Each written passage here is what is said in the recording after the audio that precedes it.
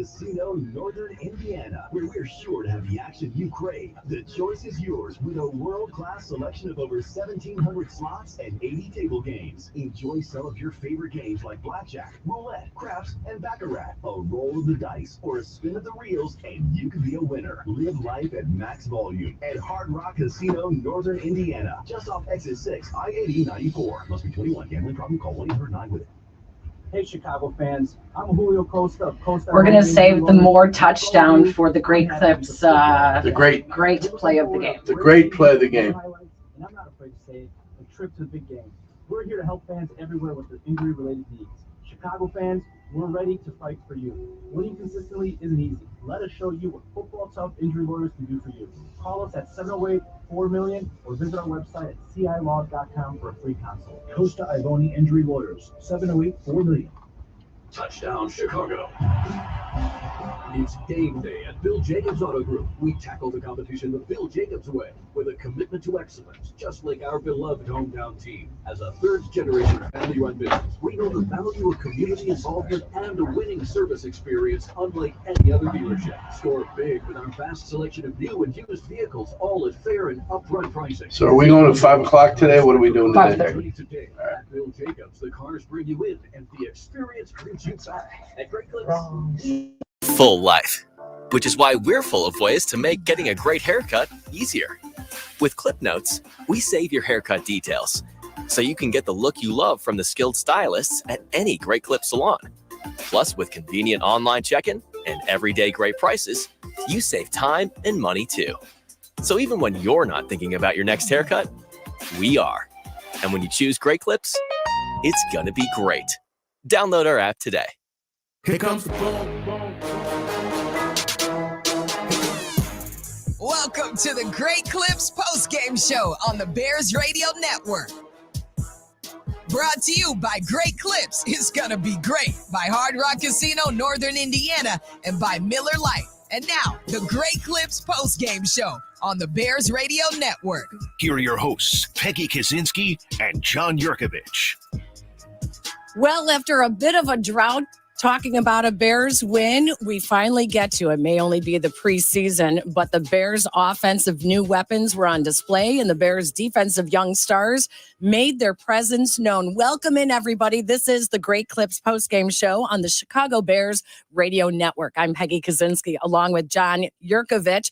Yes, the 10-year NFL veteran is here to put his eyes on the game, but Yurk, all eyes all season are going to be on Justin Fields. He only needed 7 snaps today to show what this offense is capable of doing. Yeah, not enough. Not enough. I think I was hoping to see a few more snaps, but very efficient in the work that he did for the day. No passes downfield. All the passes were behind the line of scrimmage, but sometimes you put the ball into the athlete's hands and let the athletes go crazy, and that's what happened today. He found his guys. They found a way to get into the end zone, and at the end of the day, that's all that matters.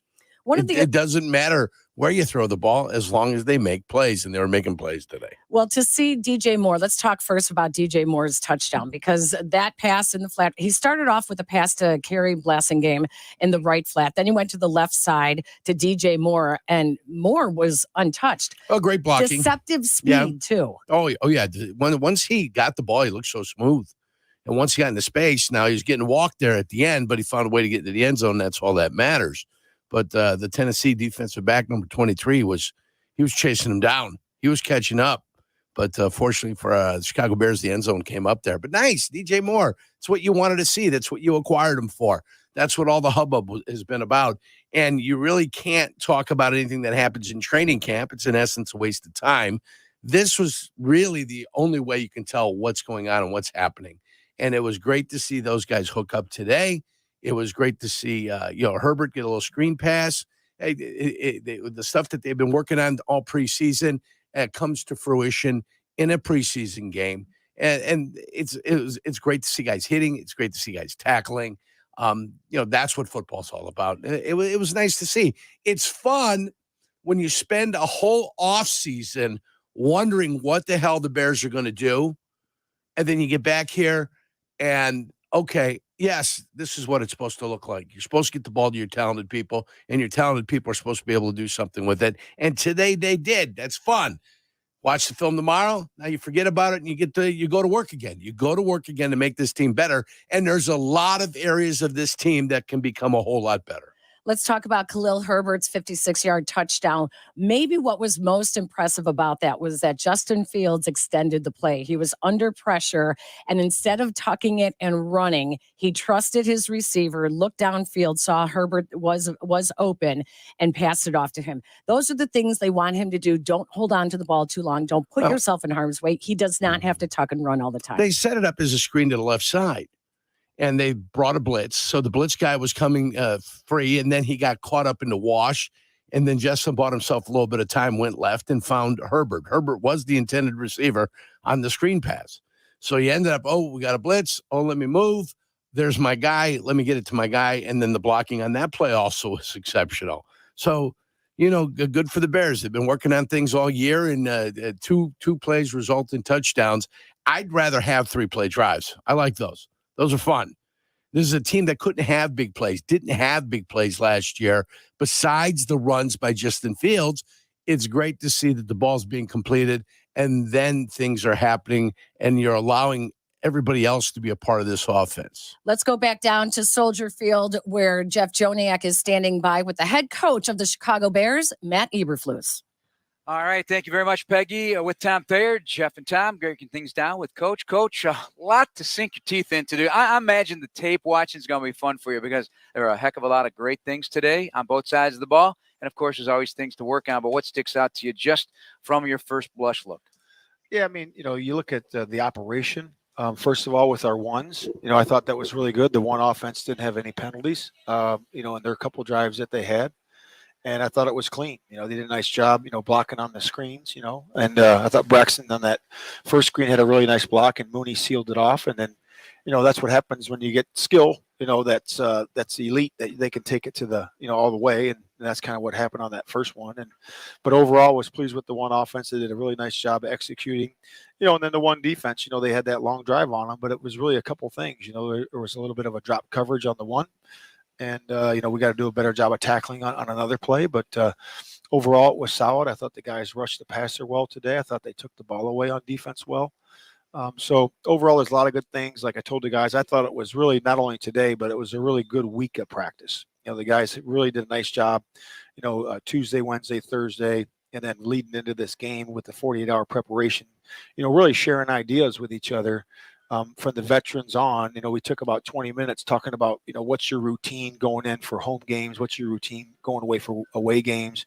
And it was just really good to be able to share information with veterans, with the young guys, because we have a young football team. And I think it's important leading up to the game. How important is it that, with these young guys, and there were, a bunch of different guys getting their hands in there to record sacks, but a bunch of rookies heard from today. You are on the record, and you will always be this way. You're going to play your young people, but just to see what you saw in practice carry over today, all the way down the depth chart, inside, back end, corners, you name it. Yeah. I mean, obviously our first 3 picks, are the three bigs that we had. They played well, and they did a nice job today. And we're always, like we said, we draft guys for a reason. We're going to play them, and we want to get them in there early, get their experience, and that's why we hire good coaches. We got good coaches that are teachers, and they know how to get guys ready to play. And again, we're not ready now, but we're working towards that process. Matt, one thing I loved about the touchdown to Khalil Herbert is, first of all, he made a defensive back miss as he was going on his route. And then Justin came to that time where, hey, I know I can run the ball and get yards, but it's easier for me to throw an outlet pass. And that's, to me, it kind of shows the growth process of Justin at this early point in the preseason.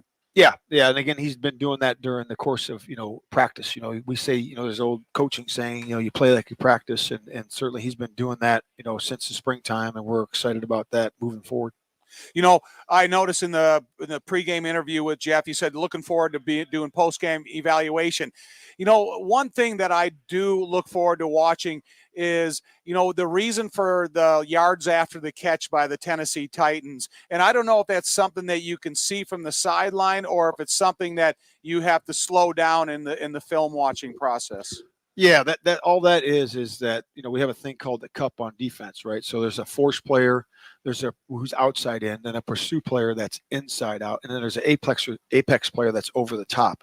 So if you can picture a triangle on the ball or a cup on the ball, right? That's what was broken down. So when a guy catches the ball in the numbers and cuts back inside, there's supposed to be an inside out pursue player there, and that happened a couple times, to our 2s and 3s, and we got to get that cleaned up. One thing about being an ex-offensive lineman, seeing defensive linemen, young defensive linemen, run really efficient stunts.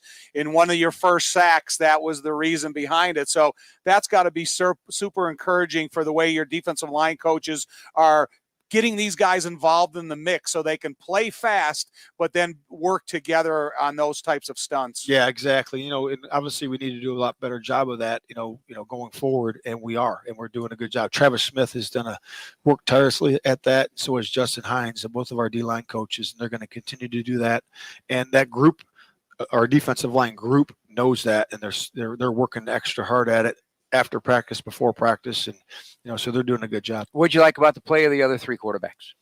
I thought it was solid. We all saw that, the overthrow for the when PJ had that, the corner kind of dropped the coverage and kind of overlapped it there.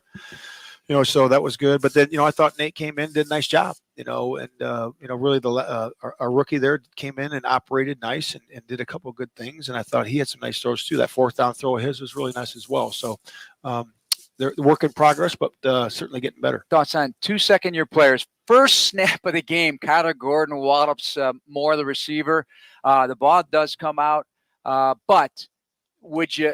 Is there a teaching point to that about just stripping the ball and going after the ball as opposed to the hit? Is what I'm saying. No, I thought that was a good hit because it dislodged the ball from him. We just got to make sure we'll look at that play to see if we were hustling, because that's why we get out of the stack as defensive linemen. That's why linebackers in the intermediate level need to turn and go right away. And if there's any hesitation, those guys will get loose and they'll understand why, because we need to be there to recover that ball. And then, Valus, because of the punt issues a year ago, had done a ton of work in the offseason. That punter is a dangerous one for Tennessee. But on those bounces, what's your coaching point there? Yeah, I think those each one of those was a nose-up football, and those really drop fast, and we got to get ourselves underneath that. So it's no different. We always have that nose-up ball. That happens all the time. We got to make sure we get underneath the ball and get our feet settled, and catch it right in your in the midsection there. Squeeze your elbows and do a good job with the catch. All right, going to be a great week. Headed to Indianapolis, one more day of camp up at Haddle. We'll see you in Indy. Thank you, Coach. Congrats. All right, thank you guys. As Bears head coach Matt Eberflus. Now back to Peggy and Yurko. All right, guys, thank you very much. Interesting to hear Coach Flus talking about the quarterbacks, the backup plays, the rookies, the D-line. There was a lot to talk about today. We will get to all of that and take your phone calls at 312-332-3776. Well, we also have Jason Mckee still at Soldier Field. He is going to bring us the vibe from inside the Bears locker room. Your phone calls right here on the Great Clips postgame show on the Chicago Bears Radio Network. Money saved through energy efficiency can directly benefit a business's bottom line. That's why businesses throughout Northern Illinois are partnering with the ComEd Energy Efficiency Program to find up to 35% in energy savings, resulting in lower energy costs for their facilities. Because at ComEd, we're powering your business's future. Learn more at comed.com/poweringbiz. ComEd, powering lives. Savings figure is hypothetical only. Actual savings will vary based on the measures implemented and on customers' usage and rate. Bears football and Miller Lite, Chicago's greatest pairing.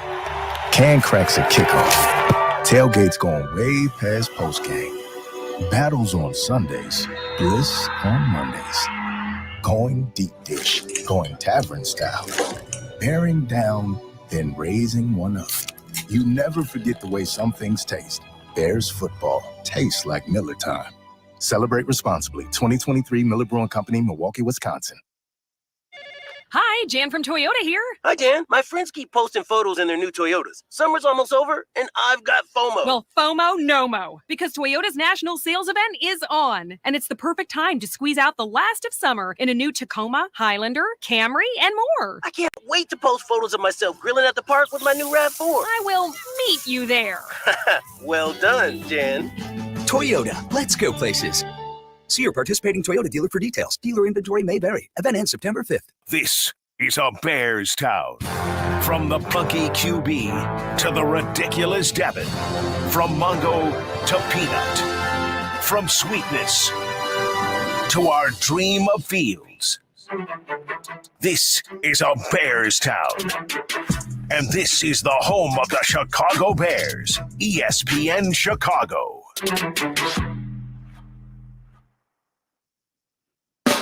The new home of the Bears.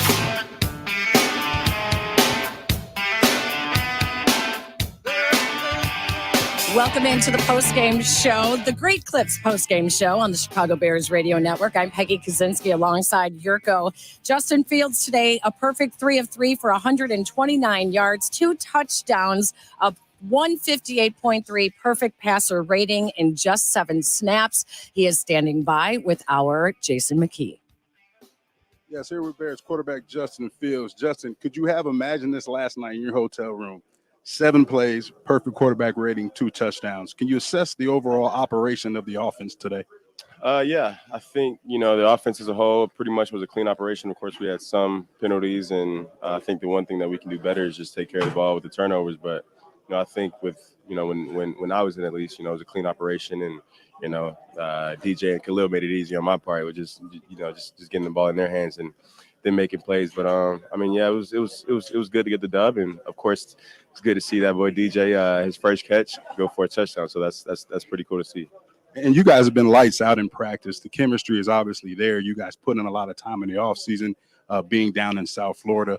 How has the addition of DJ Moore, not as an individual, but how has he just elevated play of everybody around him? Yeah, of course, the guys know that he's one of the best receivers on the team. So that's just bringing more competition into the receiver room. So, there was, I think Vegas was saying a couple of weeks ago that, DJ makes him want to be better. So just competition in the receiver room. I think that's going to make them all better, them all learning from him and his experiences, because he's been in the league for a good bit now. But, he brings great chemistry to the locker room, and he's great for our team. So it's been good. Second year in this offensive system by offensive coordinator Luke Getsy. How comfortable are you in this system? I heard guys saying that you're calling your own plays now. Like, how much of a difference is it from last year to this year in terms of the offense? Yeah, I would say it's way different. Every time we go 2 minutes in practice, he lets kind of me handle that stuff. So just being able to do that, just being able to take, complete control of the offense and really take that next step within the offense is, great for everybody. I think everybody has a better grasp of the offense. They have a better understanding of it, the guys who were here last year. So it's been really good. It's been really good. What are some of the things that you worked on in particular to enhance your game? We know what happened last year. You were the guy that was called upon to make all the explosive plays. What are some of the things that you worked on in the offseason just to enhance your game and development as a quarterback?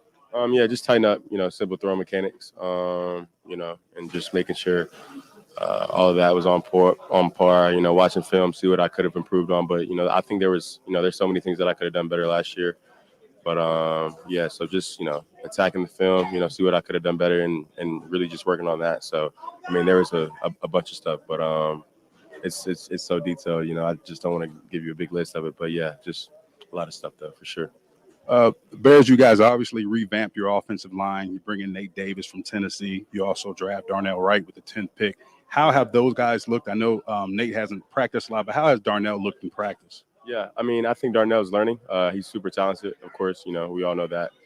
Big body, but he's learning, and he's very coachable. He's willing to learn, and I'm excited to see how he progressed throughout the year. So so far he's been good, and of course he's still gonna have his ups and downs. That's just how it is being a rookie. But up to this point, he's been great, and he's attacking each and every day like he's supposed to. So definitely excited for him. Let's talk about the defense. I know it's preseason, but a defense that had 20 sacks last year, they got 8 today. And, we've seen them firsthand in training camp flying around. They've had, their days, and you guys have had yours. Talk about the performance of the defense. 8 sacks, 4 takeaways today. Yeah, they definitely did their thing today. I say, your defense is basically your offense. When they get their takeaways, they put us in great field position to score a touchdown or get points in general. So I think the D-line did a great job. Of course, they did a good job punching the ball out. I think we could have got one more in the first play of the game. I don't know. They have to look at that one in the game. But, defense did their thing today. And, they pretty much helped us get the win today. So, yeah, it was good.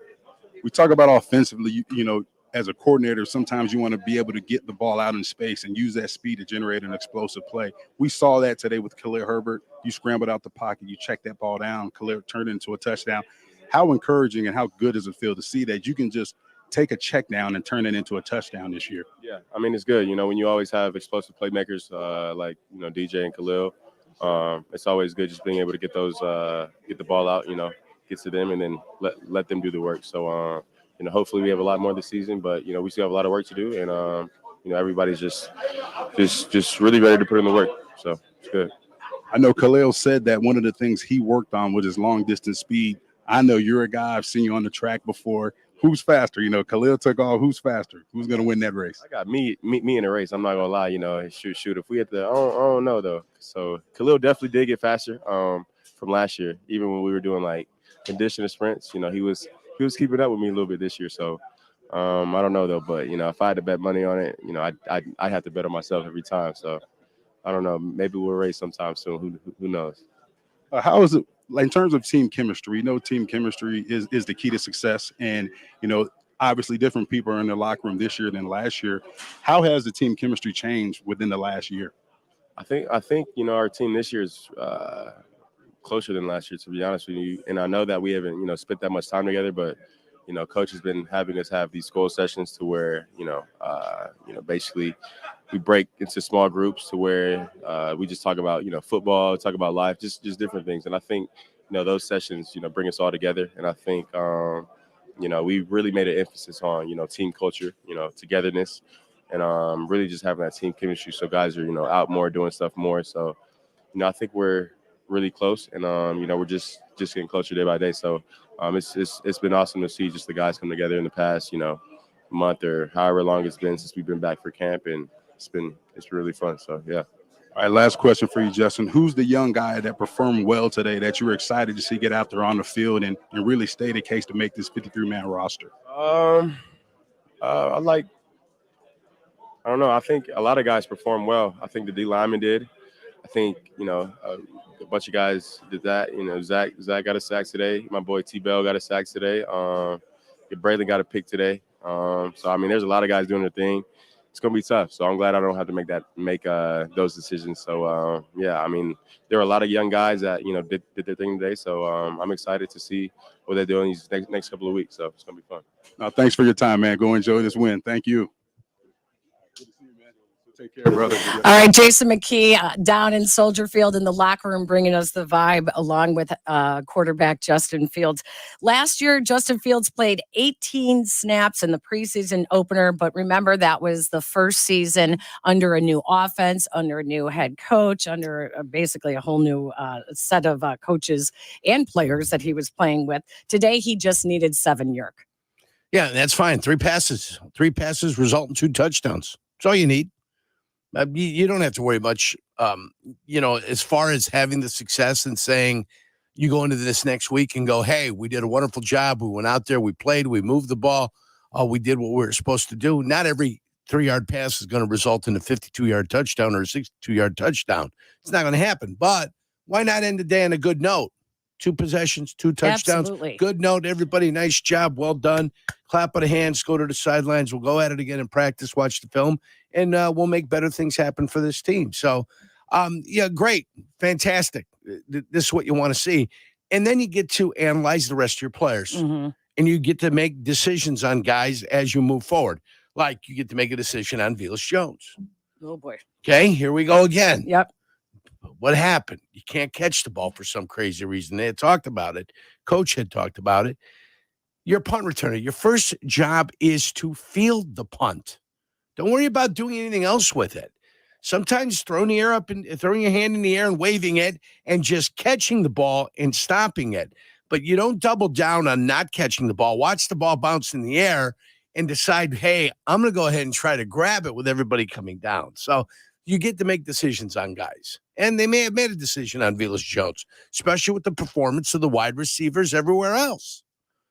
We'll talk more about the guys who stood out, those that did not, the rookies, and how about the bubble watch? The guys that were on the bubble, are they still there? Did anyone get on the bubble that wasn't there before this game?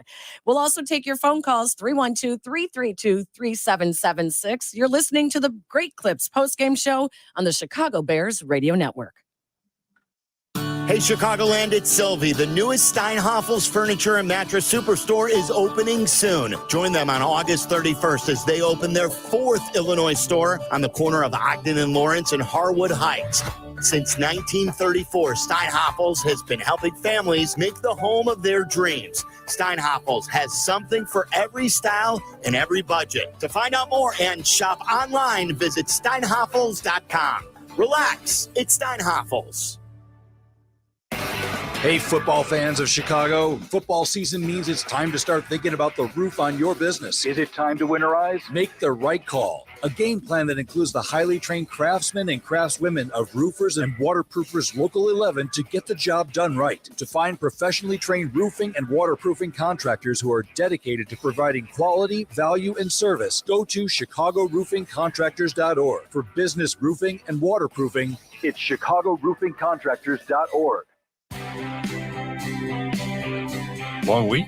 It's time for a smooth Tito's handmade vodka cocktail. Staying in or going out, serving cocktails for two, or mixing drinks for the party. Barbecuing in the backyard, or snagging your favorite bar stool. No matter the occasion, just add Tito's to kick off the weekend just right. Tito's handmade vodka is distilled from corn and is naturally gluten-free. 80 proof Tito's handmade vodka, 40% alcohol by volume, distilled and bottled in Austin, Texas. Crafted to be savored responsibly.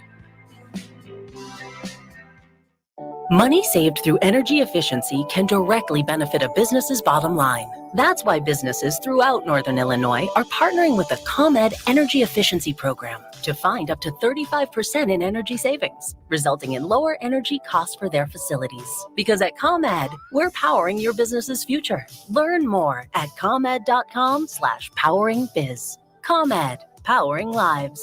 Savings figure is hypothetical only. Actual savings will vary based on the measures implemented and on customers' usage and rate. The new home of the Bears. Fields with the back to his left, has 3 wides to the right, including tight end Cole Kmet pairing in the slot. Takes the snap, looking to throw, being chased from behind, dumps it off to Herbert. He got it, 45 to midfield, first down and more to the 40, angles 30, 20, sideline left, hit, stays on his feet, plunges into the end zone for the touchdown. Touchdown Bears.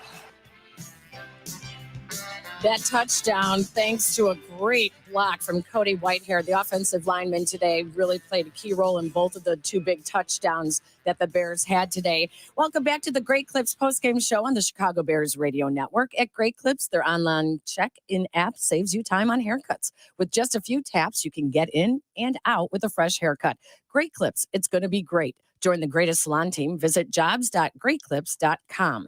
And the Justin Fields interview in the locker room was brought to you by Hard Rock Casino, Northern Indiana. See Gypsy Kings featuring Nicholas Reyes on September 29th at Hard Rock Live. Tickets on sale now at Ticketmaster.com. Back in the studio here with Yurko. Yurko, let's talk a little bit more about Justin Fields, because all eyes on him going into this game. Everyone wanted to know, would he make the right protection calls? Would they come out clean? Was he going to tuck it and run? And it seemed like he did most of that. He looked like it was a clean day for the first team offense. Yeah, the results would tell you that it was a clean day. The results would tell you, hey, we went back and we're going to keep it simple early on. And by keeping it simple early on, we allowed our guys to make plays, and plays they did make. A couple nice throws, great blocking. And the next thing you know, you spring your wide receiver and you're running back, and they find a way to take it all the way into the end zone, which is what you want. You want big plays. You want great plays. There's no negatives.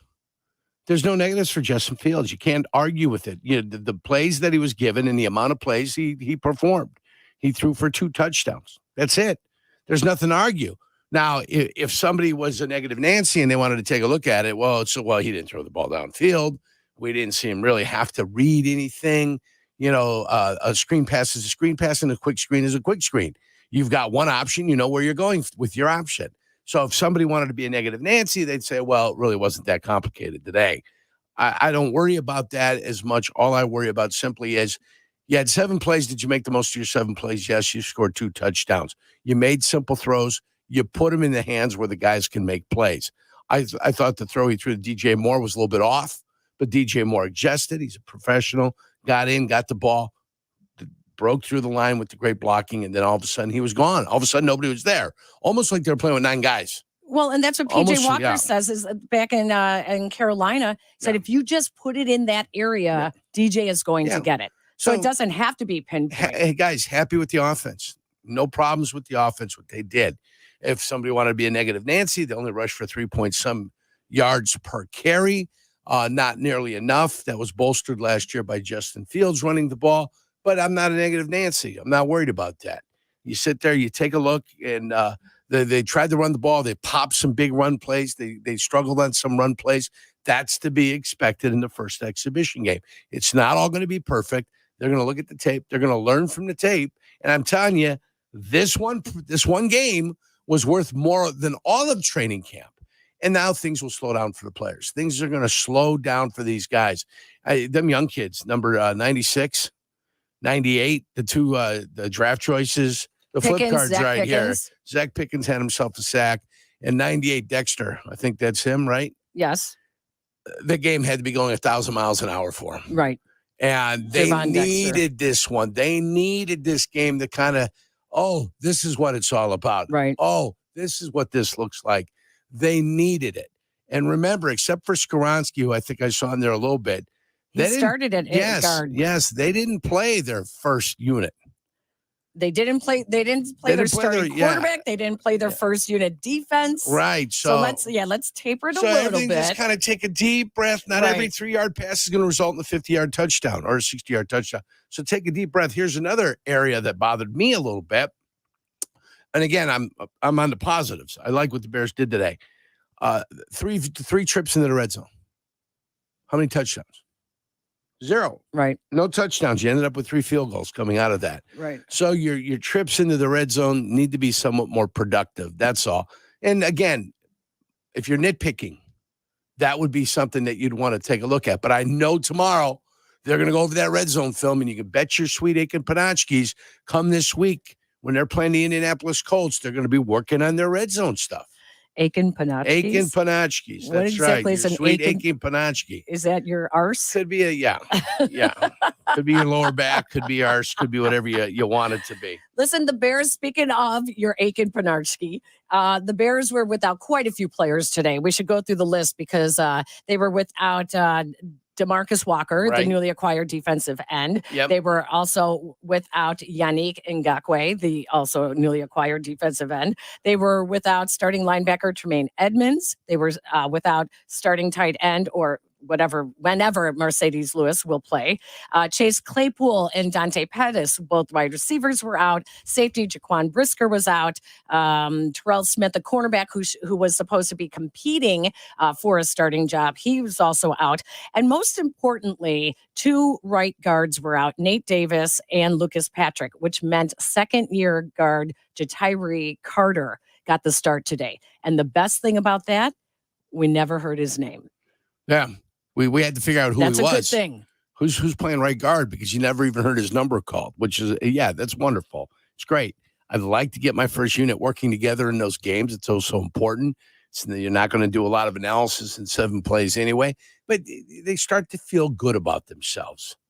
And they go to 0-0 after 3 weeks. Before September 10th, they'll be 0-0. But you start feeling good about yourself. You start knowing what it's like. You taste the sweet the sweet taste of victory. That's what it's about. That's what you go out there and play for. So I think it's nothing but positive for the Chicago Bears. Good things, great experience for all these young kids. It's their first NFL games. I remember mine like it was yesterday. Matter of fact, it was yesterday, 33 years ago, August 11th, 1990 at Soldier Field. Miami Dolphins took on the Chicago Bears. We ended up losing that game, but my coach knew I had a lot of people there, and he let me play 16 plays in the fourth quarter. Oh. So I was out there running around like a little madman, number 66 in an all-white Miami Dolphin jersey. Undrafted player. Yeah. You only get 16 plays in the fourth quarter. Yeah. and you end up with a 10-year NFL career. It worked out, but I was cut by the Miami Dolphins, and they brought me back 4 weeks in. But when this they is put the key for thing. these guys. Well, yeah. To get plays on tape. More important for these young guys, these bubble guys, to be able to get into some action and to play well, because if the coaches think you can play above the minimum NFL standard, they'll make phone calls for you and say, yeah, we've got a guy here that's pretty good. We don't have room for him.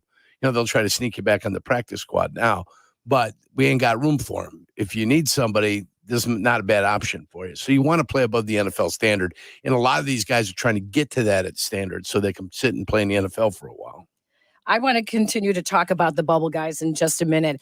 Trevis Gibson was on the bubble, found himself near the end of the first depth chart that came out. Kendall Vildor also found himself near the end of the depth chart. And Velus Jones, who no one thought was on the bubble, may have just put himself on the bubble. Let's talk about that when we come back. We'll also take your phone calls. We want to hear from you, Bears fans. 312-332-3776. This is the Great Clips postgame show on the Chicago Bears Radio Network.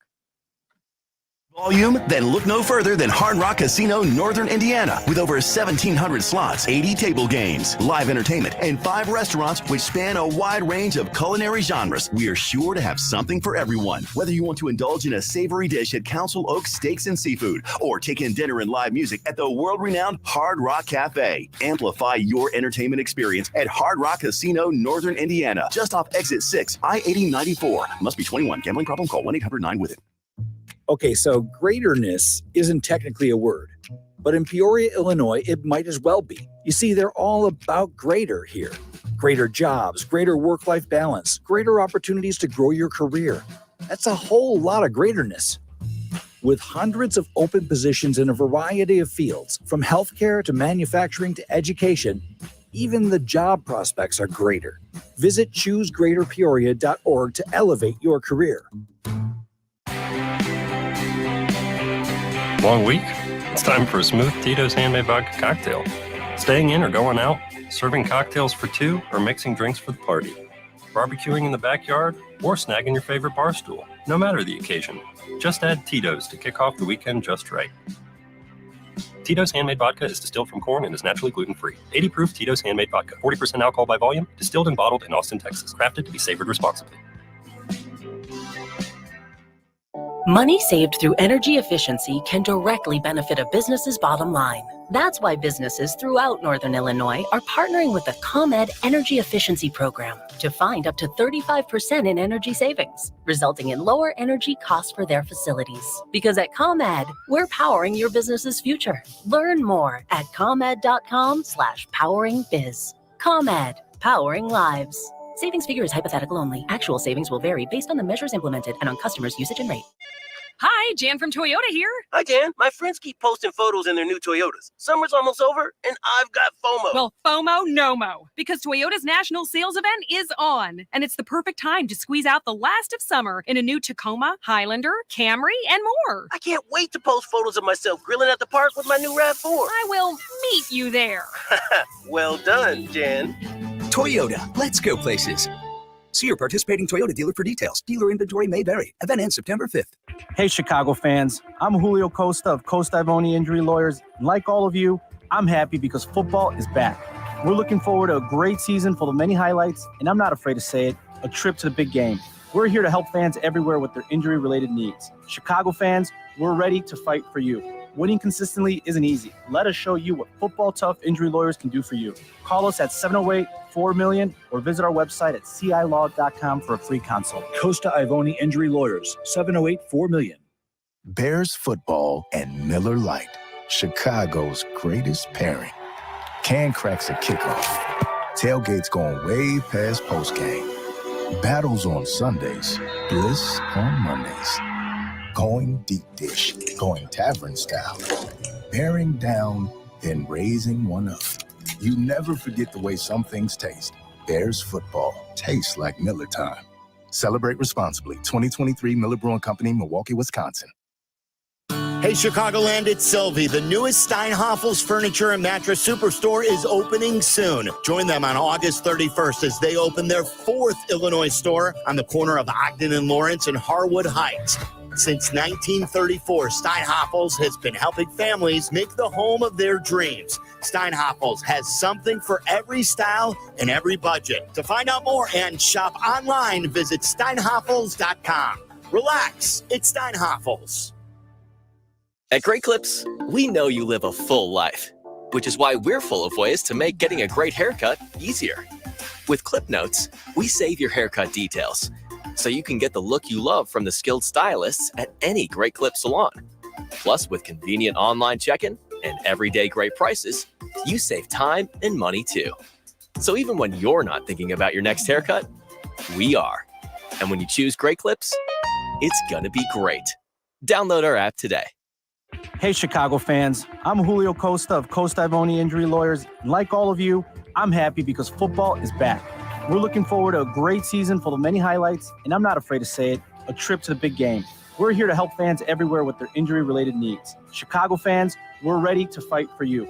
Winning consistently isn't easy. Let us show you what Football Tough Injury Lawyers can do for you. Call us at 708-4million or visit our website at cilaw.com for a free consult. Costa Ivoni Injury Lawyers, 708-4million.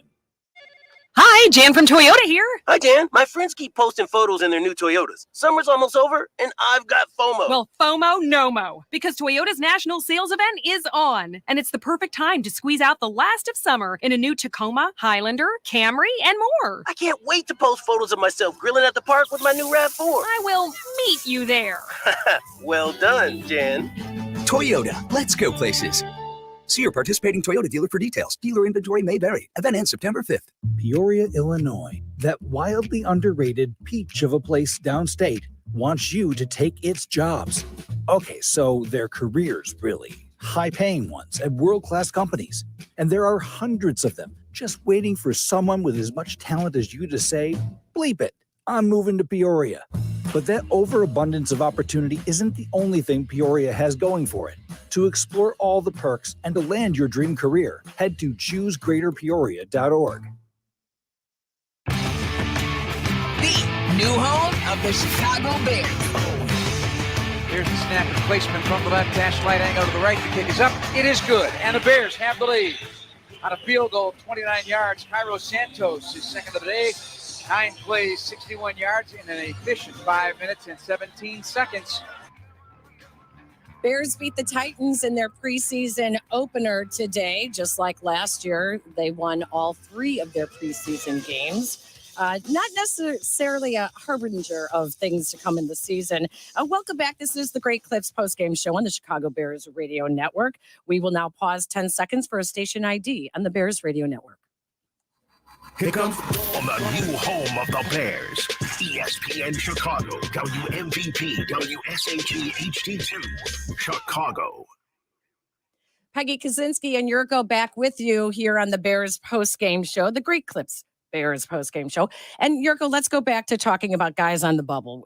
We were talking a little bit about Velus Jones, a guy that no one really thought was on the bubble, but it looked like today muffing punts has come up again. It's a problem again, as it was for him last year. Well, it's the one thing he's supposed to do, and it's the one thing he's supposed to be able to do. And he directly led to the problems they had against the Washington Redskins and New York Giants last year. Redskins, my Commanders, the Washington Commanders.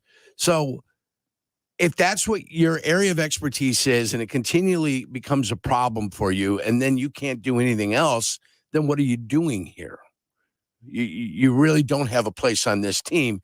A change of address may be the thing that's going to help Velus Jones Jr. the best, and it's unfortunate. But if a guy like Pettis is sitting there injured, the wide receivers performed today. Those guys are out there. They're balling. They're making catches, and they had opportunities. And when they had opportunities, they were making plays.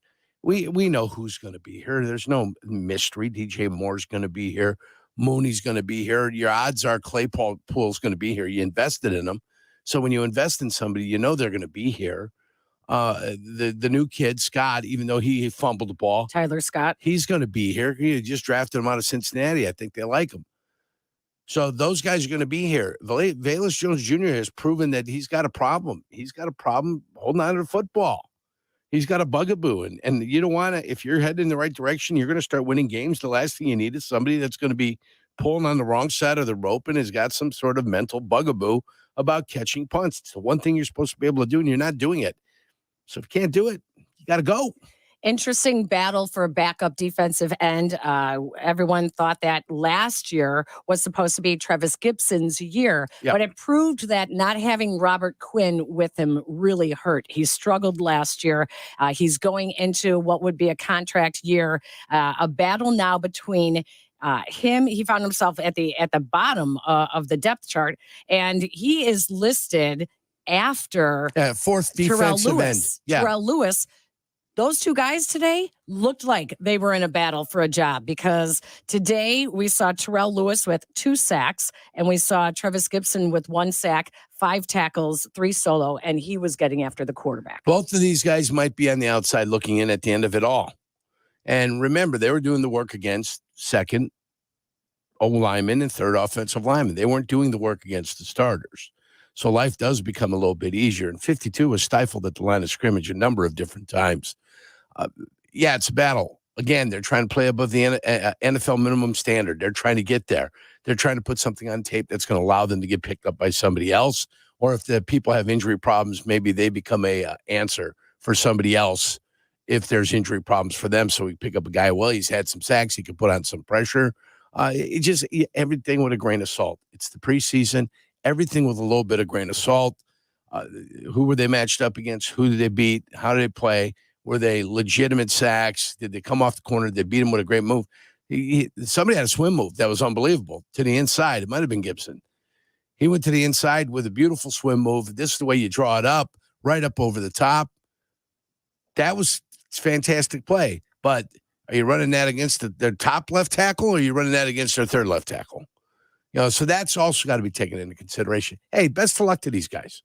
You got 2 more games to sit and make a name for yourself to be able to make the team. So that's what you're looking to do. And if you don't make this team, you want to make somebody else's team. So put something on paper or put something on film that somebody else can take a look at and say, hey, we've got something here. Kendall Vildor was another guy who found himself at the bottom. He's done. Newcomer Michael Ojemudia. Right. There's just too much talent. There's too much talent. Yes. Right. And Vildor at this point would be making more money than those guys. So, Vildor's had his chance here in Chicago. He needs a change of address and go impress somebody else.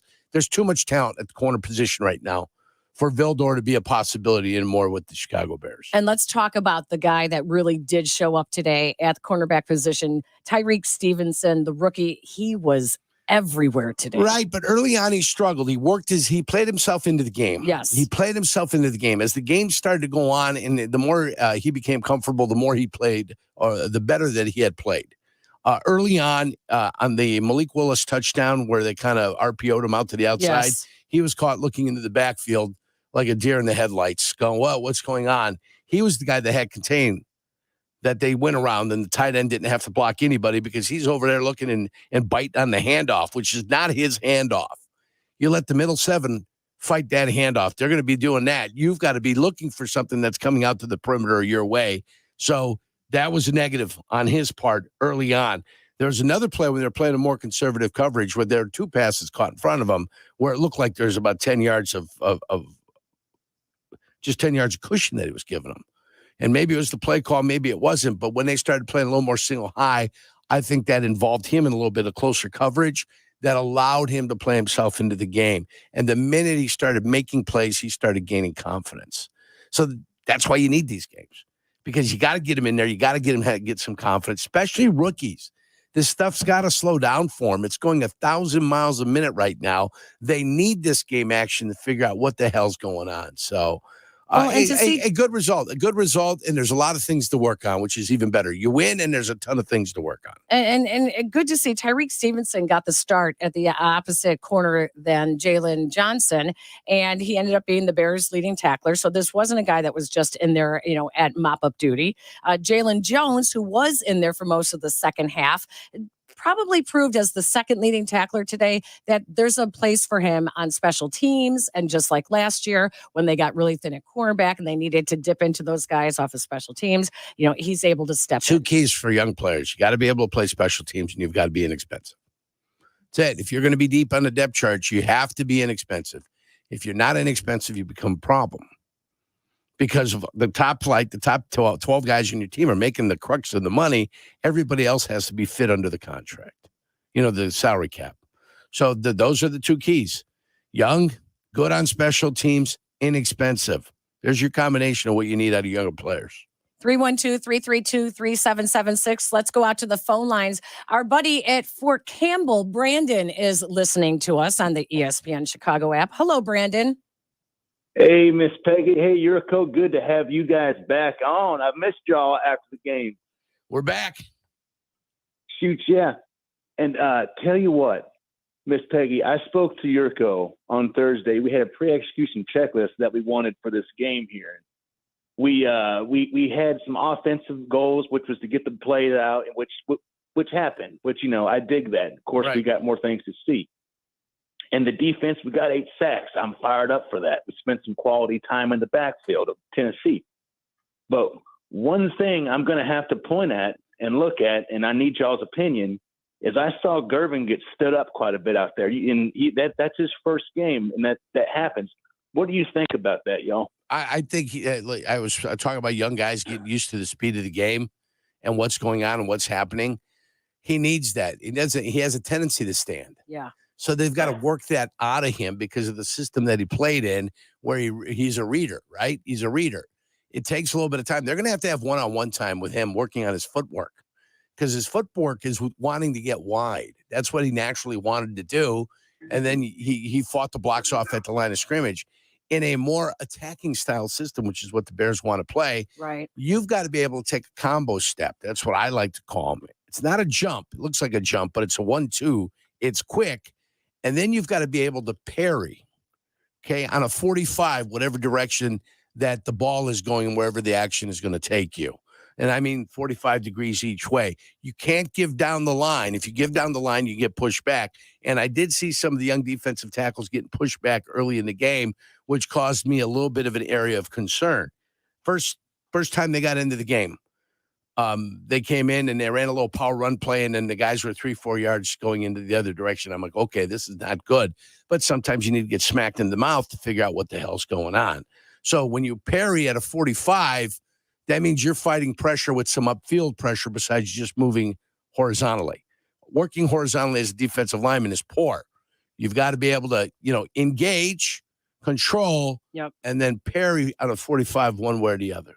What'd you think of Zach Pickens, the other rookie defensive tackle, the other draft pick? Same thing. It needed the game. They needed to see what this thing looks like. It's no joke. I mean, the first time I played a game, 1,000 miles a minute, man. I was in Chicago. I'm looking up. I'm looking at the stands. My smile is so wide. I didn't know what the H was going on. And before I knew it, it was over. I felt like I was hyperventilating on the field. It was all types of craziness happening. Then after the first one gets in, then you settle down, right? You settle down. It's a deep breath. We played the second game. I didn't get one play. One play. And Skanovich, Sink was our coach. And he goes, I'm sorry. He says, it just worked out. I said, you ain't got to apologize. I said, I'll get him next week. We played Denver the next week. I sprained my ankle, and they cut me a week later. That's the way the NFL works. They went and acquired a guy, Sean Lee. They brought him in from Tampa Bay because they had one guy out on steroids, Brian Sauché. They had Alfred Oglesby, a third-round pick that wasn't nearly ready to play. And they had me, and I had sprained an ankle. So it didn't make a difference. They were going out to find a guy, and that's the way the NFL works. If they don't have it, they'll go find it.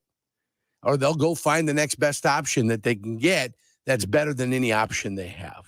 Well, it's only the preseason and it's only one game, but for a defense last year that finished last in sacks, to see them get to the quarterbacks today, albeit not a starting quarterback, but to get to the quarterbacks today 8 times for 8 sacks was good. 4 takeaways by the defense.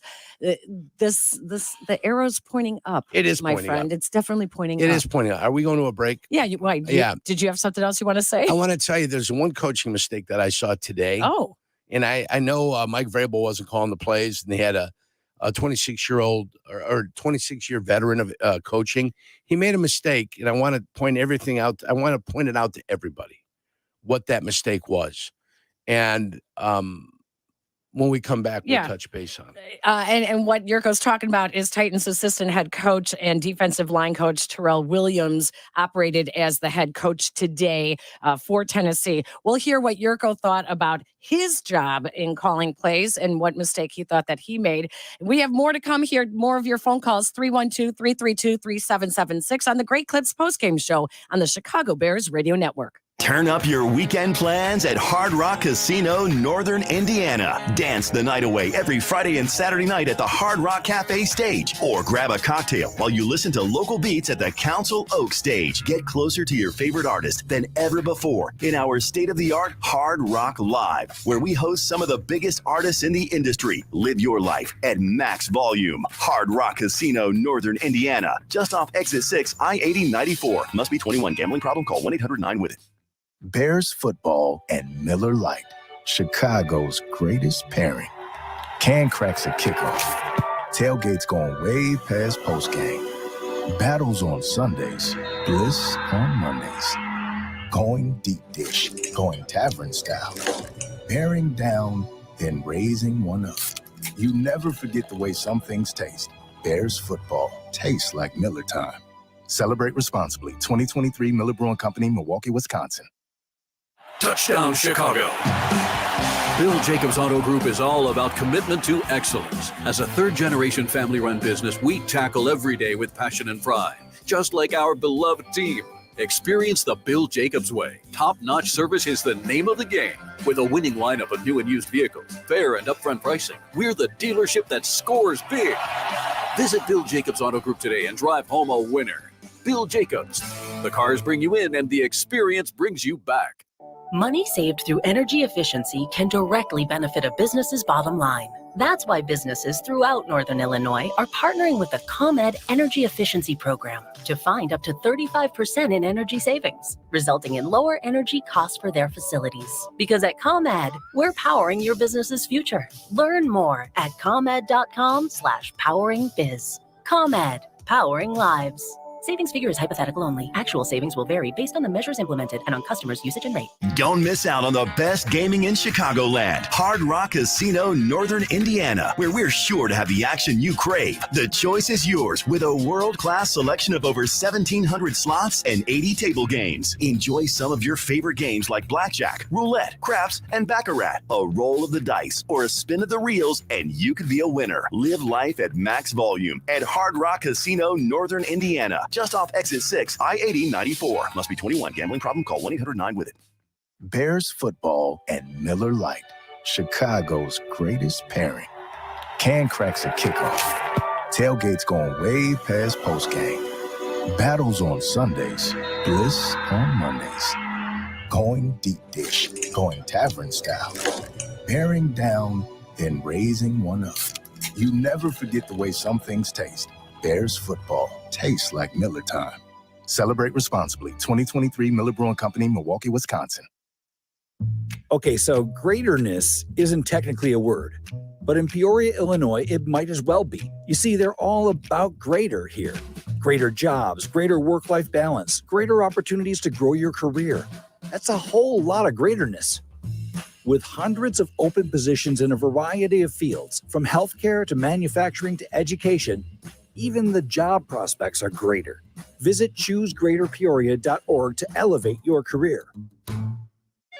Hi, Jan from Toyota here. Hi, Jan. My friends keep posting photos in their new Toyotas. Summer's almost over, and I've got FOMO. Well, FOMO, no mo, because Toyota's national sales event is on, and it's the perfect time to squeeze out the last of summer in a new Tacoma, Highlander, Camry, and more. I can't wait to post photos of myself grilling at the park with my new RAV4. I will meet you there. Well done, Jan. Toyota, let's go places. See your participating Toyota dealer for details. Dealer inventory may vary. Event ends September 5th. Hey, Chicago fans. I'm Julio Costa of Costa Ivoni Injury Lawyers. And like all of you, I'm happy because football is back. We're looking forward to a great season full of many highlights, and I'm not afraid to say it, a trip to the big game.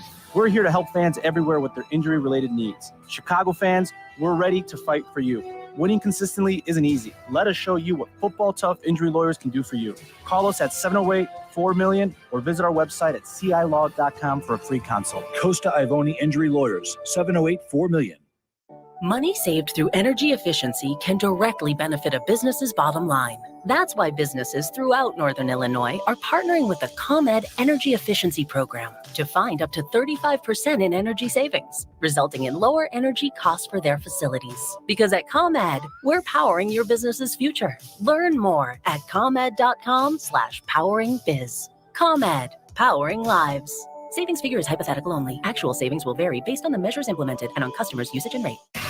Hey, football fans of Chicago, football season means it's time to start thinking about the roof on your business. Is it time to winterize? Make the right call. A game plan that includes the highly trained craftsmen and craftswomen of Roofers and Waterproofers Local 11 to get the job done right. To find professionally trained roofing and waterproofing contractors who are dedicated to providing quality, value, and service, go to ChicagoRoofingContractors.org. For business roofing and waterproofing, it's ChicagoRoofingContractors.org.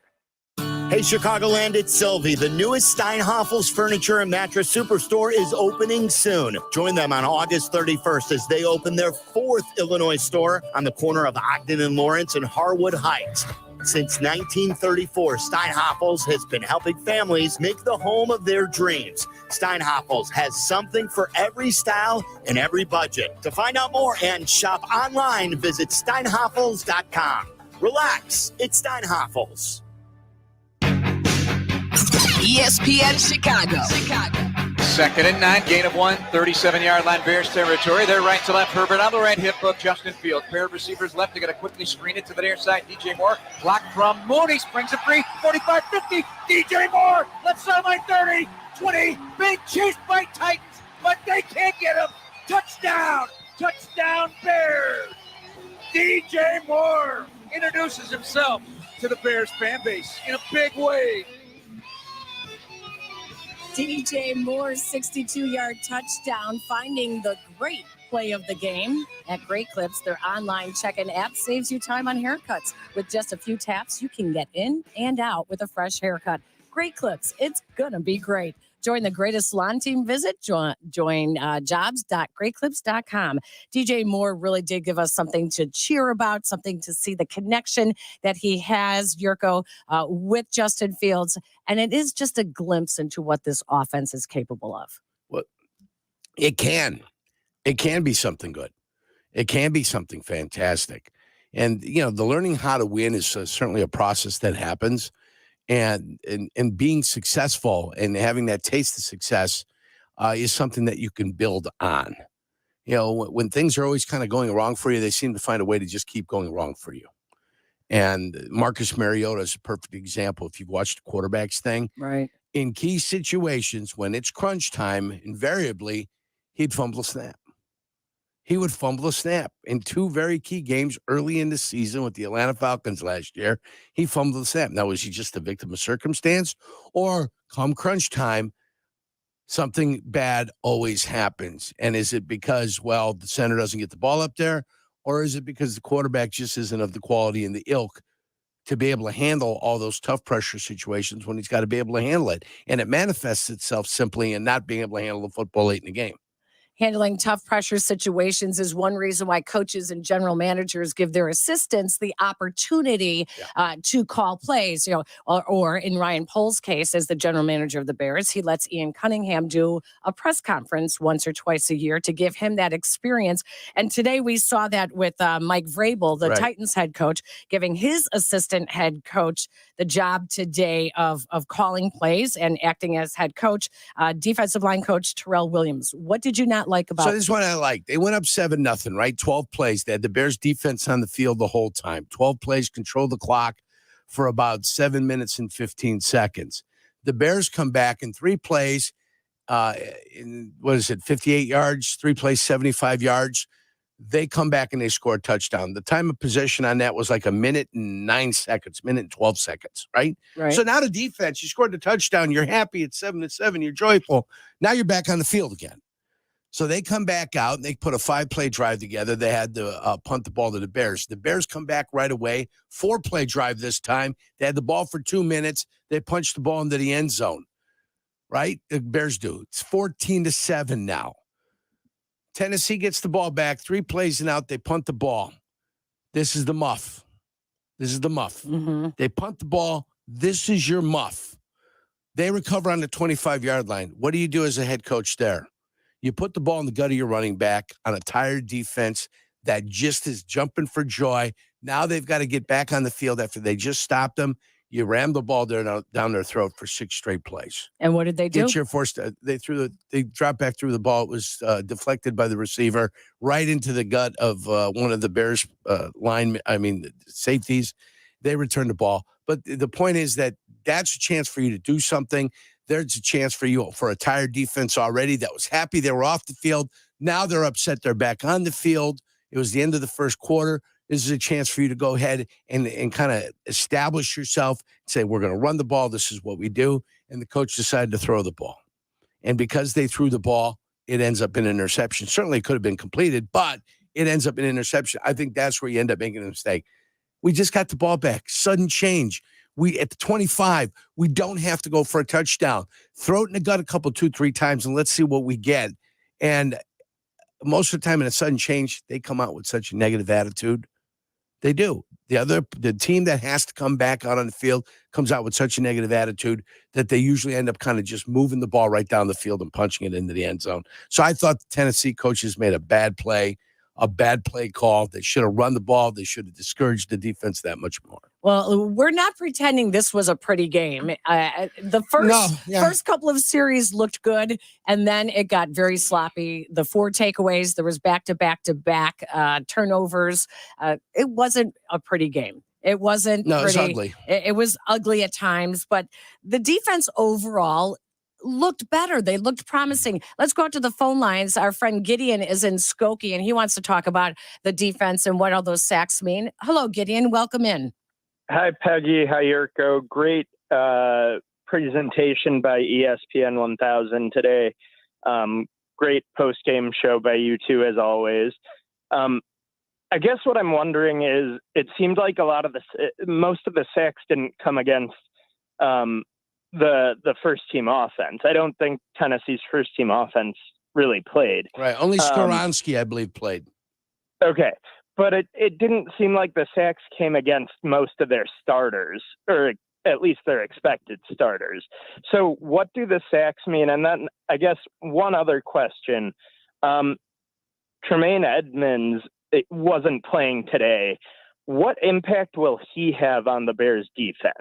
Well, I think on the first play of the game that Tennessee ran, they ran that, what was a bootleg play, and they ended up getting that for 30 yards. Right. I think with the veteran guy back there, you might have a little bit more of an awareness of that. He may backtrack a little bit quicker and maybe get underneath that pass route that ended up going for 30-plus yards. So that's what he can bring. But what does sacks mean? They're confidence builders for guys that don't have them. They're confidence builders for a team that didn't get any last year. Right. They had 20 sacks in the year. They had 8 today. They're all going to be 0 come September 10th. Everybody's stat sheet is going to read 0. Those 2 touchdowns that Justin Fields has will be at 0 come September 10th. 2 sacks, 0. It doesn't matter. 62-yard touchdown, nothing. Herbert, nothing. Come September 10th, you've got to do it all over again. Anything that happens now can build confidence. That's what it is. That's what you have there for. Preseason games are there to make money for the teams. That's what they're here for. Defensive ends had only 6.5 sacks last year, Gideon, 10.5 from the linemen. And to have 6.5 in a season, and then today, 4.5 of your 8 sacks came from your ends, that's good. Like, that's okay. That gives them confidence. That gives that they know that they could do it. We know who they win against. Yeah. And we all realize who they win against, but you still got to beat. Imagine going through this game and not having any sacks. Playing the second team offensive line and the third team offensive line. You go through there now. They had no sacks again this year. No, they didn't. It's one of the question marks going into the season. They got 8 of them today. You're like, I don't think it's going to result in a 70-sack year, but at least now you know that, hey, there's a couple of guys with a little bit of skill that can get by a quarterback. Good. We don't know who's going to be opposite Yannick Ngakoue. Right. And it's a tryout for that other defensive end position. So this is good. They're playing at the speed that they should be. They're playing with confidence. It's just one game. I hope Gideon, thank you. I hope Travis Gibson comes back next week and has a couple more sacks. Right. And then somebody looks at him and you're willing to move him. Why not move him? You think? Why? Yeah. Why not? He's 4th on the depth chart.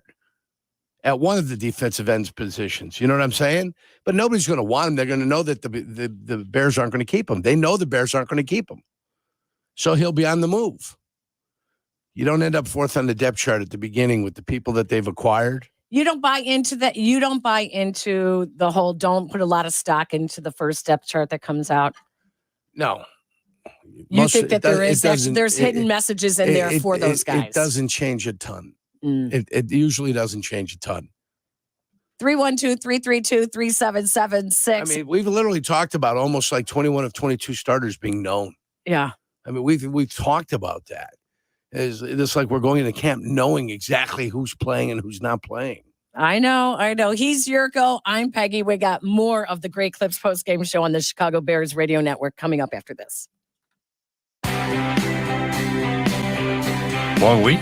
It's time for a smooth Tito's handmade vodka cocktail. Staying in or going out, serving cocktails for two, or mixing drinks for the party. Barbecuing in the backyard, or snagging your favorite bar stool. No matter the occasion, just add Tito's to kick off the weekend just right. Tito's handmade vodka is distilled from corn and is naturally gluten-free. 80 proof Tito's handmade vodka, 40% alcohol by volume, distilled and bottled in Austin, Texas. Crafted to be savored responsibly. Money saved through energy efficiency can directly benefit a business's bottom line. That's why businesses throughout Northern Illinois are partnering with the ComEd Energy Efficiency Program to find up to 35% in energy savings, resulting in lower energy costs for their facilities. Because at ComEd, we're powering your business's future. Learn more at comed.com/poweringbiz. ComEd, powering lives. Savings figure is hypothetical only. Actual savings will vary based on the measures implemented and on customers' usage and rate. Hey, Chicagoland, it's Sylvie. The newest Steinhafels Furniture and Mattress Superstore is opening soon. Join them on August 31st as they open their 4th Illinois store on the corner of Ogden and Lawrence and Harwood Heights. Since 1934, Steinhafels has been helping families make the home of their dreams. Steinhafels has something for every style and every budget. To find out more and shop online, visit steinhafels.com. Relax, it's Steinhafels. Excellence. It means going the extra mile. You know that Volvo cars speak to excellence. And at Howard Orloff Volvo Cars, going the extra mile starts and ends with their culture of care and thoughtfulness. Guys, it's Carmen, and I've seen firsthand how Orloff Volvo goes the extra mile every day for everyone. And the Orloff name attached to the Volvo name is perfect, and they're known for safety and reliability. Howard Orloff Volvo Cars, just off the Kennedy at Armitage in Chicago. Volvo for life. Roofers and Waterproofers Local 11 provides quality, value, and service in all facets of the commercial, industrial, and institutional roofing and waterproofing industry, promoting skilled craftsmen and craftswomen through apprenticeship training. Local 11 members are trained in the application of the latest roofing and waterproofing techniques. They are at the forefront of design and installation of environmental-friendly solar, green, and garden systems. To find a highly skilled roofing contractor today, go to chicago-roofingcontractors.org. Hey, Chicago fans, I'm Julio Costa of Costa Ivoni Injury Lawyers. And like all of you, I'm happy because football is back. We're looking forward to a great season full of many highlights, and I'm not afraid to say it, a trip to the big game. We're here to help fans everywhere with their injury-related needs. Chicago fans, we're ready to fight for you. Winning consistently isn't easy. Let us show you what Football Tough Injury Lawyers can do for you. Call us at 708-4million or visit our website at cilaw.com for a free consult. Costa Ivoni Injury Lawyers, 708-4million. You've got the talent, the moxie, and the grit, but you're still buried on the bench, waiting for a chance to prove it. If that sounds familiar, it may be time to take your talents to Peoria, Illinois. They're looking to fill hundreds of high-paying positions in all industries, and there's plenty of room on the roster for candidates like you. Sound good? Check out choosegreaterpeoria.org to learn more. Do it now. Visit choosegreaterpeoria.org. This is a Bears town. A town where names like Butkus, Sayers, and Peyton need no first name. A place where Hallis, Ditka, and Lovey led us to that final game of the season. A city where we want our coach to know the importance of beating the Packers. This is a Bears town, and we are the new home of the Bears. ESPN Chicago. Chicago's home for sports is Chicago's new home of the Bears. ESPN Chicago. The new home of the Chicago Bears. Four-man front safeties are back deep. Levis making checks. Play clock to 5. Takes the snap against a four-man rush. Little stunt, hit from behind, and down he goes. Sack for Zach Pickens. The rookie out of South Carolina brings the juice and hits Levis right in the back. Welcome back to the Great Clips postgame show on the Chicago Bears radio network. Peggy Kaczynski along John Yurkovich. And one thing we did not talk about much was the linebacker position. Jack Sanborn returned after his season-ending injury last year. He looked good, got a rush early on. I think it was the first series, the Titans' first series of the game. He looked good. And then Noah Sewell, the draft pick out of Minnesota, also looked very good today. Yeah, and again, the better your defensive line plays, the life for the linebacker is going to be a whole lot easier. So I always focus on where our guys end up front, and then does that allow your linebackers to be able to flow and get to where they need to be. So the defensive line isn't quite there now, and I think it kind of bogs your guys down a little bit. Now, your veteran guys might know a way to kind of maneuver and get through all the muck to get to where they need to be. But the weak side linebacker is usually the guy that can end up flowing and having himself a good time, while the other two linebackers, Mike and Sam, end up getting kind of beat up in the wash. Right. Where you will just be able to kind of float around and be able to make things happen for you. But the linebacking crew isn't what the linebacking crew is going to be, with a couple guys not there. So I'll wait till they get fully equipped. I'll wait to see, hey, let's see what you guys look like. But Sewell looks like he can play, and that's a good thing. It is a good thing. TJ Edwards actually would have had a fumble recovery, but they ruled it that he was down on one of those. I think it was Tyreek Stevenson, or was it Kyler Gordon? One of the Kyler Gordon. Yeah, it's a Gordon punch. Okay, Kyler Gordon came out hitting today. Yeah, that's what he does. He came out hitting. And it looks like he's making a conscientious effort to go after the football, which is what you want. And, Peanut, when I tackled guys before, I was worried about getting them down, not worried about getting the football out. You've got to create a habit of being able to do that. And that only comes with repetition after repetition after repetition. But you still have to be a solid tackler. Nothing worse than I see a running back running and guys punching at the football.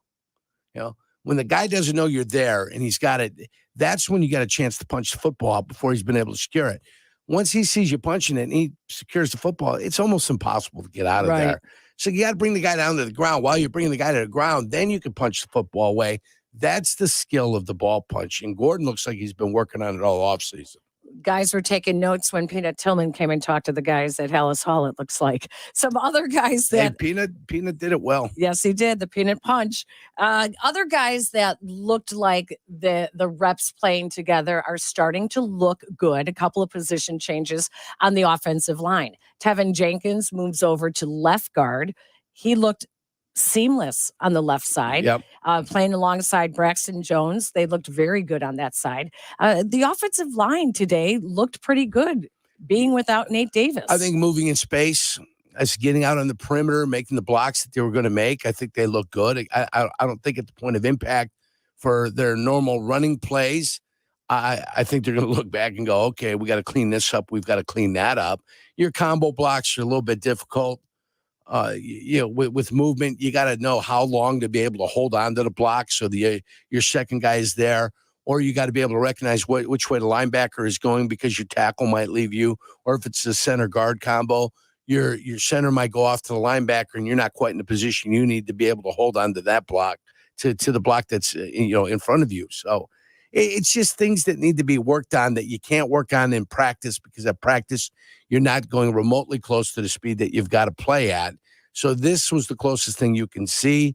And I think they'll go back and check the film and they're going to say, yeah, here we go. I wasn't quite there. Let me give you a tap. Let me give you a call when I'm secured. That way you can go off to the backer and go chase him down. It's only the first preseason game, but what was supposed to be maybe a little bit more of a competition at running back did not feel much like it was today. Deontay Foreman came in after Khalil Herbert. Deontay Foreman probably got the majority of reps today after Khalil Herbert started the game. And then Roschon Johnson, the rookie, came in. Treston Ebner left with an injury. You never felt like, oh, wow, this is a competition. No, and they didn't rush the ball very well. They only rushed for 3.4 yards per rush. So, I mean, you're not really wowing the world. Justin Fields didn't run the ball, so that's why the average isn't that high. And Homer is actually the guy that averaged the best. He 4.2 yards a rush on 6 carries. Everybody else was he came in the in threes. The fourth quarter. Yeah. Well, third and fourth. Was he third and fourth? Yeah, Roschon, I like to call him. Roschon Johnson. He had 12 rushes, and a lot of those were also in the fourth quarter. I think Homer might have beat himself up a little bit. I think he got a little banged up. He did look like I saw him do the left. splits or something. It didn't look good, but I think he's fine. He might have just tweaked something, but no, it's unimpressive. Yeah, the running game.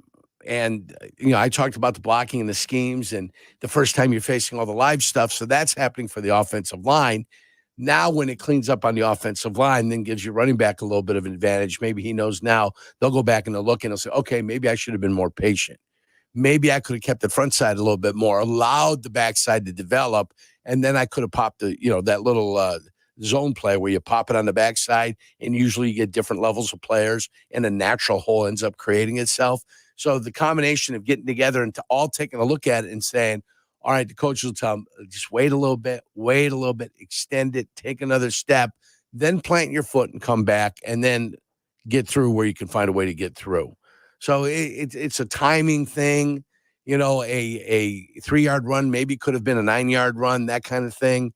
So there are plays there to be made, but the timing of it all's got to work out. And it's the first time you're going full speed. Right. That's the film that needs to be analyzed. Then you've got to replicate that as you move forward. You've got to be able to replicate the speed that you just played at. And when you first saw it now you've seen it. Now you know what it's like. Now you've got to be able to repeat it in practices. That way, when you go play the Indianapolis Colts, and maybe with the 2 days they're doing against the Colts, will be better for them. Oh, and you just said the same thing when I asked you about Tyler Scott, the rookie wide receiver out of Cincinnati. So many positive things being said about him coming out of training camp. And like you said, you hit that first NFL game, you're a little stunned at the speed. Yep. You get caught a little bit.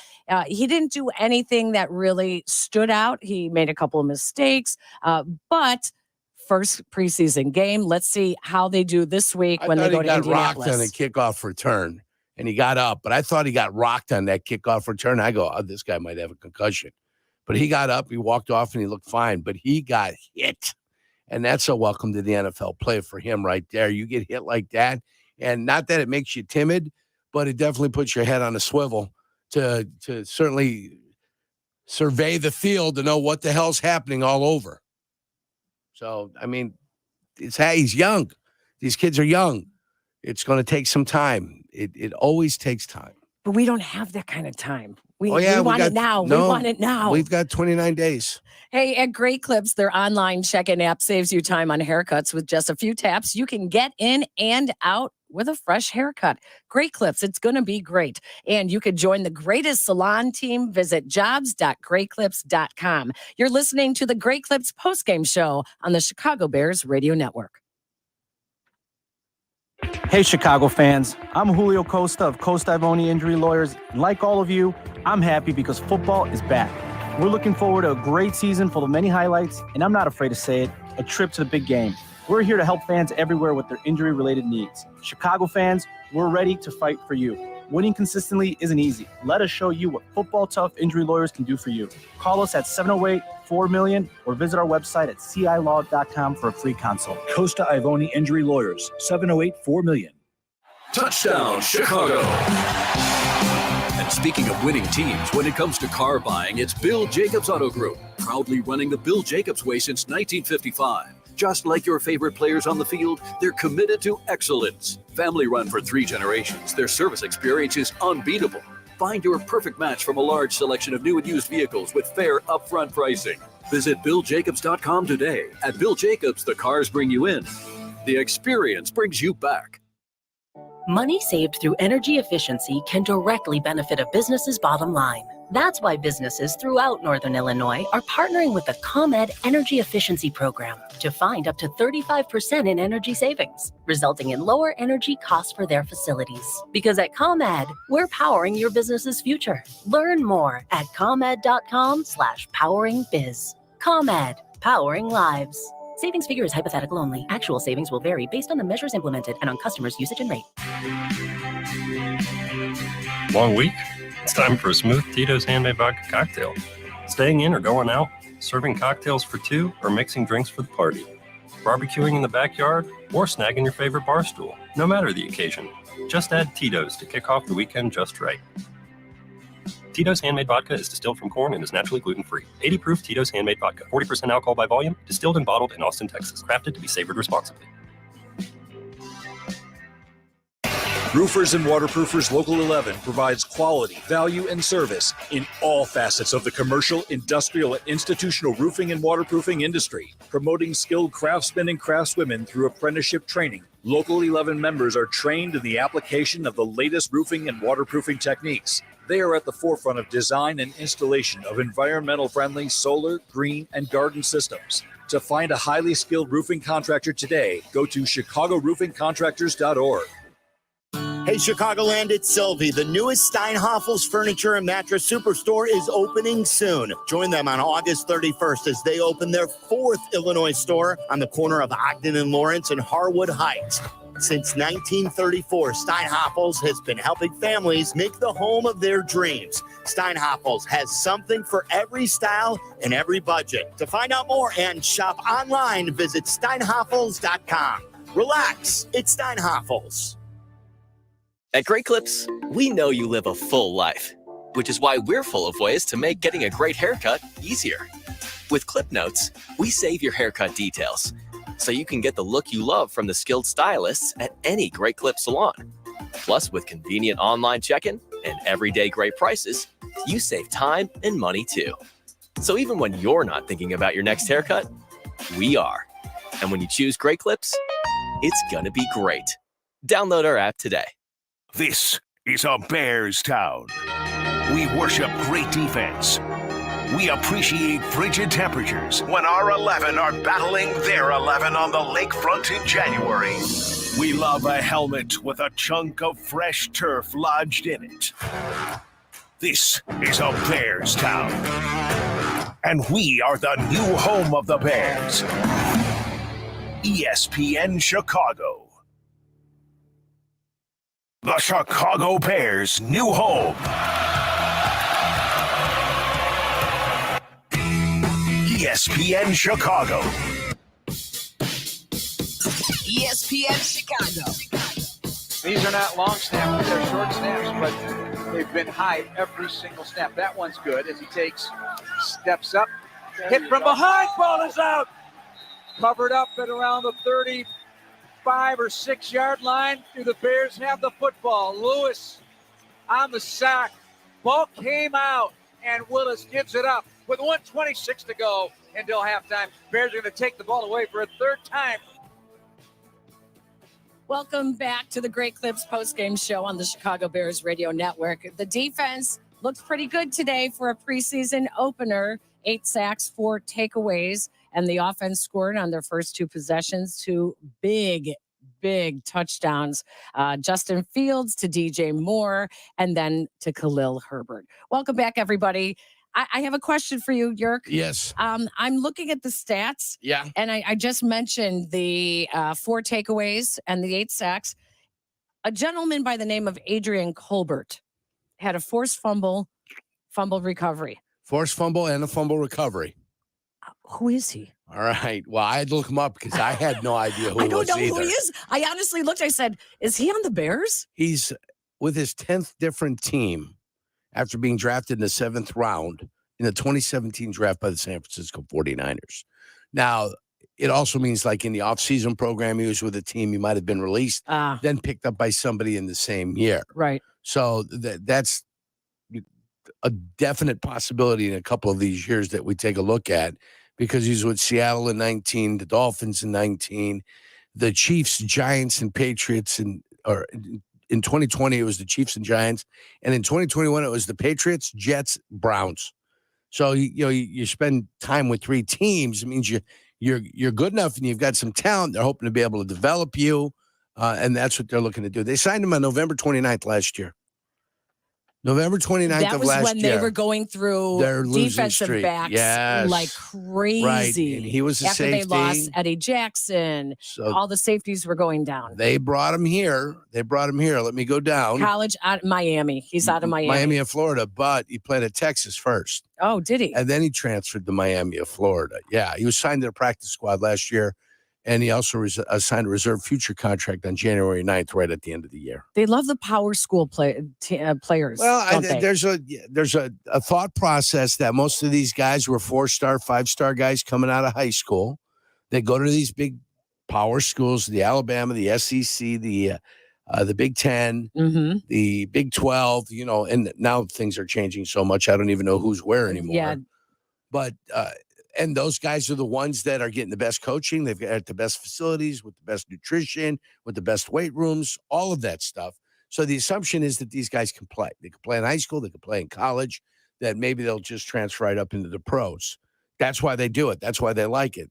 The 85 Bears were built that way back when Bill Tobin, remember Bill Tobin? Absolutely. And Benesi, they like to concentrate just on big school guys. Yes. You wouldn't see them, even though they took Walter Payton here out of Jackson State. But I think everybody realized that Walter Payton coming out of Jackson State was one hell of a player. And Robert Brazil was another player that played at Jackson State. Some would argue that your best running back that ever played is Walter Payton. People will make that argument. It's a 1AA school.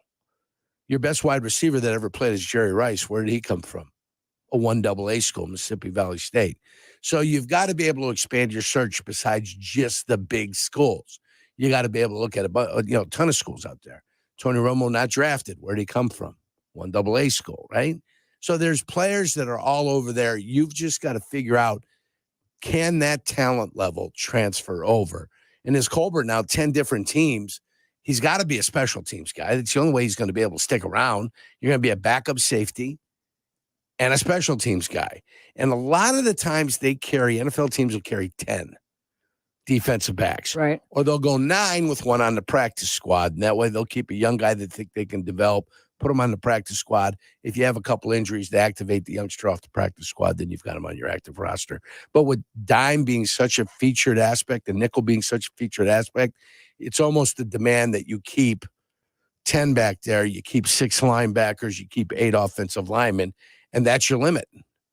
That's your 24 of your 53. The 3 specialists, snapper, kicker, and punter, go to 27. 26, your offense gets the rest. That's the way it is. Wondering who this year's Jack Sanborn is going to be. And you might look at someone like Micah Baskerville. Came out of LSU. He's a rookie.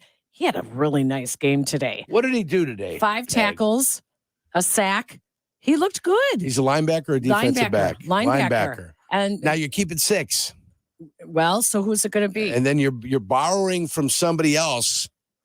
If you know what I'm saying, you're borrowing from the defensive backs or you're borrowing from the defensive line, if that's what you plan on doing.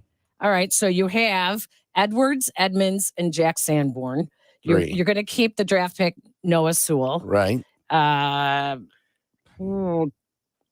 Well, I could play this game with you for all day. Let's I know. go. Look at this. Okay. So you have DeMarcus Gates and Dylan Cole, which we didn't really hear much of them. Micah Baskerville, who we did see a lot of today.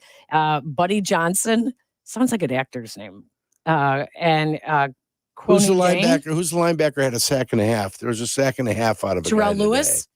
That's Terrell Lewis, 52. but he's a But stand-up he's a pass end. rusher. Yeah, he's a pass rusher. Yeah, he's a linebacker end. But yeah, that would be Terrell Lewis. So yeah, I mean, this is Micah Baskerville might be this year's Jack Sanborn if you're looking early to see what guys, that undrafted guys.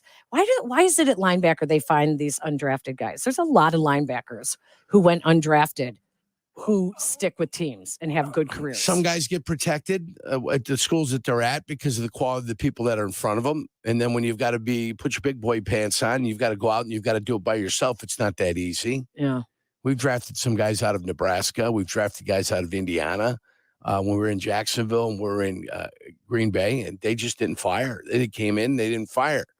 When you come out, you've got to perform. And if you get into the action, all of a sudden you're not performing, you make it easy for them. You've got to find a way to stand out. If you can't stand out, you won't be here. That's just the way it is. And I don't know, it could be Baskerville. It could be, I'm looking at along the offensive line. Is there any offensive lineman that might be able to surprise you and do something? I mean, that's your other decision. And how many old linemen do you keep? 9 offensive linemen is usually the limit. They won't give you 2 at a thing. Well, we don't know who the swing tackle is. You've got to have a swing tackle, somebody that's going to be able to play everything. Larry Borum has played every position. He has proven that he can't play. Alex Leatherwood has not yet proven. Alex Leatherwood is terrible. Jatiri Carter, I thought he was drafted as a tackle, but now today he was the starting right guard with Nate Davis out. And otherwise, Aviante Collins, Kellen Deesh, Dieter Iceland, Doug Kramer, there were Gabriel guys, Huey. There were guys out there today that, the Bears got the 8 sacks. 74, when he got it in the game, tackle. It might have been the Bears 74. Who's the Bears 74? Aviante Collins. Half of these guys, like a swinging gate. He just ushered the guy on by him and said, go get our quarterback. There you go. Come on. It's right this way. It looked like he was seating the guy in a movie theater. He was just showing him to this. Here he is. Here's your seat right there on top of the quarterback. Go get him. I'm like, and earlier, he had gotten off the ball well and got the 30-yard run at the beginning of the second half when he was fresh as a daisy. Remember Roshan Johnson? Roshan. Yeah. Yes. Roshan Johnson had that big run. Yes. The right tackle and the right guard got off the ball extremely well. They got into the linebacking core, and they were making blocks 10 yards downfield when they still had energy right at the beginning of the second half. By the end of it all, I'm telling you, he took 2 steps and just turned and said, this way, sir. So you're telling me you think there will be some moves as teams start releasing players after their first games? You're going to see. If you have a deficiency on Ryan your team, Poles is going to keep. If you have a deficiency on your team and you notice that you got nothing on your squad that's going to fix what your problems are, you've got to go elsewhere and you've got to find it. That's the first thing they start looking at, their first cut downs. Is there anybody we're interested in that might be cut around the league to help us at a position that we have a particular weakness? Right. First thing. Well, and once the releases start happening, Bears are in a great position having the first option of picking up guys. So let's continue the conversation. Let's open up the phone lines if you'd like to join us at 312-332-3776. I also want to find out, Yerk, what you think, what other positions worry you that the Bears are going to have to get better at after seeing today's first preseason game. It's not bad, folks. It's a win for the preseason, just like the Bears did last year, going 3-0 in Matt Eberflus's first year as Bears head coach. He started out the preseason perfect. So let's just look at the positives. Yeah, when we come back, maybe I'm going to let you know. We'll mention a couple of little negatives, okay? We've got that and more coming up on the Great Clips postgame show on the Chicago Bears Radio Network. Want to live life at max volume? Then look no further than Hard Rock Casino Northern Indiana. With over 1,700 slots, 80 table games, live entertainment, and 5 restaurants which span a wide range of culinary genres, we are sure to have something for everyone. Whether you want to indulge in a savory dish at Council Oak Steaks and Seafood, or take in dinner and live music at the world-renowned Hard Rock Cafe. Amplify your entertainment experience at Hard Rock Casino Northern Indiana, just off Exit 6, I-8094. Must be 21. Gambling problem? Call 1-800-9-WITH-IT. Hi, Jan from Toyota here. Hi, Jan. My friends keep posting photos in their new Toyotas. Summer's almost over, and I've got FOMO. Well, FOMO, no mo. Because Toyota's national sales event is on. And it's the perfect time to squeeze out the last of summer in a new Tacoma, Highlander, Camry, and more. I can't wait to post photos of myself grilling at the park with my new RAV4. I will meet you there. Well done, Jan. Toyota, let's go places. See your participating Toyota dealer for details. Dealer inventory may vary. Event ends September 5th. Hey, Chicagoland, it's Sylvie. The newest Steinhafels Furniture and Mattress Superstore is opening soon. Join them on August 31st as they open their 4th Illinois store on the corner of Ogden and Lawrence and Harwood Heights. Since 1934, Steinhafels has been helping families make the home of their dreams. Steinhafels has something for every style and every budget. To find out more and shop online, visit steinhafels.com. Relax, it's Steinhafels. Peoria, Illinois, that wildly underrated peach of a place downstate, wants you to take its jobs. Okay, so they're careers, really. High-paying ones at world-class companies. And there are hundreds of them just waiting for someone with as much talent as you to say, bleep it, I'm moving to Peoria. But that overabundance of opportunity isn't the only thing Peoria has going for it. To explore all the perks and to land your dream career, head to choosegreaterpeoria.org. Bears football and Miller Lite, Chicago's greatest pairing. Can cracks a kickoff. Tailgates going way past postgame. Battles on Sundays, bliss on Mondays. Going deep dish, going tavern style. Bearing down, then raising one up. You never forget the way some things taste. Bears football tastes like Miller time. Celebrate responsibly. 2023 Miller Brewing Company, Milwaukee, Wisconsin. Excellence. It means going the extra mile. You know that Volvo cars speak to excellence. And at Howard Orloff Volvo Cars, going the extra mile starts and ends with their culture of care and thoughtfulness. Guys, it's Carmen, and I've seen firsthand how Orloff Volvo goes the extra mile every day for everyone. And the Orloff name attached to the Volvo name is perfect, and they're known for safety and reliability. Howard Orloff Volvo Cars, just off the Kennedy at Armitage in Chicago. Volvo for life. Hey, Chicago fans. I'm Julio Costa of Costa Ivoni Injury Lawyers. And like all of you, I'm happy because football is back. We're looking forward to a great season full of many highlights, and I'm not afraid to say it, a trip to the big game. We're here to help fans everywhere with their injury-related needs. Chicago fans, we're ready to fight for you. Winning consistently isn't easy. Let us show you what football tough injury lawyers can do for you. Call us at 708-4-MILLION or visit our website at cilaw.com for a free consult. Costa Ivoni Injury Lawyers, 708-4-MILLION. Money saved through energy efficiency can directly benefit a business's bottom line. That's why businesses throughout Northern Illinois are partnering with the ComEd Energy Efficiency Program to find up to 35% in energy savings, resulting in lower energy costs for their facilities. Because at ComEd, we're powering your business's future. Learn more at comed.com/poweringbiz. ComEd, powering lives. Savings figure is hypothetical only. Actual savings will vary based on the measures implemented and on customers' usage and rate. Turn up your weekend plans at Hard Rock Casino, Northern Indiana. Dance the night away every Friday and Saturday night at the Hard Rock Cafe stage. Or grab a cocktail while you listen to local beats at the Council Oak stage. Get closer to your favorite artist than ever before in our state-of-the-art Hard Rock Live, where we host some of the biggest artists in the industry. Live your life at max volume. Hard Rock Casino, Northern Indiana. Just off exit 6, I-80-94. Must be 21. Gambling problem? Call 1-800-9-WITH-IT.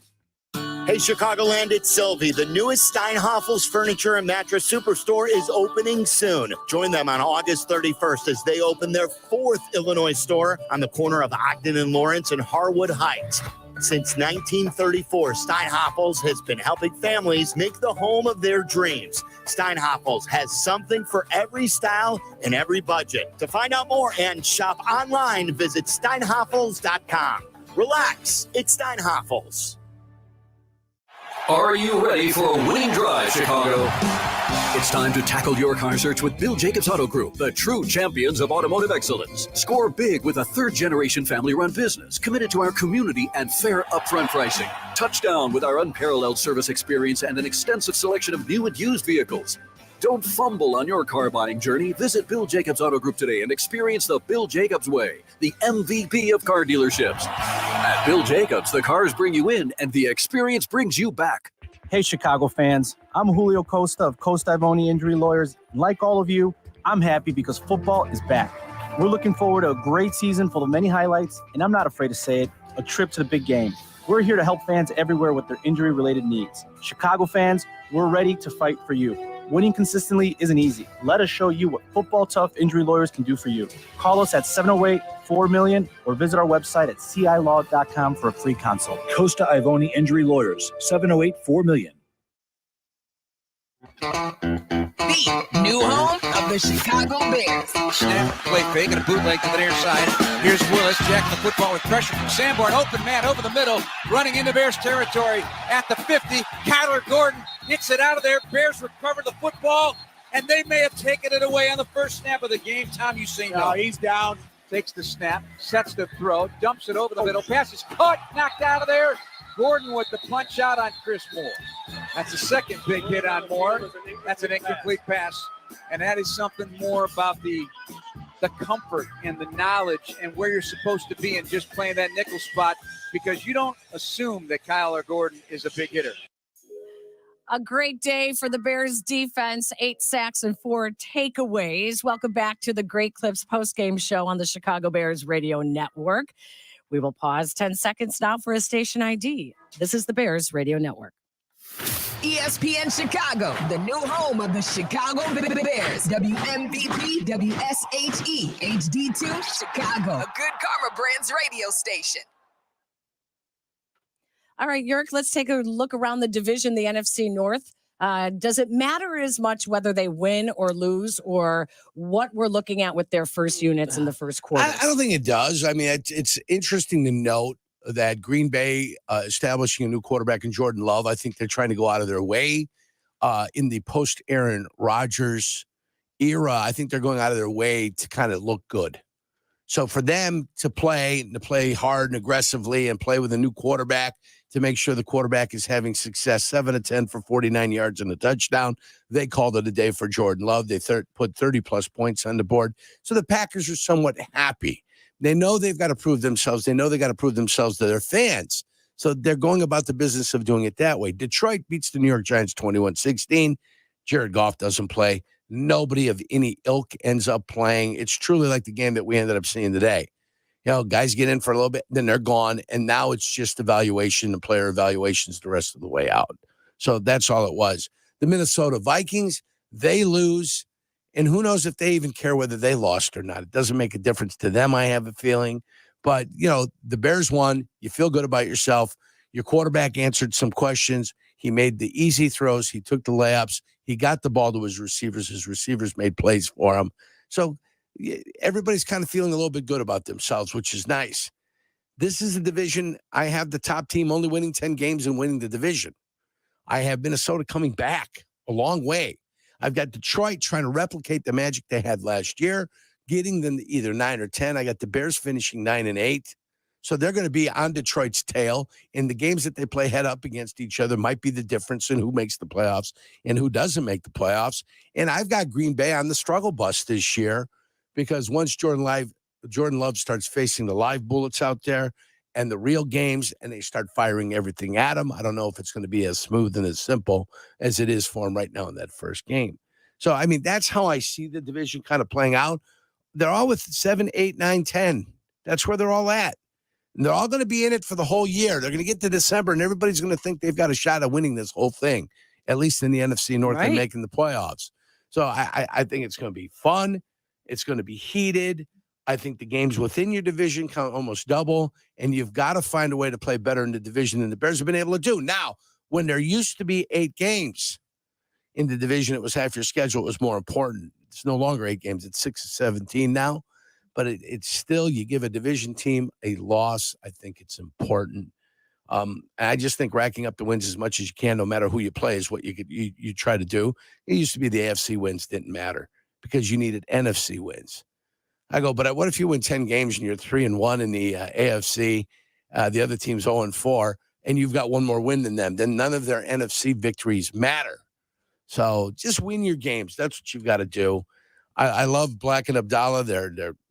They've got a great spirit and a great feeling about the Chicago Bears this year. They've got them winning.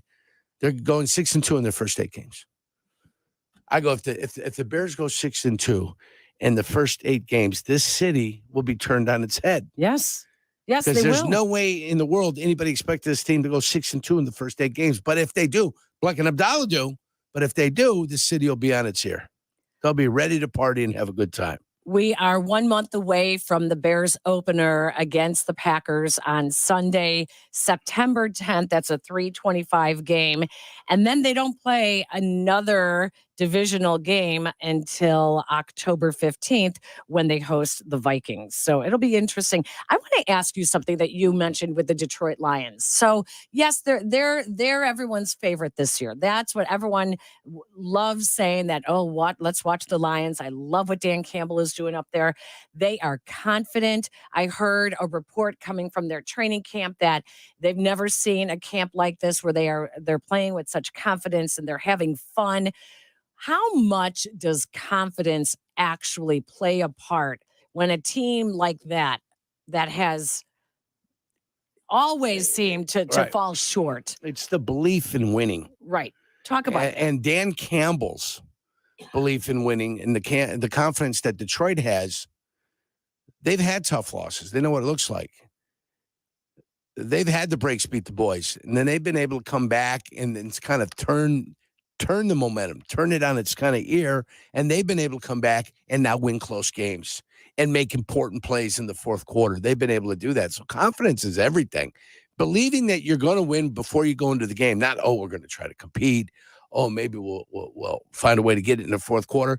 But having a way to win, having a way to go about the business of achieving victory, knowing that when it comes to crunch down in those final 2-3 possessions that each team gets, that you're going to find a way to take advantage of the other team. That confidence is there. You saw a team last year in the Bears that had zero confidence. The upper management told you, hey, we're not going to win this year. The word tank was thrown around, but nobody said it was an official tank. But when you got rid of Roquan and you got rid of, in the offseason, and you got rid of all your good players because you wanted to go ahead and have all that dead money so you can utilize that dead money this year. It was a strategic plan. Not necessarily just to be bad, but to put yourself in a situation where you're going to have a ton of money to spend the next year. And that's what they did. And part of the process of doing that, selling all your talent and getting rid of everybody, was that it was going to make you bad. And I thought it was a team that was a 7-win team that only won 3 games. It was a 7-win team that only won you 3 games. So you put yourself in the position. It's been a long off season. It's been a good draft. Everything's worked out for the Bears' favor. You've got a young defensive line. You've got a young defense. Realistically, you look at their defense, they're young. You got an offense where you've shored up everything so you can answer all the questions. Justin Fields needs to answer all the questions this year. And there's no excuses this year.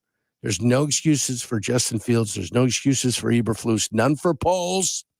And certainly for George and Kevin Warren and everybody with the Chicago Bears. There are no excuses this year. You don't get a bye. There's no bye this year. There's no, we're going to have all this dead money. This is time to win. Winning time is here. And they better figure that out. That winning time is here. And then they go out and give you a little bit of performance where everybody feels good about themselves. I'm feeling a little bit chipper. Good things are happening. So that's what we want. We want good things to happen. Speaking of buys, the Bears bye week this year comes week 13. They will not face the Detroit Lions until week 11. That's November 19th in Detroit. And then followed by the Vikings. So they will be finished playing Minnesota before their bye week. Both games are in the first 12 weeks of the season. And then immediately after the bye week, they host the Lions before Cleveland, Cardinals, Falcons, and of course, finishing Week 18 at Green Bay. That's a look at the schedule coming up this season. When we come back, we will wrap things up, take a look back at today's game where the Bears beat the Titans. More to come on the Great Clips postgame show on the Chicago Bears Radio Network. Money saved through energy efficiency can directly benefit a business's bottom line. That's why businesses throughout Northern Illinois are partnering with the ComEd Energy Efficiency Program to find up to 35% in energy savings, resulting in lower energy costs for their facilities. Because at ComEd, we're powering your business's future. Learn more at comed.com/poweringbiz. ComEd, powering lives. Savings figure is hypothetical only. Actual savings will vary based on the measures implemented and on customers' usage and rate. Long week? It's time for a smooth Tito's handmade vodka cocktail. Staying in or going out? Serving cocktails for 2 or mixing drinks for the party? barbecuing in the backyard, or snagging your favorite bar stool. No matter the occasion, just add Tito's to kick off the weekend just right. Tito's Handmade Vodka is distilled from corn and is naturally gluten-free. 80 proof Tito's Handmade Vodka, 40% alcohol by volume, distilled and bottled in Austin, Texas. Crafted to be savored responsibly. Hey, football fans of Chicago, football season means it's time to start thinking about the roof on your business. Is it time to winterize? Make the right call. A game plan that includes the highly trained craftsmen and craftswomen of Roofers and Waterproofers Local 11 to get the job done right. To find professionally trained roofing and waterproofing contractors who are dedicated to providing quality, value, and service, go to ChicagoRoofingContractors.org. For business roofing and waterproofing, it's ChicagoRoofingContractors.org. You've got the talent, the moxie, and the grit, but you're still buried on the bench, waiting for a chance to prove it. If that sounds familiar, it may be time to take your talents to Peoria, Illinois. They're looking to fill hundreds of high-paying positions in all industries, and there's plenty of room on the roster for candidates like you. Sound good? Check out ChooseGreaterPeoria.org to learn more. Do it now. Visit ChooseGreaterPeoria.org. At Great Clips, we know you live a full life, which is why we're full of ways to make getting a great haircut easier. With Clip Notes, we save your haircut details, so you can get the look you love from the skilled stylists at any Great Clip salon. Plus, with convenient online check-in and everyday great prices, you save time and money too. So even when you're not thinking about your next haircut, we are. And when you choose Great Clips, it's gonna be great. Download our app today.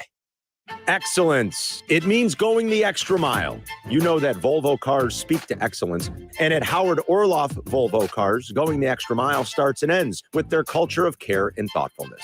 Guys, it's Carmen, and I've seen firsthand how Orloff Volvo goes the extra mile every day for everyone. And the Orloff name attached to the Volvo name is perfect, and they're known for safety and reliability. Howard Orloff Volvo Cars, just off the Kennedy at Armitage in Chicago. Volvo for life.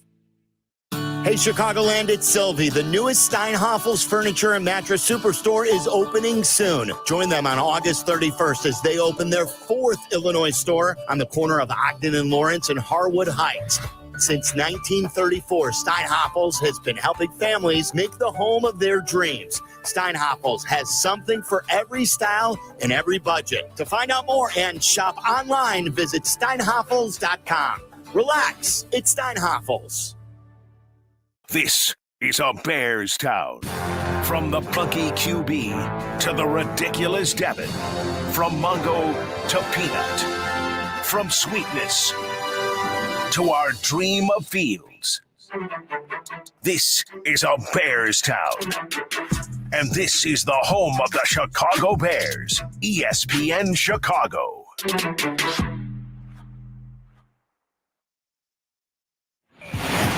A new era of Chicago Bears football has begun, and ESPN Chicago is your new home for the Bears.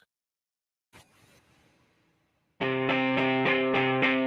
new home of the Chicago Bears. Tom, that's going to be a fade to black moment here at Soldier Field. 23-17. It is victory formation time. Trahan finishes the job that the defense started on this day by coming up with sacks and takeaways. And the Bears win it 23-17. They jump out to a 14-7 lead. Never look back. Welcome back to the Great Clips postgame show on the Chicago Bears Radio Network. Peggy Kaczynski alongside John Yurkovich. And Yurko, we talked about the defense a lot, as Jeff Joniak just mentioned, 8 sacks and 4 takeaways. But really, all eyes all season will be on Justin Fields. He went 3 for 3 today for 129 yards. He had a perfect passer rating of 158.3, 4 handoffs, 3 passes, no runs himself. It was a perfect day for him. They didn't show a lot. They didn't have to show a lot. It's only the preseason. Yeah, it's ball in the flat to the right, ball in the flat to the left, screen pass to the left side. That's it. 3 passes, all behind the line of scrimmage, and letting your guys do their work, and they did their work. DJ Moore, you got him for a reason, and you saw what you got him for. There he was, stud number 1, wide receiver, gets the ball, takes it all the way to the end zone. Looked silky. It looked smooth. The throw wasn't 100% on target. Didn't matter. Professional receiver grabs it, puts himself in a position where he can start going upfield right away. Touchdown. Herbert, you saw him last year kind of give you a little bit of shake and bake. You saw him be able to run the ball. Here he catches it on the screen pass. Great blocking. And then all of a sudden he's down the sidelines and you're just wondering whether he's going to be able to get in or not. He did get in. 2 possessions, 2 touchdowns, 7 plays. And I'm like, he's done. He's got to be done. And, of course, he was done. They put him on the bench and said, we live to fight another day. We'll get another week of preparation in you. We'll go down. We'll practice against the Colts. Saturday night, 6 o'clock, down in Indy at Lucas Oil. They'll find a way to go ahead and make it happen again. I think the Bears are in better position than Indianapolis as far as outlook for the year. Mm-hmm. I mean, I know Indianapolis was tough, and they would look like they were ready to go. They haven't been able to find a quarterback for an extended period of time. So to answer that question, they used to have a great running back. I don't know what the hell happened to them. They used to have the best offensive line in football. I don't know what happened to them either. It'll be fun to see Anthony Richardson. All reports out of Indianapolis is the rookie is playing very well at quarterback. One other thing I wanted to mention for the Bears is that Darnell Mooney returned. We didn't see him since last year when he left with his season-ending ankle injury. And although he did not have any receptions, he did cut off a couple of nice blocks. He did seal for, I want to say, was it on DJ Moore's run? I think it was DJ Moore's run. So Darnell Mooney looked good there. No problems with coming back from his ankle injury. Roschon Johnson ended up being the Bears' leading rusher today. 12 carries for 44 yards, 3.7 yards per carry. Homer had six for 25 yards. Khalil Herbert had 4 for 15 yards, and Deontay Foreman 3 for 9 yards. Again, no carries for Justin Fields, which is what everybody wanted to see. PJ Walker backed up Justin Fields today. He went 4 of 8, 19 yards. Nothing that was really, too exciting. He did throw an interception. Nate Peterman came in. He had 58 yards passing. Travis Bagent came in. Interesting story with him. He looked okay. He looked like, he was going through his reads pretty well. And so no problems there out of the quarterback group. And then receiving, we're looking to see DJ Moore. Only the Scott fumble. Yeah, Tyler Right. Scott, the rookie, had the fumble. You're right. Only the fumble caused you a little bit of concern, and then what Vilas did on the punt return. Right. Them are the Exactly. things that scratch your head. Also, area of concern for the offense: 3 trips into the red zone, 3 field goals. 0 for 3 down there. The opposing team, Tennessee, got in the red zone 3 times. They got 2 touchdowns. So the Bears will head to Indianapolis this week and have an inter-practice. What do you call these? Intra-practice with the Intra-practice. Indianapolis Colts, a homecoming of sorts for head coach Matt Eberflus, where he was the defensive coordinator with the Colts for a number of years. What is the benefit now after playing a preseason game to practice against a team that you will then face 2 days later in your second preseason game? Well, it's still different bodies, different people, different players, different strengths. You go against the same guy over and over and again. I know what his weaknesses are. I know what he has troubles with. When you have new people, you've got to be able to create on the fly, and you've got to be able to adjust instantaneously to something that they're doing. So it's a little bit of it's new meat. That's what you're going up against. You're going up against new meat. And after 3 days, it'll get tiring, but it's 2 days, and then you play them in a game, then it'll be tiring, and they'll be ready to come home. But it's just a little something different, a little change of pace, get you out of dreary old Lake Forest and get you down in Indianapolis where those guys practice. So instead of Chase Claypool and Eddie Jackson jawing, or Chase Claypool and Tyreek Stevenson, or anyone else that's playing and Chase Claypool is not, he'll be able to jaw a little bit with guys from another team, because Chase Claypool did not play today. Well, and hopefully Chase Claypool gets healthy enough so we can see him play, because what he did on the field last year was unimpressive. So if anything, the way the receivers played today and the balls that were being caught today, I hope that motivates those who have been sitting on the sideline, and Pettis didn't play either. We did not see Pettis. We also did not see a lot out of the tight ends. The only tight end that did not was not active was Mercedes Lewis. Right. So we didn't see a lot of them in the passing game. Well, I thought you had 7 plays for Cole Kmet and, only 3 passes, and 3 of those passes went to somebody else. So, I mean, he didn't really have a chance. Once Fields was out of the game, I feel Cole Kmet was out of the game. What would you like to see this week quickly as we wrap things up here?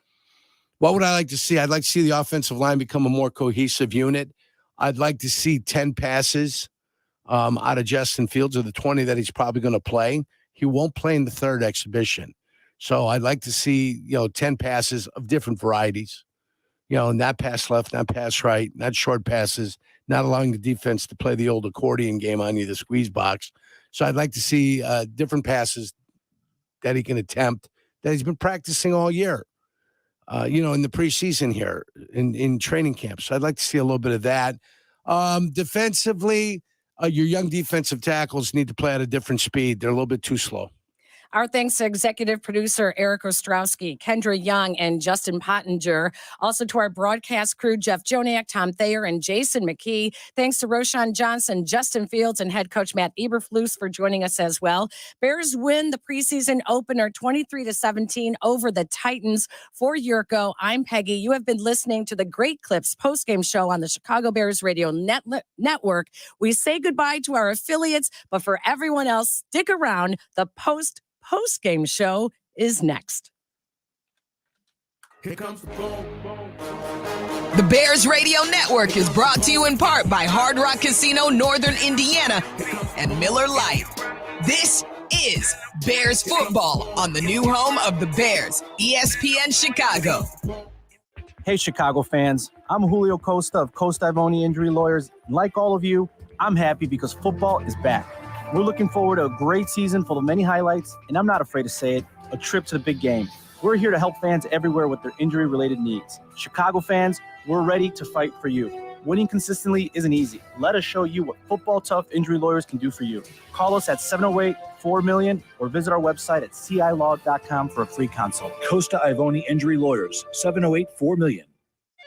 Hi, Jan from Toyota here. Hi, Jan. My friends keep posting photos in their new Toyotas. Summer's almost over, and I've got FOMO. Well, FOMO, no mo, because Toyota's national sales event is on, and it's the perfect time to squeeze out the last of summer in a new Tacoma, Highlander, Camry, and more. I can't wait to post photos of myself grilling at the park with my new RAV4. I will meet you there. Well done, Jan. Toyota, let's go places. See your participating Toyota dealer for details. Dealer inventory may vary. Event ends September 5th. Money saved through energy efficiency can directly benefit a business's bottom line. That's why businesses throughout Northern Illinois are partnering with the ComEd Energy Efficiency Program to find up to 35% in energy savings, resulting in lower energy costs for their facilities. Because at ComEd, we're powering your business's future. Learn more at comed.com/poweringbiz. ComEd, powering lives. Savings figure is hypothetical only. Actual savings will vary based on the measures implemented and on customers' usage and rate. Long week? It's time for a smooth Tito's handmade vodka cocktail. Staying in or going out, serving cocktails for 2, or mixing drinks for the party. Barbecuing in the backyard, or snagging your favorite bar stool. No matter the occasion, just add Tito's to kick off the weekend just right. Tito's Handmade Vodka is distilled from corn and is naturally gluten-free. 80 proof Tito's Handmade Vodka, 40% alcohol by volume, distilled and bottled in Austin, Texas. Crafted to be savored responsibly. Touchdown, Chicago. It's game day at Bill Jacobs Auto Group. We tackle the competition the Bill Jacobs way with a commitment to excellence, just like our beloved hometown team. As a third-generation family-run business, we know the value of community involvement and a winning service experience unlike any other dealership. Score big with our vast selection of new and used vehicles, all at fair and upfront pricing. Visit BillJacobs.com to start your car buying journey today. At Bill Jacobs, the cars bring you in and the experience brings you back. At Great Clips, we know you live a full life, which is why we're full of ways to make getting a great haircut easier. With Clip Notes, we save your haircut details, so you can get the look you love from the skilled stylists at any Great Clip salon.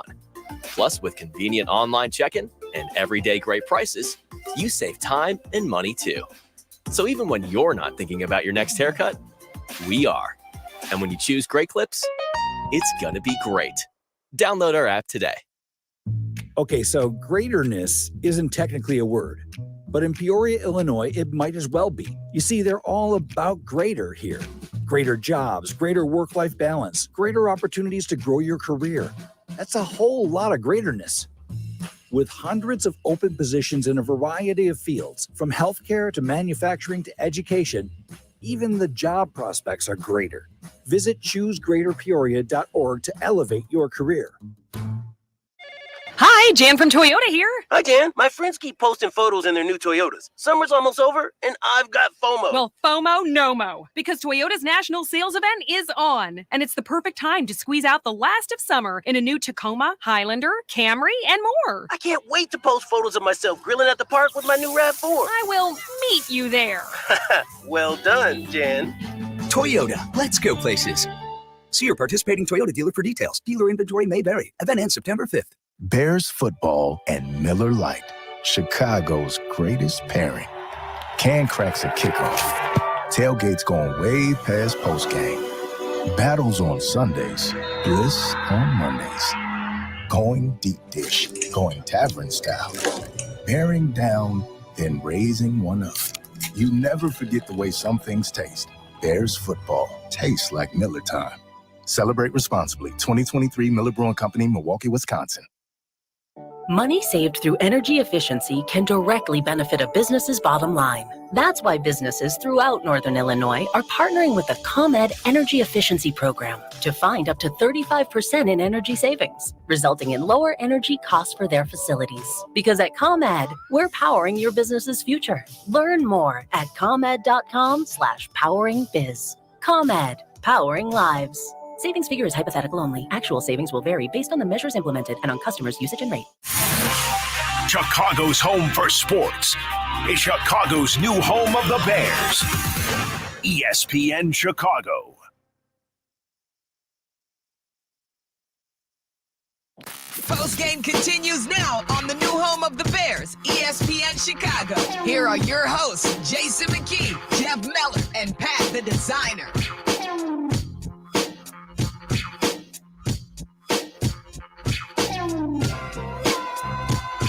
And away we go with the post game here on ESPN 1000 and the ESPN Chicago app. We're going to be hanging out with you live on ESPN 1000 for the next half hour or so before White Sox and Brewers gets underway. First pitch at 6:05 tonight. Your pregame for the White Sox can be heard tonight on WGN 720. That's AM 720 WGN for your White Sox pregame coverage starting at 5:40. And again, White Sox first pitch will be right here on ESPN 1000 at 6:05. But before that, we will be breaking down the very first Bears game here on your brand new home of the Chicago Bears. That's ESPN Chicago. And then after that, we will move to the stream on your ESPN Chicago app. We are the post-game show. I'm Jeff Meller, along with Jason Mckie, longtime Bears fullback, Bears legend in this city, leading the way for us. And, of course, Pat the Designer, Pat Morazzoni, right? Pat Morazzoni, yes. Pat Morazzoni. He will be along with us here on ESPN 1000 and Jason Mckie and me, Jeff Meller, bringing you the post-game show after every Bears game for this season, your brand new home. And boy, oh boy, it was a good one to start, boys. I've got blue Kool-Aid. I've got orange Kool-Aid. What color do you want, boys? Because we're all going to drink it today because it was a great way to start. Fabulous way. Jmack, I'm going to let you lead the way because you did it for your entire career. Mm-hmm. First observations from the sidelines today. It was just good to see them in live situations, like real football. Like I've been saying all week to Pat at training camp, we've been out there watching practice, and obviously you're getting a distorted look of what reality is because the pass rush is tempered down. Nobody's being tackled to the ground. So, things that you saw today will give you a really, a good start to evaluating the young guys, especially, who I thought a lot of young guys played well and really made a case for themselves in taking that first step to making a roster. I think offensively, I'll start there with Justin Fields. Coach Matt Eberflus said that he wanted to see the operation of this offense. He wanted to see Justin get, make sure he got the plays in, get in and out of huddle efficiently, be able to make checks at the line, and just manage the offense. And I think he did a good job of that. Obviously, he had some help with Khalil Herbert making an explosive play and DJ Moore making an explosive play. Defensively, I felt that the defense got after it, something that we saw in practice, time and time again in training camp. They were flying around, all 11 guys to the ball. They were showing that hits principle, that hits culture on a daily basis at practice. And I'm just thrilled to see that carried over to a game-like atmosphere, even though it is preseason game number 1. But this is the only thing that we have to go off of right now. Yeah, that's Jason Mckie. Again, I'm Jeff Meller, and Pat, the designer, with us as well on your Bears post-game show. After every Bears post-game, we'll be here breaking it down with you. Again, 312-332-3776. This is your outlet, fans. Jump on in, react with us. We're going to be here all season long. Your opportunity to chime in and let us know what you liked, what you didn't like about the Bears game. Pat, your initial thoughts from the Bears' 23-17 victory over the Titans today. I thought the thing that stood out to me most was, of course, we're all watching the offense, right? And offensively, the setup was what we saw turn into big plays. And that's the part that gets me excited about the season. It's preseason, right? You can't take a million things away. We can, if they had lost this game, we'd all come in here and we'd be like, I don't know about this. So I can get a little bit excited by the fact that they won and it was in big play fashion. But I thought that they did 2 setup plays that turned into really big plays. You did 2 underneath passes that DJ Moore one turns into a huge touchdown. And the one word that you have to say on that touchdown is fast. It felt effortless when you watched him take off.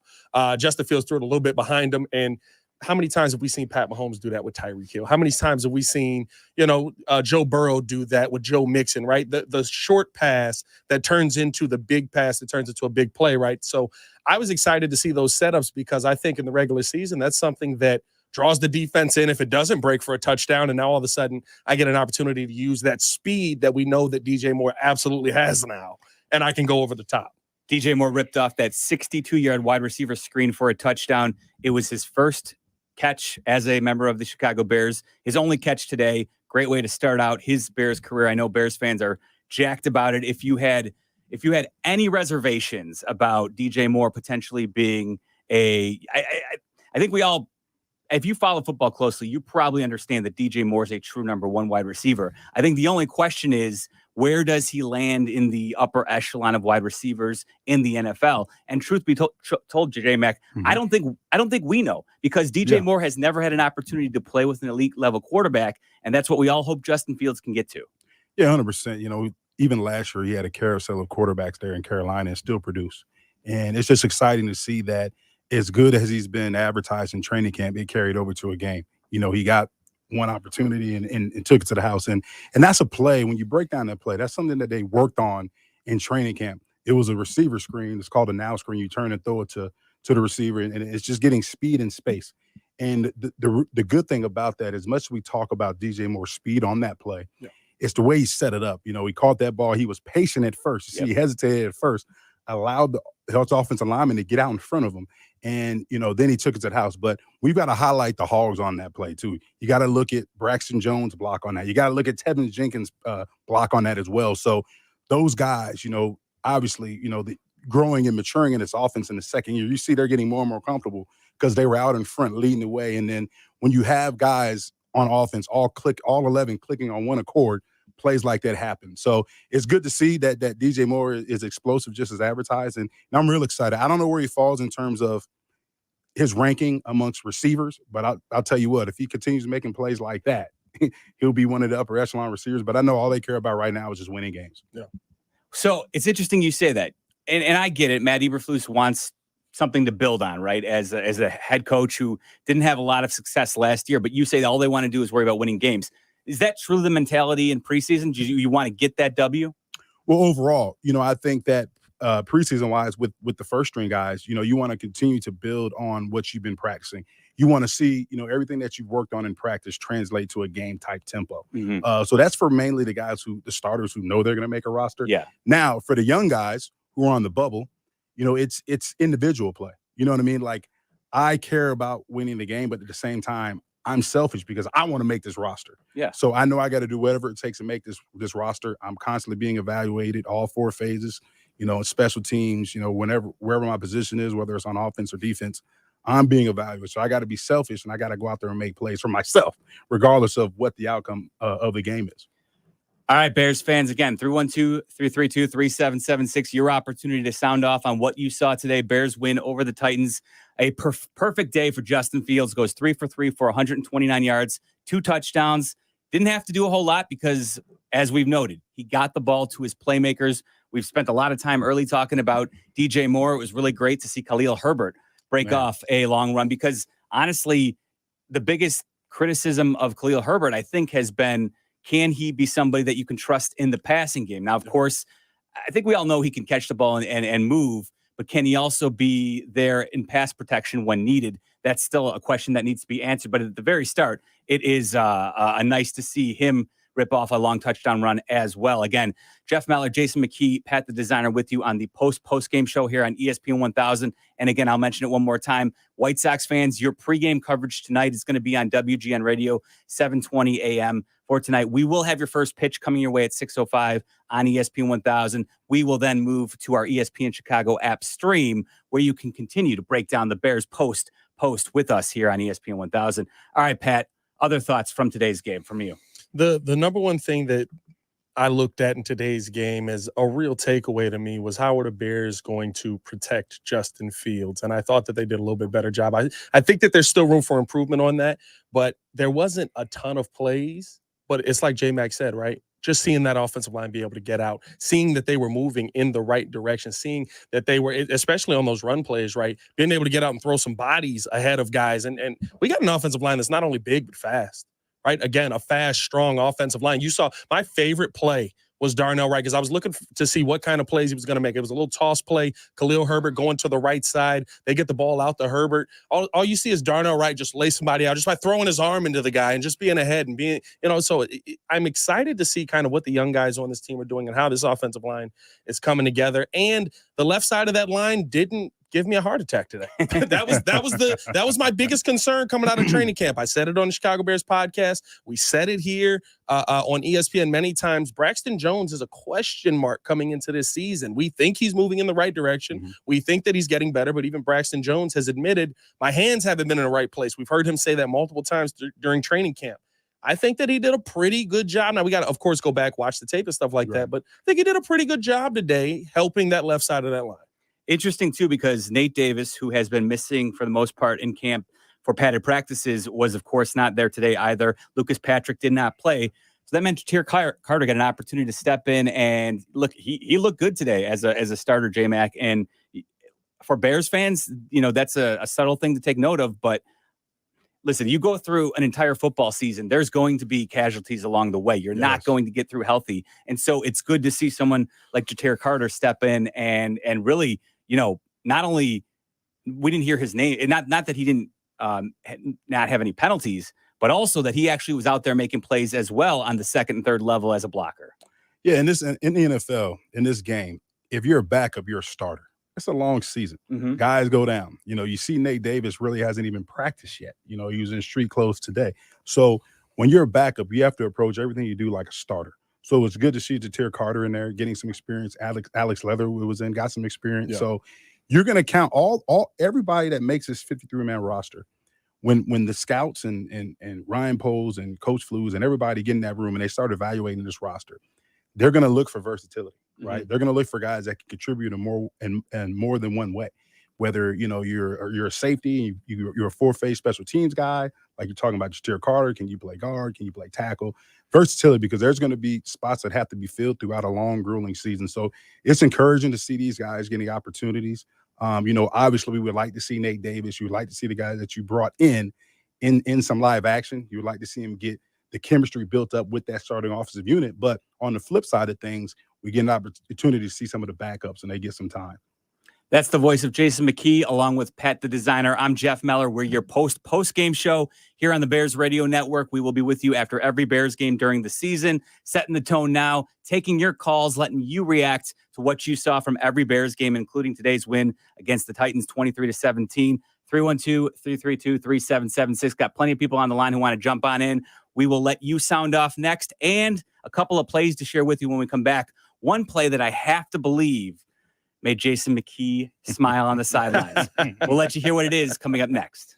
What's up, everybody? It's Adam Abdallah. Women's soccer is on the world stage, and there's no better place to get in on all the action than FanDuel, America's #1 sportsbook and my #1 sportsbook. Because right now, new customers get a no-sweat first bet up to $1,000. That's up to $1,000 back in bonus bets if your first bet doesn't win. Just go to FanDuel.com/Abdallah to join today. FanDuel has great promotions every single day. The app is safe, secure, and super easy to use. And the best part is when you win, you get paid instantly. And I mean instantly. So don't miss your chance to get a no-sweat first bet up to $1,000 when you join FanDuel today. Just go to FanDuel.com/Abdallah to sign up. That's FanDuel.com/Abdallah, ABDALLA. Make every moment more with FanDuel.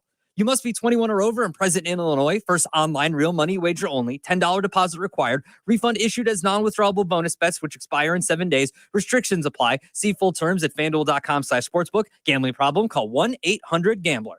If you've been involved in an accident, yeah, you're going to have questions. You're going to have bills. And you're going to have medical issues.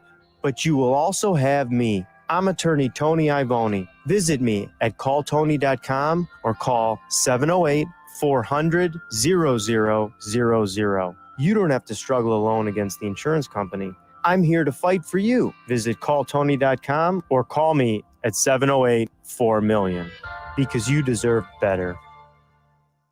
Get 11% off everything for your deck project now at Menards. Spend less time maintaining your deck and more time relaxing on it. Menards carries UltraDeck low-maintenance composite decking that's easy to install, maintain, and is built to last. UltraDeck rustic composite decking is only $195 per lineal foot in 8, 12, and 16-foot lengths after rebate. Good through August 13th. Savings or mail-in rebate. Some exclusions apply. See store for details. Save big money at Menards. There's only one thing like crossing the finish line of your first marathon, and that's crossing the finish line to buy your first home. I'm Danielle Stanley, a Chicago marathoner and homeowner. When I was ready to stop renting and start owning, I reached out to Neighborhood Housing Services. Their free home buyer education empowered me to take the next step. And they even gave me a down payment grant to help realize my goals. When you're ready to start your race, visit nhschicago.org/team.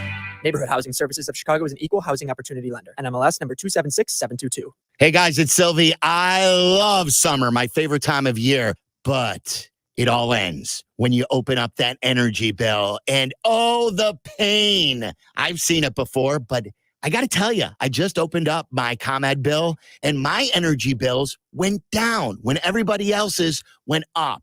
I first bought new windows for my kids' room, for my master bedroom, for the kitchen, and then I bought new windows for my family room. And I've seen the savings firsthand. And right now, you get 50% off any style window, including bows, bays, double hung, and sliders. Plus, put 0% down, 0 payments, 0% interest for 24 months. So maintain your chill, lower your energy bill. Act now. Save money all the way around by calling my friends at Window Nation at 866-90-NATION, 866-90-NATION, or go to windownation.com. Do what I did. Go with the best customer service, and let them know that Sylvie sent you. Every bite, a better burger. It's more than just a motto at Smash Burger. It's a lifestyle that includes top quality ingredients. What are you waiting for? 7 Chicagoland locations, now including Oak Brook. There's the all-new double smack and cheeseburger and the scorching hot crispy chicken sandwich. Or you could go with the classic smash.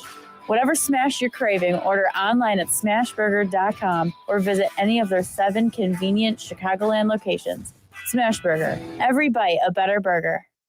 Welcome back to Bears Postgame. Here are your hosts, Jason Mckie, Jeff Meller, and Pat the Designer on the new home of the Chicago Bears, ESPN Chicago.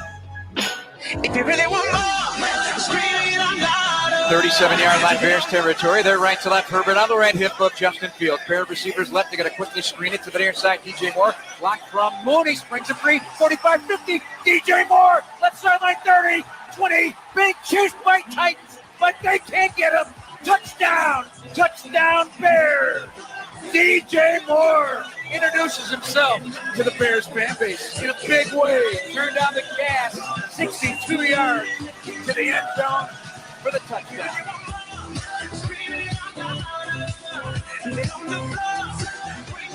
Get used to that, Bears fans. Moore from field, 62-yard touchdown. DJ Moore's first catch as a Chicago Bear. It's the only one he needed today. The Bears win 23-17 right here on your brand new home for the Chicago Bears radio, ESPN 1000, ESPN Chicago app. So many different ways to get at us. I'm Jeff Meller along with Jason McKee, Pat the designer. We're your post-game show here on ESPN 1000. We will be here all season long taking your calls and reaction to every Bears game. We're going to take you up till first pitch tonight of White Sox at 6:05, but then don't go anywhere. We'll be live on the stream for you, sticking around for a full 2 hours after our post-game coverage concludes with Peggy Kaczynski and John Yurkovich. So don't worry, plenty of Bears action for you no matter which way you want to get after it. And I do want to say, Jmack, before we got all excited about the DJ Moore touchdown, there was a play setting things up, which I have to believe made you smile from the sidelines when we got this. Let's see if we can get our... Bears will start with Justin Fields at quarterback, third most rushing first downs in a season since 2010 by a quarterback. As Fields sets the throw, he's going to go right into the right flat. It is caught 25-30, 35, and knocked out of bounds. And guess who didn't get a touch last year? Kari Blasingame with a catch. I'd like to see him more involved in the offense. No touches last year. Kari Blasingame, first throw by Justin Fields. Jmack, I have to believe, standing on the sidelines during the broadcast, you had to be smiling to yourself. You were the first person I thought of. Yes. I'm not going to lie. Trust me. I was so excited, and I was trying to chime in up there in the booth with Jeff and Tom. They wouldn't let me get through because they probably know I was going to take over the airwaves like, with that. Give me it. I need it. Let me talk to my guy. But, man, great play by Kari Blasingame. That play we used to call was K4 Y corner Z snag. That's what we used to call it. And one of my favorite plays, caught a lot of passes off that play, caught some touchdown passes off that play. But all it is just a power pass. Yeah. So you're running power, which the Bears do run. They're mainly an outside zone team, but they do run power. And that's just bluffing power and slipping the fullback in the flat. And obviously KB made a good catch and took it upfield and got 11 yards. So fullback love. I love you, brother. Good job. I love that you got excited. Yes, sir. I'm not going to lie. The first thing I thought when I saw him make a catch, I was like, I know J-Mac's down there just throwing so many words that they're like, who's this guy in the sideline? You thought you was a player again, didn't you? I wanted to hit the gritty across to the Titans sideline, but I got to keep in mind that now I'm on the other side of things. I got to make sure I'm watching the field. That's a penalty even during the season if you gritty to the other side. I almost had a couple flashbacks today where I almost just like walked in the locker room, grabbed something out of the cooler. It was hot outside, so I almost just walked in the locker room, got some, bottled water and things like that. But I got to remember, hey, I'm on the other side of things. But no, it was a great play. A lot of guys played well, and like we said before, it's encouraging to see that when guys finally get their opportunity with having a limited amount of reps and limited amount of touches, they make the most of it when their numbers call. And that's what we saw today from a lot of guys. Jason McKee, Jeff Meller, Pat the designer with you here on ESPN 1000, taking your calls, 312-332-3776. Let's start things off with Chase, who's on the south side. Chase, what's going on, man? You're on the post-game show. It's good, Chase. Hey, what's going on, fellas? How you guys doing? Good, Chase. Good, how you doing, How man? you feeling? Yeah, I'm good. So my whole takeaway, I got two takeaways from this game. First, the one thing I am happy about, and this is the main thing I always look at in preseason, that nobody got hurt. Because I feel like as the most important thing is what can derail a season and be demoralizing if guys get hurt. So the fact that everyone came out healthy, there were no injuries, is what I'm happy about. Another thing is Velus Jones. I think it's safe to say that the Velus Jones experiment is over with. I feel like that there's no reason that he should be. I don't even think he should be on this roster. I think they should cut him tomorrow. And I know he's a third round pick, but the fact that he's caught, the turnovers are just discouraging, and it could derail the season. He can ruin it. He's a game record on the other side of the team. I mean, you can't have a guy who's muffing punts an important game. You just can't. I mean, it's not. I don't even think it's about skill. I think it's just mental. It just seems like he just don't look confident back there. He looks shaky back there. He looks indecisive. And unfortunately, I just don't think it's working out for him as far as a punt returner. I mean, and receiver wise, he don't even look confident running routes. I just feel like the Velus Jones experiment is just over with. And you guys have a good night. I thought, take care. Thanks, Chase. Appreciate it, man. I agree with you. And it's tough to say. It really is, because me and Jmack have been talking about Velus all training camp. And two things can be true. This is the one thing that I want people to understand that's going to happen a lot this season. Two things can be true. Velus Jones has had an excellent training camp. He's looked like he should be the number one kick returner. He's looked like he could be somebody who could be a gadget guy that also could go out and run routes. But he's looked like that against guys when the lights aren't on. He's looked like that on the practice field. And Jmack will attest to this. You've probably seen a lot of guys come through this facility that looked great in practice and all they're making all the plays, doing all the right things, but when those lights come on, you're not seeing that same guy. And to me, that's what we're getting out of Velus Jones. The one, I think the Bears may have felt that way because we saw Tyler Scott start off the kick return, right? The first kick return, Tyler Scott's out there. He just does nothing with it, lets it go out. Perfect, right? Velus Jones comes in on the punt, lets it bounce, and then tries to make a play on it. And to me, and you'll be more of an expert on this, isn't that one where you just say, I got to get out of the way of this? Yeah, 100%. Like there's situations and there's non-negotiables. So that ball bounces, right? And I mean, mind you, you misjudge the punt. These guys are screaming downfield. You know it's an internal clock. So that ball bounces and, you can't get a fair judge of where that ball's going. We used to call it poison. You ain't going to touch no poison. Poison, danger, fire. Yeah. Fire's hot. Don't touch it. You know what I mean? Poison, don't touch it. So you've got to yell poison and you've got to wave your hands to make sure, you tell your teammates to get away from that ball rolling on the ground as well. So, it's bad judgment. But at the same time, like you said, Pat, we've seen that last year. 5. How many times have we seen that? 5. There's literally a montage that somebody put together on Twitter. Shout out to whoever it is. I don't remember it, but it's talking about what it took for the Bears to get the number 1 overall pick. 3 of them are Velus Jones fumbles. Yeah, that's a problem, and it can't show up in the first preseason game. I wanted Velus to make this team. I want to be proven wrong. I want to see him, but can you continue to put a guy out there if you're this coaching staff that you've seen lose you games in the past, and it doesn't seem like he's gotten more confident in catching that ball in traffic? Yeah, and at the same time, if you make a mistake like that and you're a guy trying to make this roster and you're on the bubble, you got to go out there and make a play next. And for me, it's the fact that, there was no plays that were made after that. You know what I'm saying? So it's tough. One catch. I like Velus, but at the same time, enough's enough. So me personally, I wouldn't expect to see him back there. I don't know what the Bears are going to do. I don't know. Like Chase said, cut that man today. I don't know if they're going to do that. Yeah, that's a bit aggressive. Yeah, it's still preseason, but let's be honest. Like he's put himself in a spot where whenever they do make their first cuts, if any other wide receivers look interesting, he could be gone quickly because you have now a resume of muff punts and fumbles in last year's regular season, and then really first opportunity to do something this year. He has another, it's not even just like a muff. It's like it's bouncing, and then you go and try and make a play, and it's like that you're wondering, okay, football IQ when the moments matter. That's a bad decision from a guy who, maybe you're explosive when you get your hands on it, but it's obviously protecting the ball above all else is most important. 312-332-3776. Plenty of time for you. Again, we will be shifting to White Sox first pitch coming up at 6:05. We will be moving to the stream on the ESPN Chicago app, so don't go anywhere. If you want Bears coverage, we're here for you, and we'll let you chat as well. Again, 312-332-3776. I see Pat's got something on his mind he wants to get off his chest. We'll find out what that is coming up next.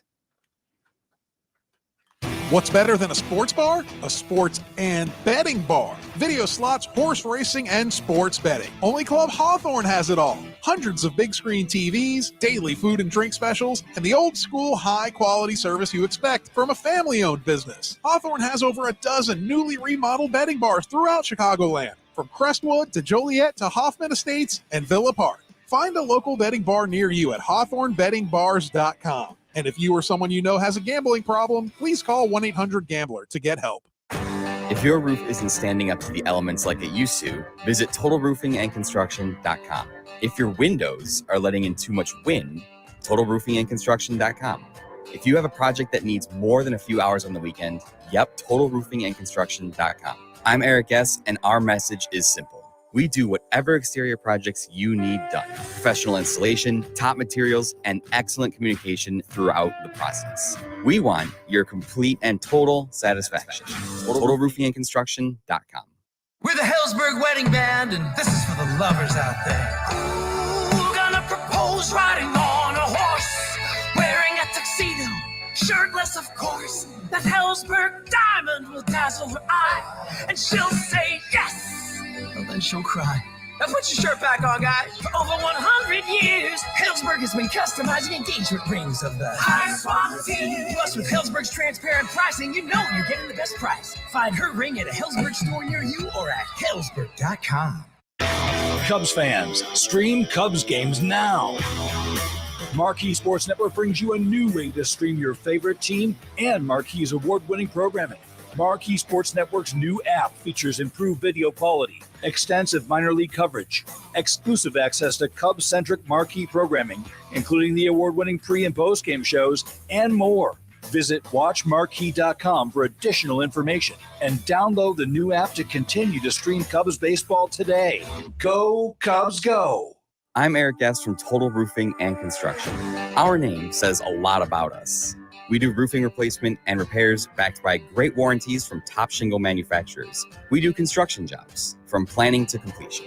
But it's the first word in our name that seals the deal. The total in Total Roofing and Construction speaks to our commitment to you.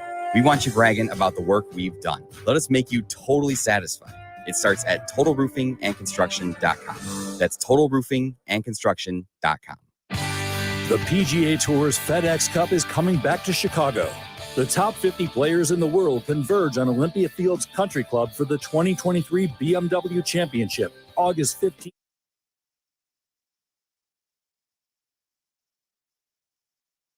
The PGA Tour's FedEx Cup is coming back to Chicago. The top 50 players in the world converge on Olympia Fields Country Club for the 2023 BMW Championship, August 15th through 20th. Olympia Field's famed North Course will deliver the ultimate test as the playoffs heat up. Tickets are available now. Secure your place to watch golf's best compete in the penultimate event of the PGA Tour's FedEx Cup. Visit BMWChampionship.com today. We're the Hellsberg Wedding Band, and whoa, look at that ring. Boy, is she fancy, dancing with that ring. Everybody checking her, dancing with that ring. Disco ball on a finger, dancing with that ring. Honestly, nobody's dancing because they're just staring at that ring. For a great selection of high-quality natural and lab-grown diamonds and custom rings at a great price, visit a Hellsberg near you or Hellsberg.com, and she'll be dancing with that ring. Cubs fans, stream Cubs games now. Marquee Sports Network brings you a new way to stream your favorite team and Marquee's award-winning programming. Marquee Sports Network's new app features improved video quality, extensive minor league coverage, exclusive access to Cubs-centric Marquee programming, including the award-winning pre- and post-game shows, and more. Visit WatchMarquee.com for additional information and download the new app to continue to stream Cubs baseball today. Go Cubs, go! Hey, it's Carmen, and I've got the golf course for you, a championship-style course, quiet atmosphere, unrivaled course conditions. I'm talking about Stonewall Orchard Golf Club. Stonewall Orchard's been one of my favorite courses in Chicagoland for years. Check them out up north in Central Lake County. Their pristine country club course conditions are a huge draw. They have been the host site for the Illinois PGA, several U.S. Open qualifiers, and currently the Korn Ferry Tour qualifier. Treat yourself to one of the finest must-play courses in the Midwest. Go to stonewallorchard.com and book a tee time today. The new home of the Bears, ESPN Chicago. More Bears postgame is coming up. WMVP, WSHE HD2, Chicago. Here comes the ball.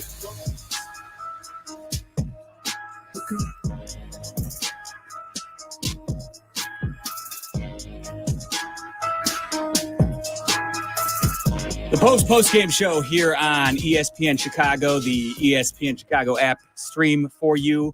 I'm Jeff Meller along with Jason Mckee and Pat the designer. Jason Mckee was on the sidelines for today's game, as he will be for every Bears game, breaking it down. We were just talking about some of the bad that we actually saw from the Bears, even though it was a 23-17 victory. We do have to discuss Velus Jones. Stonehouse from his goal line, and man, this guy is a powerful right leg. Sends it high in the air, battling the sun for sure. It's going to bounce in front of Velus Jones. Takes it on the hop, got hit, and now it's recovered by Tennessee. That was trouble from the jump. It took a high hop that time. Couldn't reach it. Tennessee had coverage immediately, and they recovered at the 25-yard line. Bayless Jones, muff punt, Pat. Your thoughts? Here's my issue with what we saw today from Bayless is you can't make those mistakes when you know there's people on the team that can do the job better than you right now. Dante Pettis is still on this team. Dante Pettis is, I believe, does he still hold the NCAA career punt return record in college? Like, he does this for a living. This is what he does. You were ahead of him on the depth chart, and Jmack, credit to you. He said these depth charts mean absolutely nothing. They change play to play. So when we get excited about the next depth chart, don't, basically. You know what I mean? But it's one of those things where I can't keep a guy on my team. And I hope that, he does, this mistake doesn't cost him his time with the Bears. He's able to recover from it. We're all sitting here with egg on our face because he's able to go out there and make plays. And I thought even the little route he ran today where he's able to come down with the catch, that's a little feather in the right direction. But in Dante Pettis' entire career, he's fumbled 5 times. 2 of them happened in his rookie year. Bayless Jones has 3 just last year. And now he's going into this first preseason game with another one. I can't feel like he's a guy that you can keep when you know you have an answer at that position already. 2 answers, actually, if you count Travis Homer, who's also very sure-handed back there. Yeah. Dante Pettis didn't play today. So it's, it's tough. Bayless, you got to come up with that. And now we talk about the depth chart being fluid. That depth chart is going to change. It's going to change. So there's going to be another opportunity for somebody. Now we just need some real good White Sox baseball here today.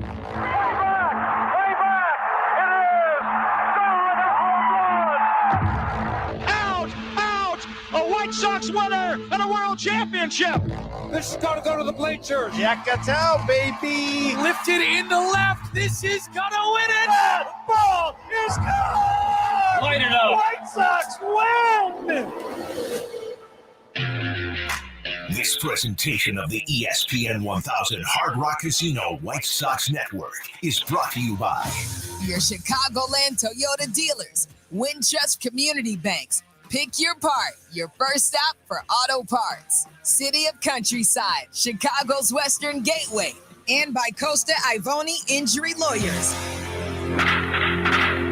Now, along with Darren Jackson, here's the voice of the White Sox, Len Casper.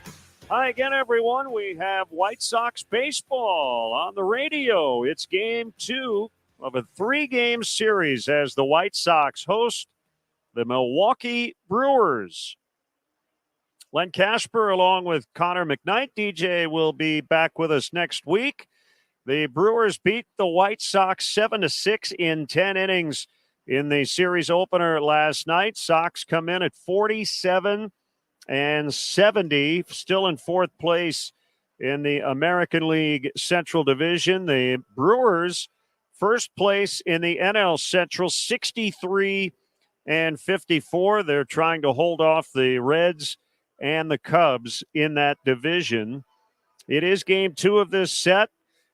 We'll have a day game tomorrow, and then the Sox will have one of 2 off days coming up in the next week. They've got a 2-game series at Wrigley Field Tuesday and Wednesday, another off day on Thursday, and then they head to Colorado next weekend. The starting pitching matchup here tonight, Brandon Woodruff, right-hander, will go for the Brewers. Jesse Schultens, a rookie right-hander who has pitched very well, coming off a couple of quality starts, will face Milwaukee for the first time in his career tonight.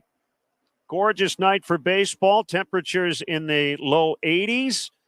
Lots of clear skies above. Wind is blowing in right now from left center field, but it should be just a perfect night for a big league game. Time now for the White Sox injury report, brought to you by Maurice Longo and Associates Personal Injury and Workers' Compensation Attorneys. The big story for the Sox right now is Luis Robert Jr. still day-to-day. He's got that right pinky sprain, suffered on a headfirst slide a few nights ago. He was able to pinch run last night, but he's out of the lineup for the second straight game. Connor has the starting nines, and then we're set for action. It's the Brewers and the White Sox, former AL combatants, now facing each other in interleague play. Coming up next on the ESPN 1000 Hard Rock Casino White Sox Network. I'm Chicago personal injury lawyer Jim Morisi, the managing partner of Morisi Longo & Associates. If you've been seriously hurt at work, in a car accident, or on a construction site, you know the insurance companies are not on your side. Our trial lawyers will level the playing field and put you in control. Consultations are always free. Google Morisi Longo & Associates, MORICILONGO.com, or call 312-372-9600. We're here when you need us. Sometimes the best summer getaway is the journey to the getaway. Start your summer road trip adventure at Hyundai, now during the Getaway Sales Event. Hurry in for great deals on many models, all backed by America's Best Warranty. It's your journey. Own every mile at the Hyundai Getaway Sales Event. Now for a limited time, get up to $2,500 bonus cash, plus complimentary maintenance on the Tucson or Santa Fe. Visit buyhyundai.com or see your local Chicago and Northwest Indiana Hyundai dealer today. Offer ends September 5th. Call 224-661-0068 for details. Every bite, a better burger. It's more than just a motto at Smashburger. It's a lifestyle that includes top quality ingredients. What are you waiting for? 7 Chicagoland locations, now including Oakbrook. There's the double bacon smash burger made with applewood smoked bacon and the scorching hot crispy chicken sandwich, or you could go with the classic smash. 5 different types of wings as well. Whatever smash you're craving, order online at smashburger.com or at one of 7 convenient Chicagoland locations. Smashburger, every bite a better burger. We're the Hellsburg Wedding Band, and whoa, look at that ring. Boy, is she fancy, dancing with that ring. Everybody checking her, dancing with that ring. Disco ball on her finger, dancing with that ring. Honestly, nobody's dancing because they're just staring at that ring. For a great selection of high-quality natural and lab-grown diamonds and custom rings at a great price, visit a Hellsburg near you or Hellsburg.com, and she'll be dancing with that ring. Hi, I'm Andrew Benintendi, and I play left field for the Chicago White Sox. This is the White Sox Audio Network on the legendary ESPN 1000. The ESPN 1000 Hard Rock Casino White Sox Network. Follow Chicago's Home for Sports on Twitch, ESPN 1000 Chicago. Well, the White Sox and Brewers are getting ready to roll for game number 2 of this 3-game series. Your starting lineups are brewed by Modelo Especial, brewed for those with a fighting spirit. Let's take a look first at how Craig Counsell has lined them up for the visiting Milwaukee Brewers. Leading off, Christian Yelich. William Contreras will bat second. Carlos Santana, the third-place hitter. Rookie Sal Frelick bats 4. Veteran shortstop Willie Adames after him. Newly acquired Mark Canha will bat after Adames. Canha, the designated hitter. 7, 8, and 9 for the Brewers are Andrew Monasterio, Bryce Terang, and Tyrone Taylor. For the White Sox, defensively, Andrew Benintendi, Oscar Colas, and Gavin Sheets from left to right in the outfield. Same for the infield, Yoan Moncada, Tim Anderson, Elvis Andrus, and Andrew Vaughn. Yasmani Grandal will catch. Pedro Gafal has Tim Anderson in the leadoff spot. Andrew Benintendi. After that, Eloy Jimenez, the third-place hitter for the White Sox. He'll also be the designated hitter. Yoan Moncada bats 4. Andrew Vaughn bats 5. Yasmani Grandal, switch-hitting catcher, is the 6th-place hitter. 7, 8, and 9 for the White Sox are Gavin Sheets, Oscar Colas, and the 9th-place hitter, Elvis Andrus. Defensively for Milwaukee, Christian Yelich in left, Sal Frelick in center, Tyrone Taylor in right field. Andrew Monasterio at third, Willie Adames at short, Bryce Terang at second, Carlos Santana at first, and William Contreras will do the catching. Now time for the Nissan no-hitter. If the White Sox throw a no-hitter in today's game, Roseanne Pena in Burbank, Illinois will win a brand new 2023 Nissan Rogue. Sign up today at NissanNoHitter.com for your chance to win a brand new Nissan Rogue.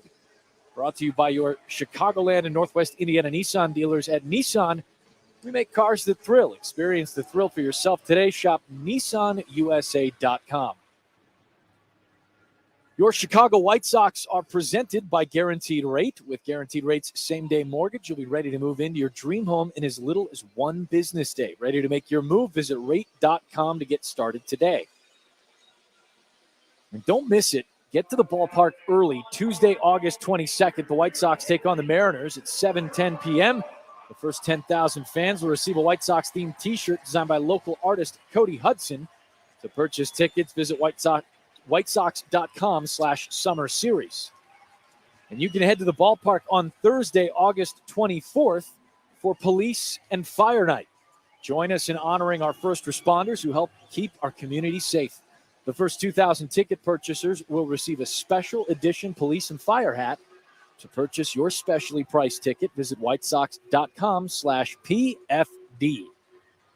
Jesse Schultens and the White Sox have taken the field. Time to hand things over for play-by-play action. Here is Len Casper. Thank you, Connor, and great to have you with us tonight. Great night for baseball, and let's check in on tonight's uniforms, brought to you by TrueWork on paralleled workwear that lasts longer, works smarter, and looks sharper. Explore the TrueWork system at truewerk.com. Sox in their main home white uniforms with the thin black pinstripes. Brewers in the road grays. Still some sunlight hitting the bleachers and left, and a little sliver of the field as Andrew Benintendi is checking on that sun and shading his eyes with his hand and his glove. Jesse Schultens faces the Brewers for the first time in his big league career. He's coming off a couple of quality starts on this last road trip in Cleveland, and then previously in Texas, 6 innings each time out, and a total of 3 earned runs over those 2 starts. Christian Yelich, the left-hand hitting outfielder, leads it off. Schultens works out of the stretch. First pitch is in there for a strike on a fastball to get us started.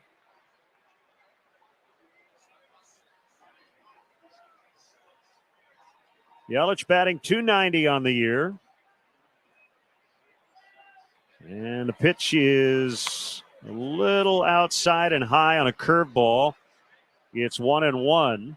4 leadoff home runs for Yelich this season. He had a hit and 2 walks in the game last night. Low on a fastball. It's 2-1. I like Yelich as an example of your modern-day leadoff hitter. He's got speed, he's got patience, he's got power. Really can do it all. A very tough at-bat at the top of this Brewers lineup. The 2-1 swing and a miss. That was a good slider from Jesse. And the count now 2-2 on him. William Contreras waits on deck. 81 degrees at game time. 2-2. Swing and a chopper foul on the ground toward the first base dugout. Schultens came after him with another slider. That one designed to maybe drop just a bit below the strike zone. Yelich able to just get a piece. Jesse's done a good job throwing strikes now that he's in the White Sox rotation. Still 2-2 on Yelich. Here's the pitch. Swing and a foul off to the left, upstairs.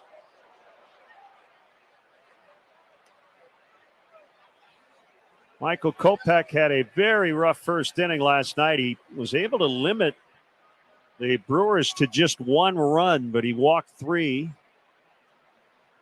And eventually the White Sox took the lead and looked to be in control of that game, but the Brewers with 2 in the 5th, 2 in the 6th, and then scored the big run in the 10th to win it. Swing and a miss, strike 3. Good slider from Schultens to get Yelich for the first out. Schultens just kept coming after him with that pitch. After getting to the 2-strike count, taking another look at it right now. Good tight slider, a lot of drop just off the inside corner to the lefty Yelich. Very good work by Schultens and Grandal. Here's Contreras, who DH'd last night. He's behind the plate this evening, holds his hands high over that back shoulder, and he swings and misses. Good fastball, maybe off that outside corner, but he went after it. Stands deep in the box, fairly close to home plate. Upright stance. And the pitch misses low and outside on a slider.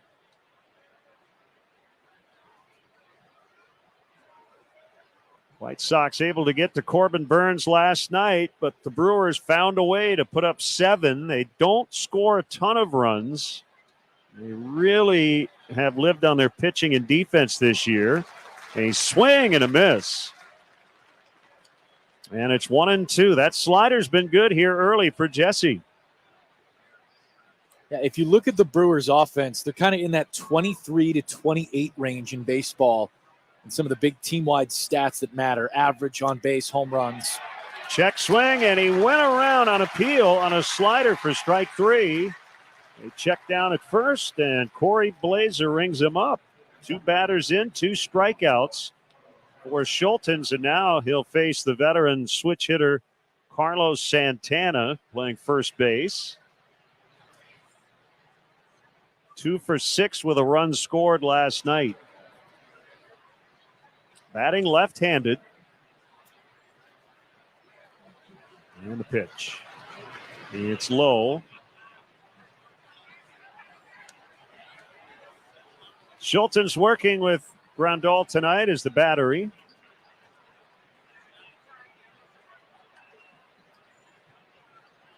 No Luis Robert Jr. could be available off the bench. Oscar Colas is in center. Here's a 1-0. And it's a called strike on a curveball. He painted the outside corner. Brought to you by Finishing Chicago. Painting, wall covering, drywall finishing, and glass systems contractors. Visit finishingchicago.com today. Pitch is in the dirt on a slider. 2 balls and a strike.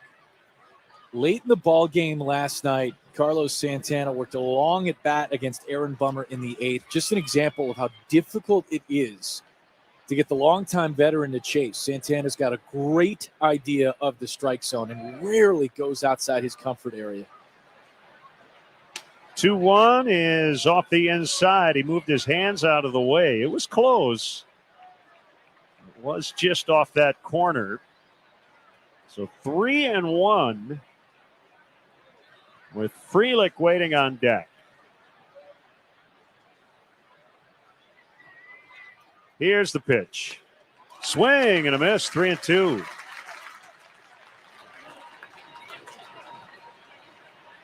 Oh, you could see it.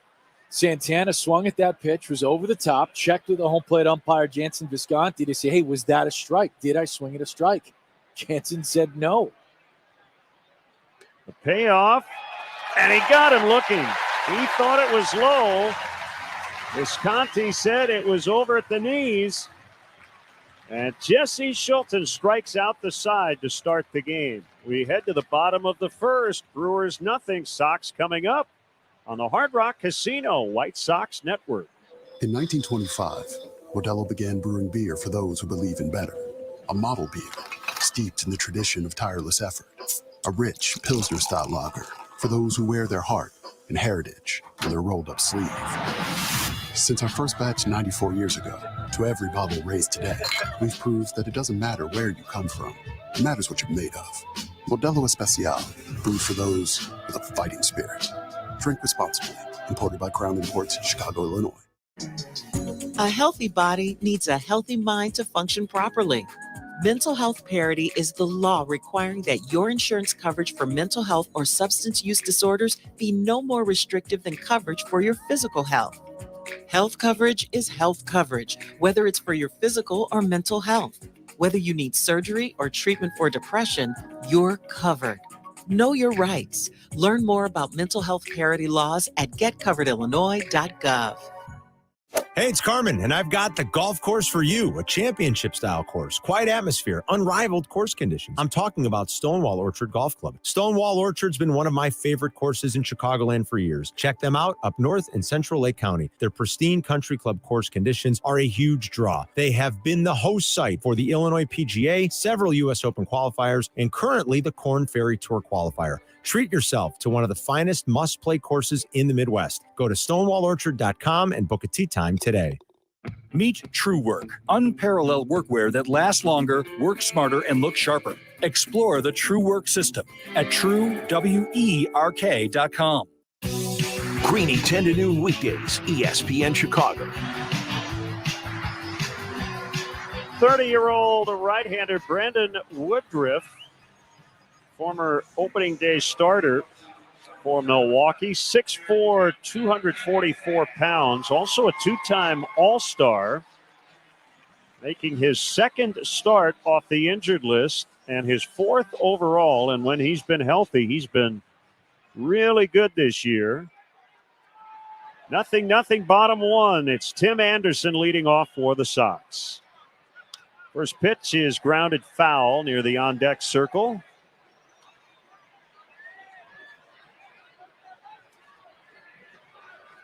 Tim batting .242. He's got one home run. He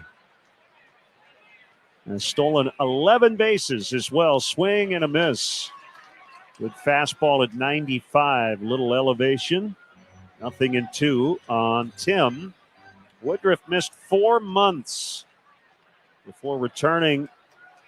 And in his last start, he struck out the first 5 batters against the Pirates. The pitch is high. 1-2. Brewers are very happy to have Woodruff back. Kind of a moment where they held their breath last night, though. Ace Corbin Burns slipped on the mound, and for a moment, the entire training staff was out there, and just as they're getting Woodruff back, it might have looked for a moment like Burns was going to be away for a bit. A 1-2 coming, and it's inside on a fastball at 96. He had a subscapular strain that's behind the pitching shoulder. And he actually took the loss against the Pirates on Sunday, but struck out 9 and walked none in 5 innings. Fouled on a line off to the right out of play. 2-2 on Tim. Benintendi on deck, and then Jimenez here in the Sox first. They have scored at least 5 runs in 5 of their last 6 games, and a swing and a miss, strike 3. Went after a letter-high heater and missed it. That's the big pitch for Brandon Woodruff, that high fastball. It's how he makes a lot of money in this league. It is a good one. He gets a lot of chase on it. Tim started it up, tried to hold back, got sorted on 96 out of the strike zone. That brings up Benintendi. 1 for 4, a walk, and 2 runs last night, and he fouls on the screen behind the plate.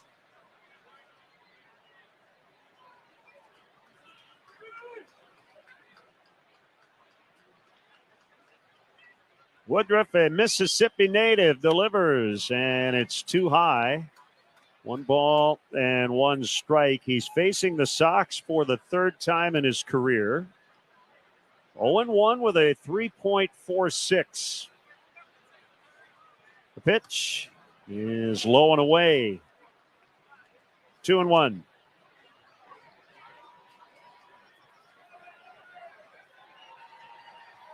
Through 85 pitches in that return from the IL. The pitch coming, called strike 2-2. And Woodruff admitted he was more emotional than he thought he would be after missing 4 months. Holds the glove right in front of his face as he gets the sign. 2-2. Hit hard on a line, but right to Adames at short, who makes the catch. Willie actually left his feet, but he didn't have to. That's out number 2. That's the first ball in play tonight. Adames pointed at both eyes and then back to the plate. Tough to read that baseball, it looked like. Still here. Got some cloud cover coming in. Lights beginning to take effect at the ballpark, but there's a lot of daylight left. He's reminding his fellow infielders to keep an eye on it. Here's Eloy, and he takes inside. He had a big 3-hit night, including a home run in game 1. He's the DH. The 1-0 pitch. Just missed, maybe low inside. 2 balls, no strikes. The heart of the lineup brought to you by Northwestern Medicine, with teams that take on the toughest cases at over 200 locations. The 2-0 coming, a swing and a chopper to third, picked up by Monasterio, and he'll throw across for the out. So each starter with a 1-2-3 first inning after 1, 0-0 on the Hard Rock Casino White Sox Network. Money saved through energy efficiency can directly benefit a business's bottom line. That's why businesses throughout Northern Illinois are partnering with the ComEd Energy Efficiency Program to find up to 35% in energy savings, resulting in lower energy costs for their facilities. Because at ComEd, we're powering your business's future. Learn more at comed.com/poweringbiz. ComEd, powering lives. Savings figure is hypothetical only. Actual savings will vary based on the measures implemented and on customers' usage and rate. Every bite, a better burger. It's more than just a motto, it's Smashburger. It's a lifestyle that includes top quality ingredients. What are you waiting for? 7 Chicagoland locations, now including Oak Brook. There's the all-new double smackin' cheeseburger and the scorchin' hot crispy chicken sandwich. Or you could go with the classic smash. Whatever smash you're craving, order online at smashburger.com or visit any of their 7 convenient Chicagoland locations. Smashburger. Every bite, a better burger. Before cell phones, before GPS and nav systems, an atlas was what you used to map out your journey. Today, Atlas is your route to finding people. We're talking about Atlas Employment Services. Atlas is a boutique staffing agency specializing in food and beverage, e-commerce, manufacturing, and industrial. They help you find the crew to keep your lines moving. They can help you find short-term or temp to permanent hires. Atlas Employment Services. Go to atlasemployment.com. Windy City Limousine isn't just in Chicago. Try us on the road also. Same great service. We cover the world. Windy City Limousine. Download the app today. The ESPN Chicago Triple Play AM, FM, HD, and app.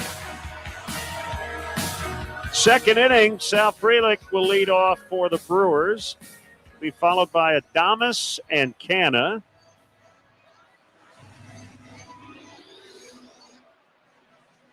Schulten's striking out 3 in the first. The strikeout pitches, 1 looking, 2 swinging, all sliders. So that's been a real good pitch for him here early on.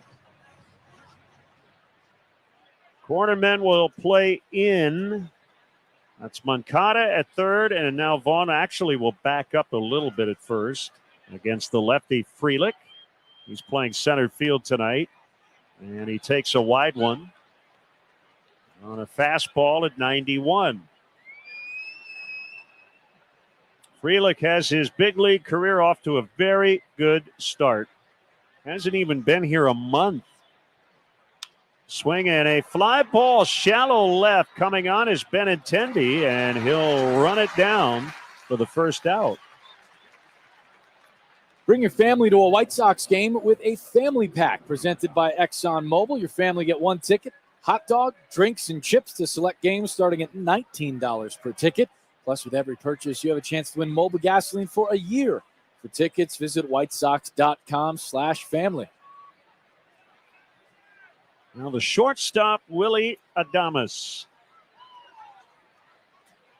1 for 4, a walk, 2 knocked in on Friday night. First pitch is just wide on a slider. Big crowd here tonight. A lot of fans wearing the giveaway Luis Robert Jr. football jersey. It's a white jersey with black numbers. Really good-looking giveaway. Low and outside, 2 balls, no strikes. Very sharp. Fitting, too, right? Yeah, the Bears open their preseason today. Luis Robert could probably play about, 8 different positions in the NFL. Uh-huh. Second baseman Andrews shades toward the middle. 2-0 coming. A swing and a towering fly ball out into right center. Sheets calling for it, and the right fielder will make the grab. 2 up, 2 down. Here comes veteran Mark Canna. The Brewers have played 3 consecutive extra inning games, and Canna has had 2 huge hits in the last 2, both wins. He had the pinch hit game-winning double last night and a game-tying double in the bottom of the 10th Wednesday against the Rockies. Veteran right-hand hitter. And he looks at a strike. It's been good going for Schultens early. He's hit the zone with the fastball and been able to mix that slider in some unpredictable spots to Brewers hitter to keep him off balance. The pitch is upstairs. That time a fastball at 93.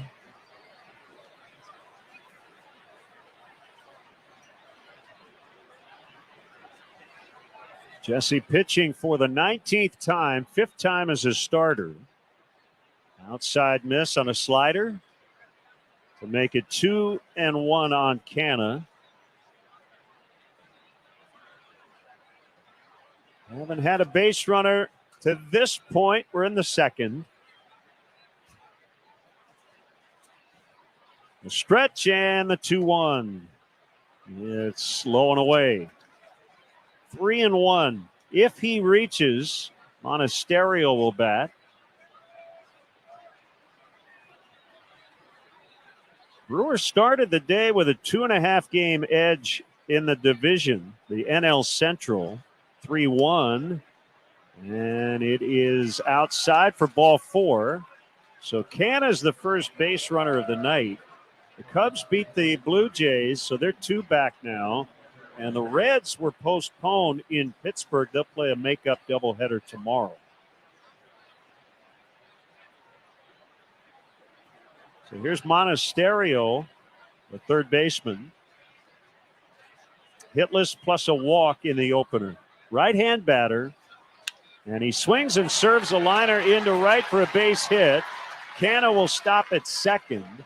That's the first hit tonight in Milwaukee with 2 on and 2 out for Bryce Terang. First pitch, fastball hunting from Monasterio. Schultens got a little wild against Canna, both that breaking ball and the heater.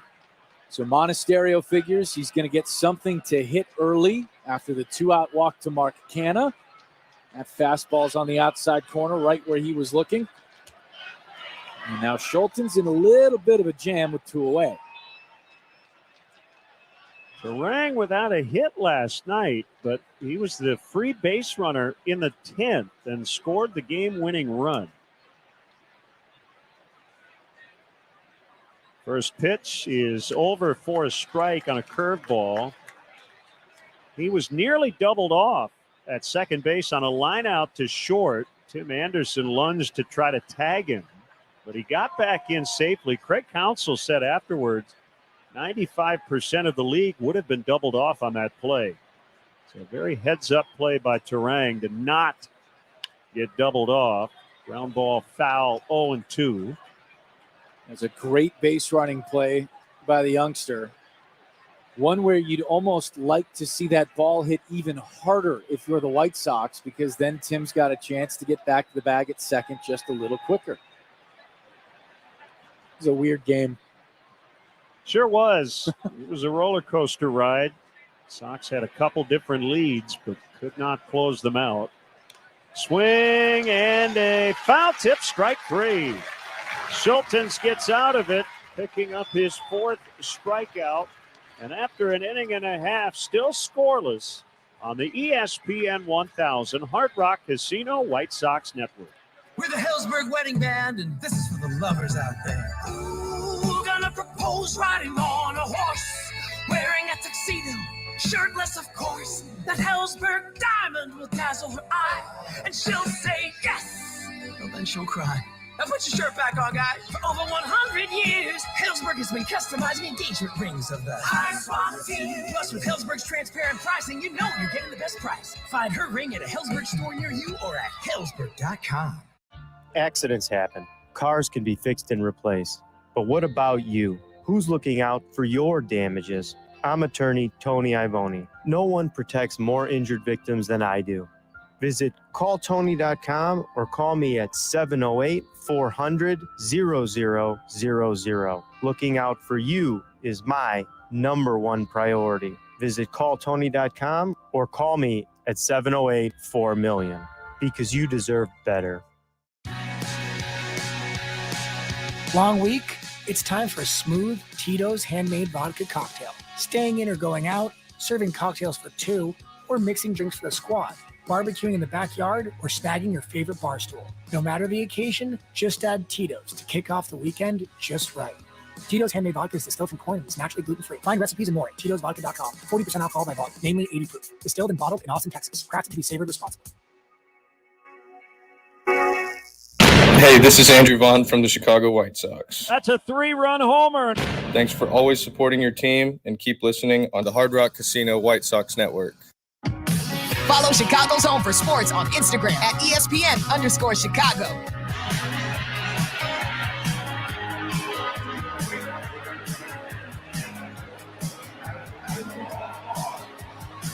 Yohan Moncada leads off the second for the Sox. Pick your part cleanup hitter.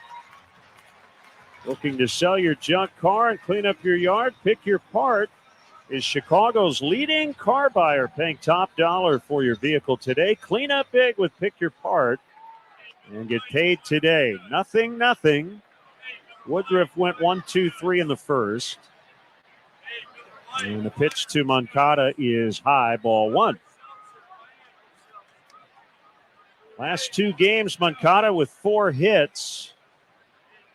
So consecutive multi-hit games for the first time this season. 3 of the 4 hits have been doubles. Swing and a miss. Good fastball that time, 1-1. Vaughn on deck and then Grandal.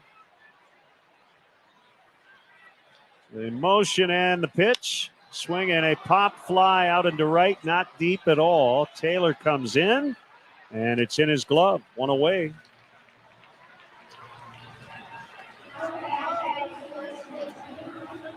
Brings up Vaughn. 2 hits and an RBI last night.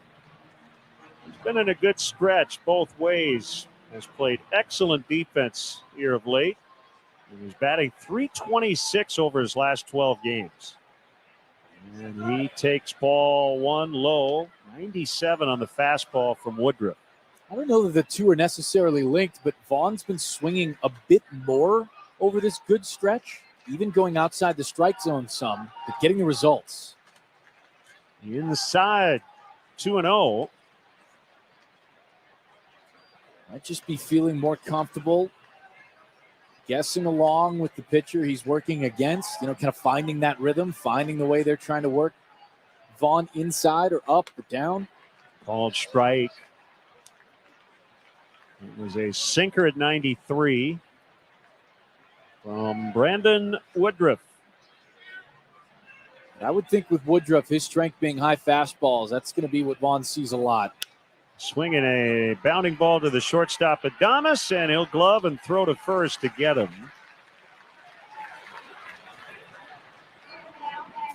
That ball was hit hard, pretty much right at the shortstop. 106 off the bat. And the batter is Grandal. And, exit velocity on a ground out to short doesn't matter a whole lot, but if you think about getting that ball in the air, then you can do some damage. No doubt. Yaz batting from the left side against the righty, and he takes a belt-high strike. On a high chopper like that, it's going to limit your on-base percentage some. If you're talking about rocket ground balls, that's where you want to see the exit velo for base hits. The 0-1 coming, and Yaz hits a foul fly to left out of play. And it's 0-2. Yaz got it going on that particular pitch from Woodruff. And it felt like the Brewers starter knew that he was going to let it loose. 97. The 0-2, swinging a fly ball out into left. Yelich is under it, and he's got it. Woodruff has been sharp early, so has Schultens. After 2, we're scoreless. Brewers and Sox on the ESPN 1000 Hard Rock Casino White Sox Network. Reason number 204 to visit the city of Countryside, Chicago's Western Gateway. Little Joe's, homemade Italian beef, meatballs, and giardiniera from a family-owned restaurant for 54 years. It makes Little Joe's a must-try. Chicago dogs, Italian sausage, and much more. What more can you ask for from this neighborhood staple? Located at the corner of LaGrange and Plainfield Road, or visit our website at littlejoesbeef.net. Little Joe's, where everybody knows everybody. Looking for a new home base? Visit the city of Countryside, Chicago's Western Gateway. Championships are won with teamwork, and the roster of painting, wall covering, drywall finishing, glass systems, and signage contractors at finishingchicago.com cover all the bases.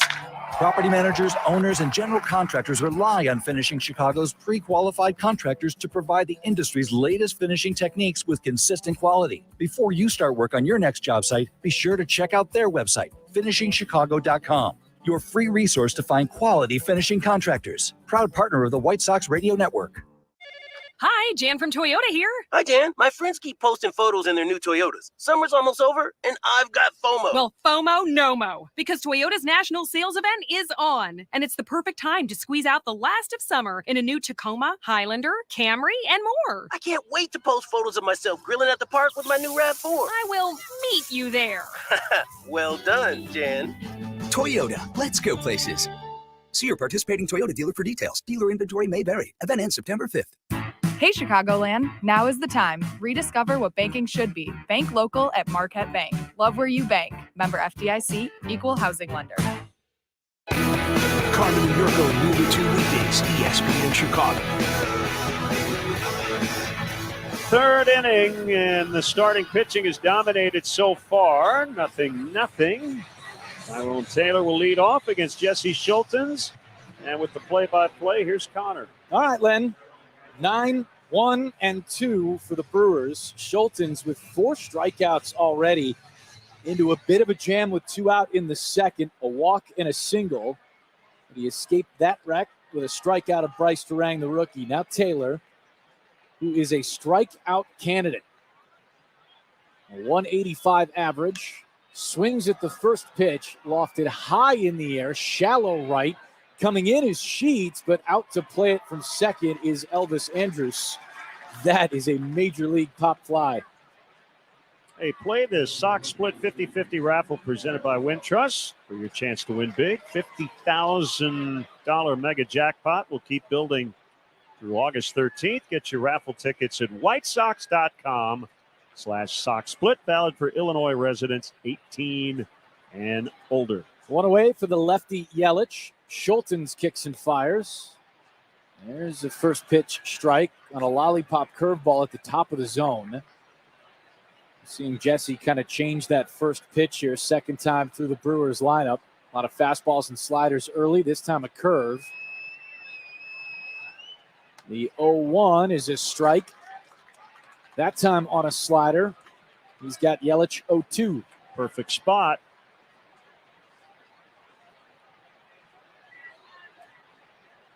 Sox play the Brewers left fielder to go the other way in the outfield. A lot of room in right center.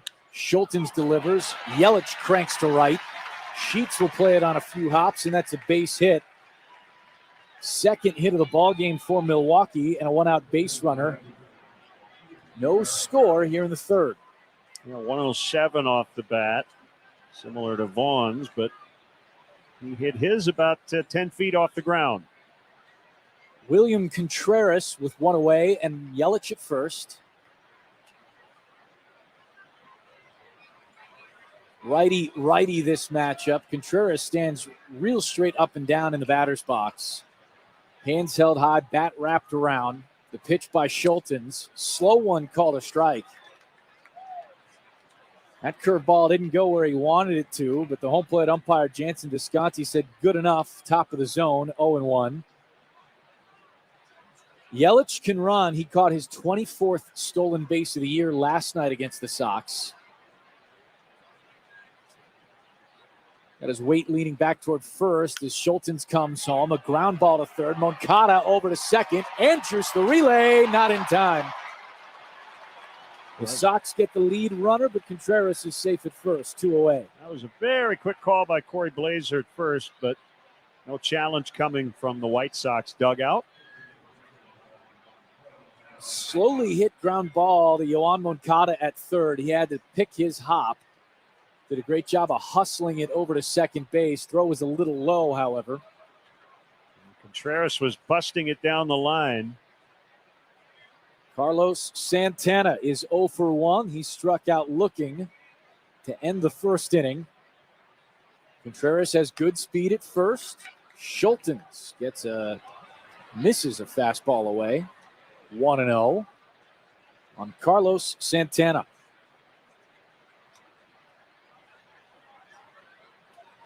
Santana was a Carolina League All-Star in 2009. It was fun to watch. I was there.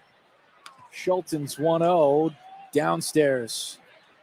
Yeah, I was waiting for the extra. It was actually pretty fun. Santana and Pablo Sandoval went round for round in the home run derby that year in Myrtle Beach. It was an exhibition, man. Two big-time prospects. The 2-0 from Schultens, that's a strike. Lost it for a moment, but that curveball's been a good friend to him in the third. A lot of strikes with that pitch all of a sudden. Taking nothing away from minor league honors, but you start talking about a guy who's been in the big leagues 14 years. About an honor he had 2009 in the minors. I'm thinking, okay. 2-1, ground ball to Andrews. Underhand throw to Tim at second base. Sox have it covered. Just a base hit in the inning. No score. Bottom three next on the Hard Rock Casino White Sox Network. In 1925, Modelo began brewing beer for those who believe in better. A model beer steeped in the tradition of tireless effort. A rich Pilsner-style lager for those who wear their heart and heritage on their rolled-up sleeve. Since our first batch 94 years ago, to every bottle raised today, we've proved that it doesn't matter where you come from. It matters what you're made of. Modelo Especial, brewed for those with a fighting spirit. Drink responsibly. Imported by Crown Imports, Chicago, Illinois. Every bite, a better burger. It's more than just a motto, it's Smashburger. It's a lifestyle that includes top quality ingredients. What are you waiting for? 7 Chicagoland locations, now including Oak Brook. There's the all-new double smackin' cheeseburger and the scorchin' hot crispy chicken sandwich. Or you could go with the classic smash. Whatever smash you're craving, order online at smashburger.com or visit any of their 7 convenient Chicagoland locations. Smashburger. Every bite, a better burger. At American Sale, we're overstocked with the largest selection of pools. And here, I think literally what happened was they were like, as soon as Kevin Warner got hired, they said, we're in here. Use the bear. Yes. And then they just didn't tell any of us till the other day. I like it. And personally, I've said this many times. I think the bear to me is the logo that sets us apart. The C, I love the C. I love the history behind the C, but realistically, the C is from the Cincinnati Reds. We just turned it orange. I think the University of Chicago used it before us as well. So there's a bunch of places where you see that C. Now it is more attributed to the Chicago Bears once they took it over. But the bear to me is the independent. Nobody's using that bear logo. You might see a high school here or there use it. And I think that's one where if they do move, it's a good way to take it into a new era. You can do a lot more with branding to me with stuff like that because, the C hat, it's classic. You put it on, it's a C. I'm out here. The bear hat, right? Like I got the draft hat that they got this year. Just looks cooler. Let's go. They wouldn't look this cool with the C. Like, come on, dog. I'm just saying. Yeah, no, the C's iconic. And don't worry, George McCaskey was actually in the booth during the third quarter with Jeff and Tom. And he said, don't worry, the C's not going anywhere. It's going to be on the helmet for as long as, basically they own the team, I would imagine. So don't expect it to go anywhere. But like you said, just they're going to take better opportunity of utilizing the bear in more, opportunities where you'll see the branding and whatnot, whether, and listen, it's an opportunity for them to maybe make some more money and put it out there. But hey, for fans, yes, like you said, I think the bear just, so you don't want the C, you don't want to be mistaken, like you said, for a Reds fan or for somebody who's Jmack fuming over there. No, I'm just saying, Chicago. I like them both. if you're gonna give me, I do like them both. If you give me the hat, I like free swag. Everybody likes free swag. There So if you you give go. me a hat, if it's a bear head, then fine. If it's a C, I'll take it. I think they're both. I mean, hey, tradition is the C. You know, the bear head's obviously nice, but if it's free swag, just I'm fine with either one. I love what Waddle said. He said on the podcast, on the Chicago Bears podcast, that they could wear tuxedos out there as long as they're winning football games. I could care less what they got on. It could be pink tuxedos if Justin Fields is a franchise quarterback. 312-332-3776. Got about a half an hour to go before we wrap things up on the post-game show here on the ESPN Chicago app. Again, we'll be with you after every Bears game. After the post-game wraps up, we'll be hanging out with you for 2 hours, breaking down the Bears win. Some of the notables, Chase Claypool did not play today. Of course, he's been dealing with the injury throughout the past week or so. What do you think, Jmack? What's the expectation for Chase Claypool this year? Do you think he finally gets in sync on this offense now that he's had an off season to kind of learn the system? Yeah, without a doubt. I mean, he's shown that in training camp. It's messed up that he got hurt, but he'll be back. But he's shown that he has a grasp on this offense in year two. He's playing faster. He's playing more confident. He's being himself. You know, he's out there raging war with that defense every day in practice. After every play, he's chirping. But he's got that swagger too, right? And the Bears coaches say they're get fine close with to chirping. that line. Yeah, they say He they're get close to that line where I'm like, hey, we grown men out here, dog. Yeah, they say as long as it's competitive and not combative, we're fine with that. So I like a fiery guy like that because when the offense is down, right, when you're going through situations where you're not performing, you're not moving the ball, who's going to be that vocal guy? Who's going to inject life into this offense? And I think Chase Claypool can be that guy. So along with his productivity, if he can be the heartbeat, if he can be the catalyst for that offense, I mean, it's gonna bode well for this Bears offense moving forward. 312-332-3776. Again, half an hour to go if you want to chime in with us. The post-game show here on ESPN Chicago.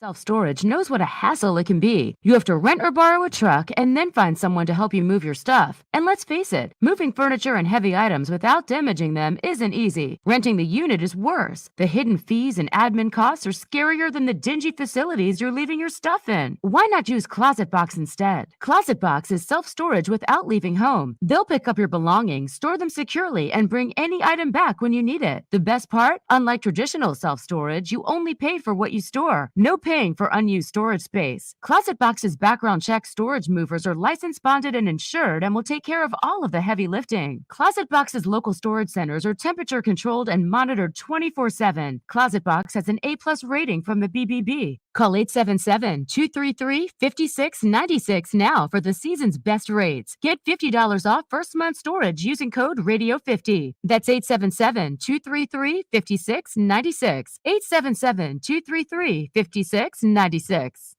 This is the story of Daniel, who was born 2 months early. He weighed 1 pound, 7 ounces. His lungs weren't ready. His heart wasn't ready. His brain wasn't ready. At the hospital, the nurses said Daniel was a fighter, and they would do all they could to help him. The doctor said even with the best care, Daniel may never walk. He may never see. He may never learn. Daniel's parents spent night after night at the hospital, watching his every breath, holding his tiny hands, and looking for signs that he was growing stronger. At home, his parents looked around Daniel's empty nursery, at the quiet toys and the still rocker, and they hoped that one day they could sit in that rocking chair and tell this story to their very healthy son. Daniel's is just one of the more than 500,000 stories of babies born prematurely last year, but there's hope for a happy ending. The March of Dimes is funding the research and programs to stop premature birth. You can help bring more babies home healthy. Learn how at marchofdimes.com. Working together for stronger, healthier babies. Take a look under your bed. Find stuff under there? What about jobs? No? Now try your basement. There's a pair of overalls that overall you're not so into anymore. A perfectly good laptop that hasn't seen your lap in months. And even more stuff, but still no jobs? Well, you really have both. See, stuff is defined as household articles considered as a group. Sometimes this stuff is no longer needed. Wait, no longer needed? That can't be right. Because remember those jobs you were looking for? Those are really needed. And they're the stuff inside your stuff. Even inside that winter coat that moved with you to Phoenix. Our job is to unlock those jobs. And it starts when you donate your stuff to your local Goodwill. Here's how we do it. When you donate to Goodwill, We sell your stuff to provide job training for people right here in your community. So just by teaming up with Goodwill, you help create jobs. And isn't that worth parting with the leftover keytar from your 80s cover band? Goodwill. Donate stuff, create jobs. Find your nearest donation center at goodwill.org. A message from Goodwill and the Ad Council. When I have an asthma attack, I feel scared. It's like tiny nails in the air poke my lungs. I start to cough. Sometimes my parents have to take me to the hospital. Today, 1 out of 13 children suffer from some form of asthma, accounting for nearly 1/3 of all emergency room visits. I feel like I'm choking. It's kind of like an elephant is on my chest. A little whistle sound comes out when I breathe. But while your child may suffer from asthma, asthma doesn't have to make your child suffer. There are simple ways you can prevent your child's next attack. To learn more, log on to www.noattacks.org or call your doctor, because even one attack is one too many. I feel like a fish with no water. Brought to you by the EPA, the Ad Council, and this station. Take an ordinary putty knife and scrape off the old wax ring. Place the new wax ring over the flange, then line up the bolts with the bowl and gently set in place, making sure a proper seal is created with the flange and drain. Next. Dad? Yeah, sweetie. Is that an old plumbing manual? Oh, yeah, honey. We really need to get some new books. Right, do you want me to stop? Nah, I kind of want to know how it ends. Okay. Tighten the bolts, line up the flushing valve to the opening in the top of the bowl, and secure the tank with a screwdriver and crescent wrench. The smallest moments can have the biggest impact on a child's life. Take time to be a dad today. Call 877-4DAD-411 or visit fatherhood.gov. Brought to you. So that's top of the hour mess up. Here comes the new home of the Bears, ESPN Chicago. More Bears postgame is coming up. WMVP, WSHE HD2, Chicago.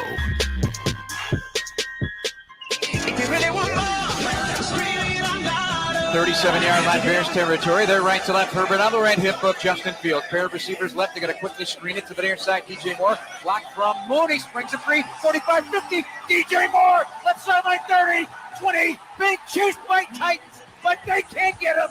Touchdown. Touchdown Bears. DJ Moore introduces himself to the Bears fan base in a big way. Turned down the gas. 62 yards to the end zone for the touchdown.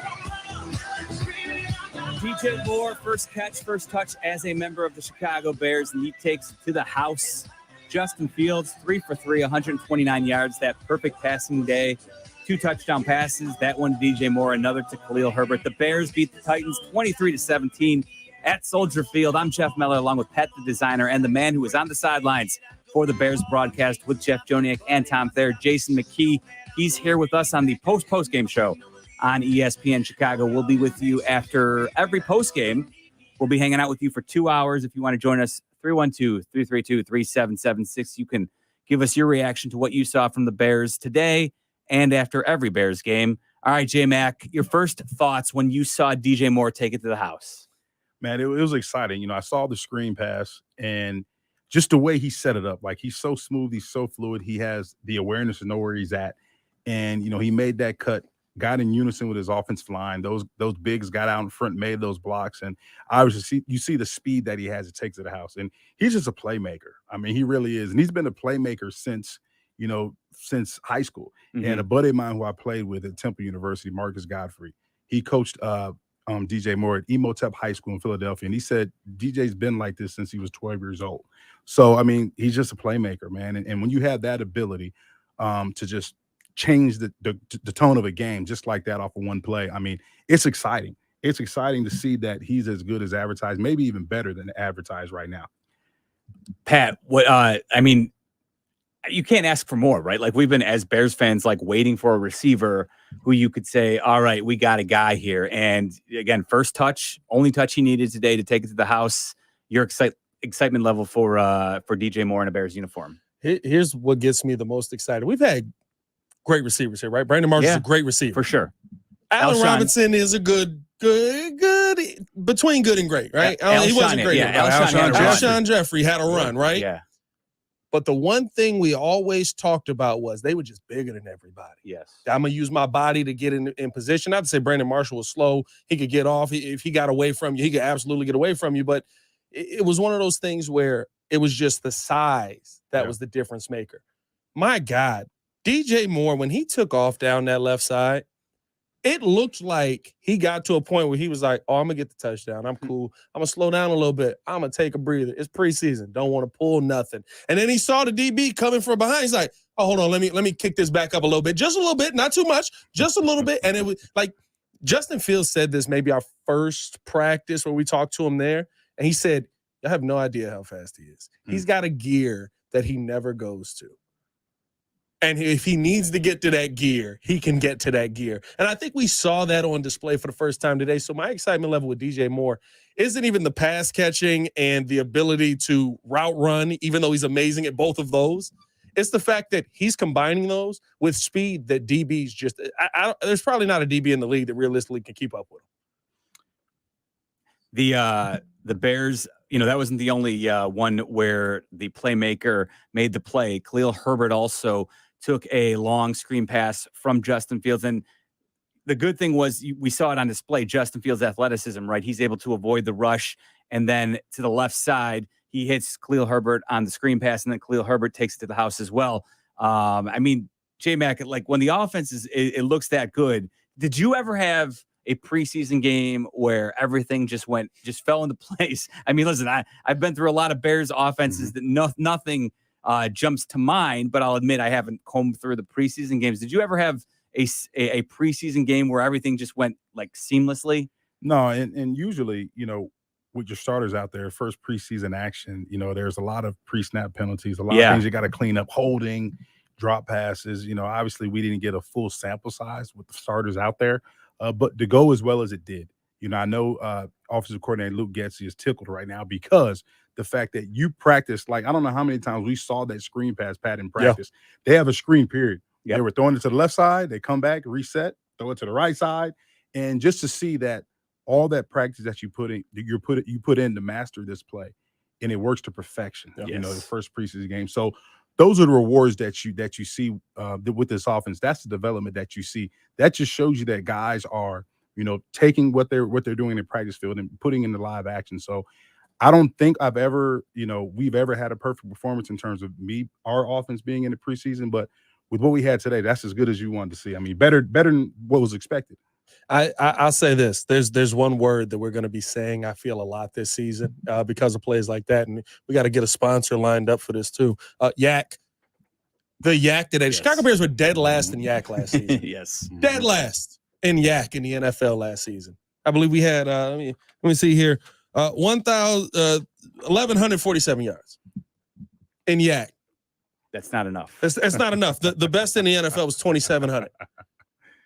We're going to be able to see guys that, like I said with DJ Moore, they just can get away. It doesn't stop at DJ Moore. Chase Claypool is not slow. If you get him underneath as a safety blanket for Justin Fields, you give him an opportunity to get away, he can. Darnell Mooney, we've never talked about him being slow. No. Yes. The one thing I was going to say is, if anything, because they were so proficient today, we didn't get to see much from Darnell Mooney. He was active, but he didn't get an opportunity to. I don't think he was targeted, right? Because they only threw 3 for 3. 3 for 3. We don't need to see him. 158. Everybody sit down. We know what you can do. Stay healthy. We're gonna save you. We need it when it counts. That's versus that team up north. I don't like to say their name, but that team up north. A man who did get a lot of work today, though, Roschon Johnson. I know. Listen. We've heard everything about him. A lot of people have said Bijan Robinson's been singing his praises since the moment they were drafted together, saying basically they were the top 2 backs in the draft. And I know the Bears were tickled that they were able to get him where they got him in the draft. He got 12 carries for 44 yards. Yep. He was also involved in the passing game, had 3 catches, only 2 yards, but it's nice to see he's available for them. How much run do we think Roschon Johnson's going to get as the season progresses? Well, if he keeps performing like the way he did today, that's going to increase. Deontay Foreman didn't have the greatest outing, didn't get as many opportunities as Rashawn Johnson. But what Rashawn Johnson is, he's a physical runner. And we saw that today. You see him running through tackles, having good contact balance, maintaining, his feet, pushing the pile.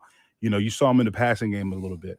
We know he can excel in pass protection. He's just demonstrated that in training camp practice. So I want to see more of Rashawn moving forward, but he's a complete back, and that's what you're looking for. And we know what Khalil Herbert can do. We saw it today. His biggest question is what? Pass protection. Right? Pass protection. And that's one of the main things. If you want to be an elite back in this league, you got to be able to do everything. Yes, the position is being devalued, but at the same time, you're expected to do everything. You're expected to run inside. You're expected to be a factor running on the perimeter. You're expected to be a factor in the passing game, and you're expected to pass protect. And those are the things that, Rashawn can do. I want to see Khalil Herbert have more opportunities so we can see him in pass protection. We didn't really get a chance to see him today. Yeah. But moving forward, if Rashawn can put all those things together, he'll have a chance to be a regular contributor in this offense. I think that's why, though, right? Like, that's why we talk about the position being devalued, because there aren't as many guys that do everything right now, right? Khalil Herbert, we identify him as a speed guy. He's able to, if you get him out in space, you're not going to be able to stop him. Like he's got that kind of speed, that kind of shiftiness.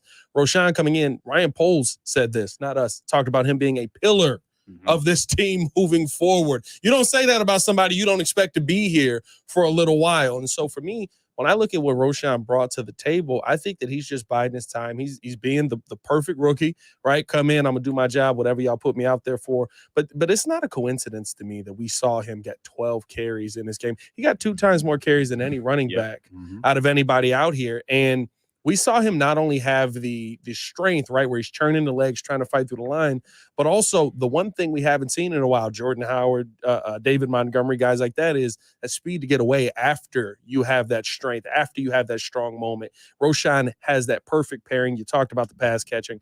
I think we're going to be talking about Rashawn Johnson by the end of this preseason as one of those guys we're going to say, hey, he might have to be our lead back in this offense. Well, so interesting, because when you talk about like the position being devalued, I don't know if I don't think it's devalued per se. I think it's the NFL CBA has really put running backs in a bind, right? And Jmack, you can talk about this better than anybody. The reality is that oftentimes running backs will come in and, like Rashawn Johnson, right, as a rookie, you might be the most explosive you'll ever be at the NFL level. You the hits start to accumulate, you slow down just a little bit, and all of a sudden, NFL owners or even, a general manager, they're ruthless about it. It's use the guy, abuse the guy, and then move on to the next great thing. That's the thing that sucks about the position of running back, because you still would, at every opportunity, you'd gladly pay a guy like Saquon Barkley $10 million, when he's productive, or Josh Jacobs. You'd be like, give me that guy. I'd gladly pay him $10 million. It's though signing up for 4 or 5 years down the road, when you know that if you're going to ask him to be an explosive guy, more than likely the injuries are going to catch up with him. So more than anything, it's just the CBA of the NFL that puts running backs in a bad spot. But Jmack, what I'll say is, like, you look at the running back room, Khalil Herbert, we know he's explosive. You mentioned the pass protection issue. Hopefully, he continues to improve at that. And then, by God, he could be, a 3-down back for you. Deontay Foreman, we know that he can be punishing as a runner when he's gotten an opportunity in both Tennessee and Carolina. He has been, a guy who can, carry the ball 15, 20 times if need be. We saw Rashawn Johnson a little bit today get his opportunities. And then Travis Homer as a 3rd-down back and special teamer. Those are four guys, that running, and it's diverse too, right? Like, you've got different guys who can come at you like a Swiss Army knife. I love the running back room the way it's setting up. Yeah, exactly. You talk about, I'll go back to Travis Homer, a guy who can come in and do some things on the offense, but also a 4-phase special teams guy. You got to have those role players if you want to have a successful team. Yeah. Like, guys got to know their role. And, I think Rashawn is a combination of Deontay and Khalil. Obviously, Khalil's your home running guy. You talked about Deontay Foreman being that thumper, being able to move, run the ball up inside and move the chains and stuff like that. So we got a good collection of backs. And I don't want to leave out Treason Ebner. Yes, he did some great things. I think he's had a really good camp. Obviously, he could be squeezed, though. He could be right. Like, it could be tough. This is one of those ones where you're like, how many running backs are you really going to carry? Yeah. Especially when you actually have a fullback on your roster, and like, not every team in the NFL carries a fullback anymore. Should we play the highlight one more time? We got two. Bears will start with Justin Fields at quarterback, third most rushing first downs in a season since 2010 by a quarterback. As Fields sets the throw, he's going to go right into the right flat. It is caught 25-30, 35, and knocked out of bounds. And guess who didn't get a touch last year? Kari Blasingame with a catch. I'd like to see him more involved in the offense. This is the only show that's going to give you the fullback I was about to ask that. Is this going to be the fullback You're love damn show? right it is. Is this going to be the fullback love? Wait a minute. Hold on. We getting a remix? When our We analyst getting remixes out here? Yeah, there you go. When your analyst is a longtime fullback, he's going to get the fullback plays on the post-game show for you. 312-332-3776. One more segment to go here on the post-game show on ESPN 1000. I have to ask you, what was going on with the Tennessee Titans, boys? They were throwing some curveballs at the Bears today. We'll dive into that next. Last segment to go here on ESPN Chicago. The new home of the Bears. What's up, everybody? It's Adam Abdallah. Women's soccer is on the world stage, and there's no better place to get in on all the action than FanDuel, America's #1 sportsbook and my #1 sportsbook. Because right now, new customers get a no-sweat first bet up to $1,000. That's up to $1,000 back in bonus bets if your first bet doesn't win. Just go to FanDuel.com/Abdallah to join today. FanDuel has great promotions every single day. The app is safe, secure, and super easy to use. And the best part is when you win, you get paid instantly. And I mean instantly. So don't miss your chance to get a no-sweat first bet up to $1,000 when you join FanDuel today. Just go to FanDuel.com/Abdallah to sign up. That's FanDuel.com/Abdallah, ABDALLA. Make every moment more with FanDuel. You must be 21 or over and present in Illinois. First online real money wager only. $10 deposit required. Refund issued as non-withdrawable bonus bets, which expire in 7 days. Restrictions apply. See full terms at FanDuel.com/sportsbook. Gambling problem? Call 1-800-GAMBLER. Guys, it's Carmen. You've heard me rave about the food scene in Elmwood Park. Now it's time to taste for yourself at the Taste of Elmwood Park. The Taste of Elmwood Park is happening all weekend long, showcasing more than 20 of Elmwood Park's finest restaurants. Find me there today from 4 until 6. I'll be emceeing the meatball eating contest again. Can you take home the crown? Visit tasteofelmwoodpark.com for more details. Taste it for yourself. Hey, I'm Tom Waddle, and I drive a Hawk. Find your next car at hawkauto.com. Choose from new Ford, Chevy, Chrysler, Dodge, Jeep, Ram, Fiat, Subaru, Cadillac, Mazda, Volkswagen, Nissan, and Wagoneer models, and a huge selection of pre-owned vehicles. Right now, save with $10,000 off MSRP, plus no payments for 90 days. That's no payments till November. Find your next car today at hawkauto.com. Drive what I drive a Hawk. HawkAuto.com. Select models with approved credit. Some may not qualify. Apt, your #1 destination for the home, offers award-winning services for everything you need. Choose from thousands of in-stock items, whether you're replacing an old furnace or an air conditioner, updating electrical work, or replacing a sink or faucet. Apt has you covered. And did you know that every product purchased from Apt comes with free lifetime technical support? Our experts are here 7 days a week to help with any questions. For free in-home delivery, professional installation, and complete satisfaction, shop at Apt. ABT, apt.com, pleasing people since 1936. Hey, it's Carmen, and I've got the golf course for you, a championship-style course, quiet atmosphere, unrivaled course conditions. I'm talking about Stonewall Orchard Golf Club. Stonewall Orchard's been one of my favorite courses in Chicagoland for years. Check them out up north in Central Lake County. Their pristine country club course conditions are a huge draw. They have been the host site for the Illinois PGA, several U.S. Open qualifiers, and currently the Korn Ferry Tour qualifier. Treat yourself to one of the finest must-play courses in the Midwest. Go to stonewallorchard.com and book a tee time today. RJ Curcio from Curcio Law Offices here. You've heard me talk about Jennifer and her gardening, but what you haven't heard is the outcome of her personal injury case. Jennifer was physically changed after her personal injury and couldn't do all that she loved. We successfully obtained the financial compensation she deserved so she could pay for the medical treatment she needed. Now, Jennifer can get back to gardening and enjoying those swaths of color in her modest yard, when Chicago weather allows. Give us a call at 312-321-1111 or visit us at curcio-law.com for your free case consultation today. Postgame continues now on the new home of the Bears, ESPN Chicago. Here are your hosts, Jason McKee, Jeff Meller, and Pat the Designer. We're back wrapping things up here on the post-game show on your brand new home for the Chicago Bears, ESPN Chicago. Thanks to Kendra Smith, Justin Pottinger for producing today's show. All right, boys, what was going on, Jmack, with the Tennessee Titans shuffling quarterbacks in and out like they were like a college football team? Malik Willis starts the game. Will Levis comes in for a couple drives. Malik Willis is back out there in the fourth quarter. Now, I get it. Ryan Tannehill's the starter.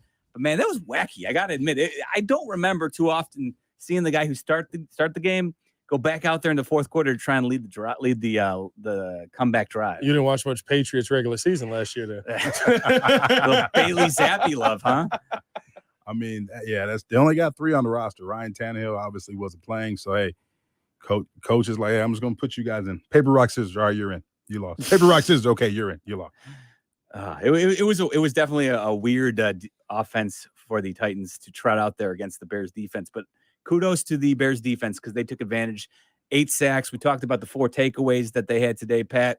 Good to see not just a great offensive performance, but the defense come into play as well. Yeah, and that's what it's going to take this season. This is the number one thing I said about the 2018 Bears. I know Bears fans. It's okay. Pull the Band-Aid off. It happened. Right, we got Mitch. The one thing I'll say about the 2018 Bears is the best thing that Ryan Pace ever did for that offense was go get Khalil Mack, because it put Mitch in so many situations that the offense couldn't help but be successful in. Right, we're coming away with points from this as long as you don't screw up. Mm-hmm. To me, that's what, and we didn't get to see it today, but that's what the additions to this defense of DeMarcus Walker and Yannick Ngakoue are going to do. And it's good to see the number 2s still be able to create those same situations, the takeaways, the turnovers, getting Justin Fields back on the field. Now, of course, right, that second quarter was wild. You could have played the Benny Hill music with how the turnovers were going in that at the end of the day. You're too young to be referencing Benny Hill. Am I? I feel like it. I thought that's just how the music went. Like, they still use that on TikTok, I think. I'm pretty sure. That's fair. I'm pretty sure they're still using that on TikTok. Exactly. That just shows Good how point. young- Now, I will say this. I've never watched Benny Hill. Fair. I did watch All Me right. TV growing up. A lot of Dick Van Dyke. But no, at the end of the day, right, like, this defense is going to put Justin in a ton of opportunities where, okay, I'm starting this off at the 20. Guess what my 2 options are? I can either throw this to one of my very tall receivers. I can get this to DJ Moore, who's going to just blow past everybody, or I'm still Justin Fields. I can run 20 yards and nobody will be able to catch me. I think that how this defense has been set up, and I do want to see more. I think in the second game versus the Colts, we're going to see, Yannick and DeMarcus Walker be able to get out there. To me, that's what's going to be an absolute plus on the offensive side of the ball as well. The takeaways that we'll be able to see because of the pressure created. Yeah, it's just, it's like a tease right now because you see Yannick on the sideline walking around. DeMarcus Walker was walking around. And you want to see everything as a whole. Yeah. Like, you want to see it complete. Even with the offensive line, I want to see Nate Davis in there. I want to see the whole unit. I want to see how it's going to look, the chemistry. Yeah. So, it's exciting. We've got a good start to what we saw today.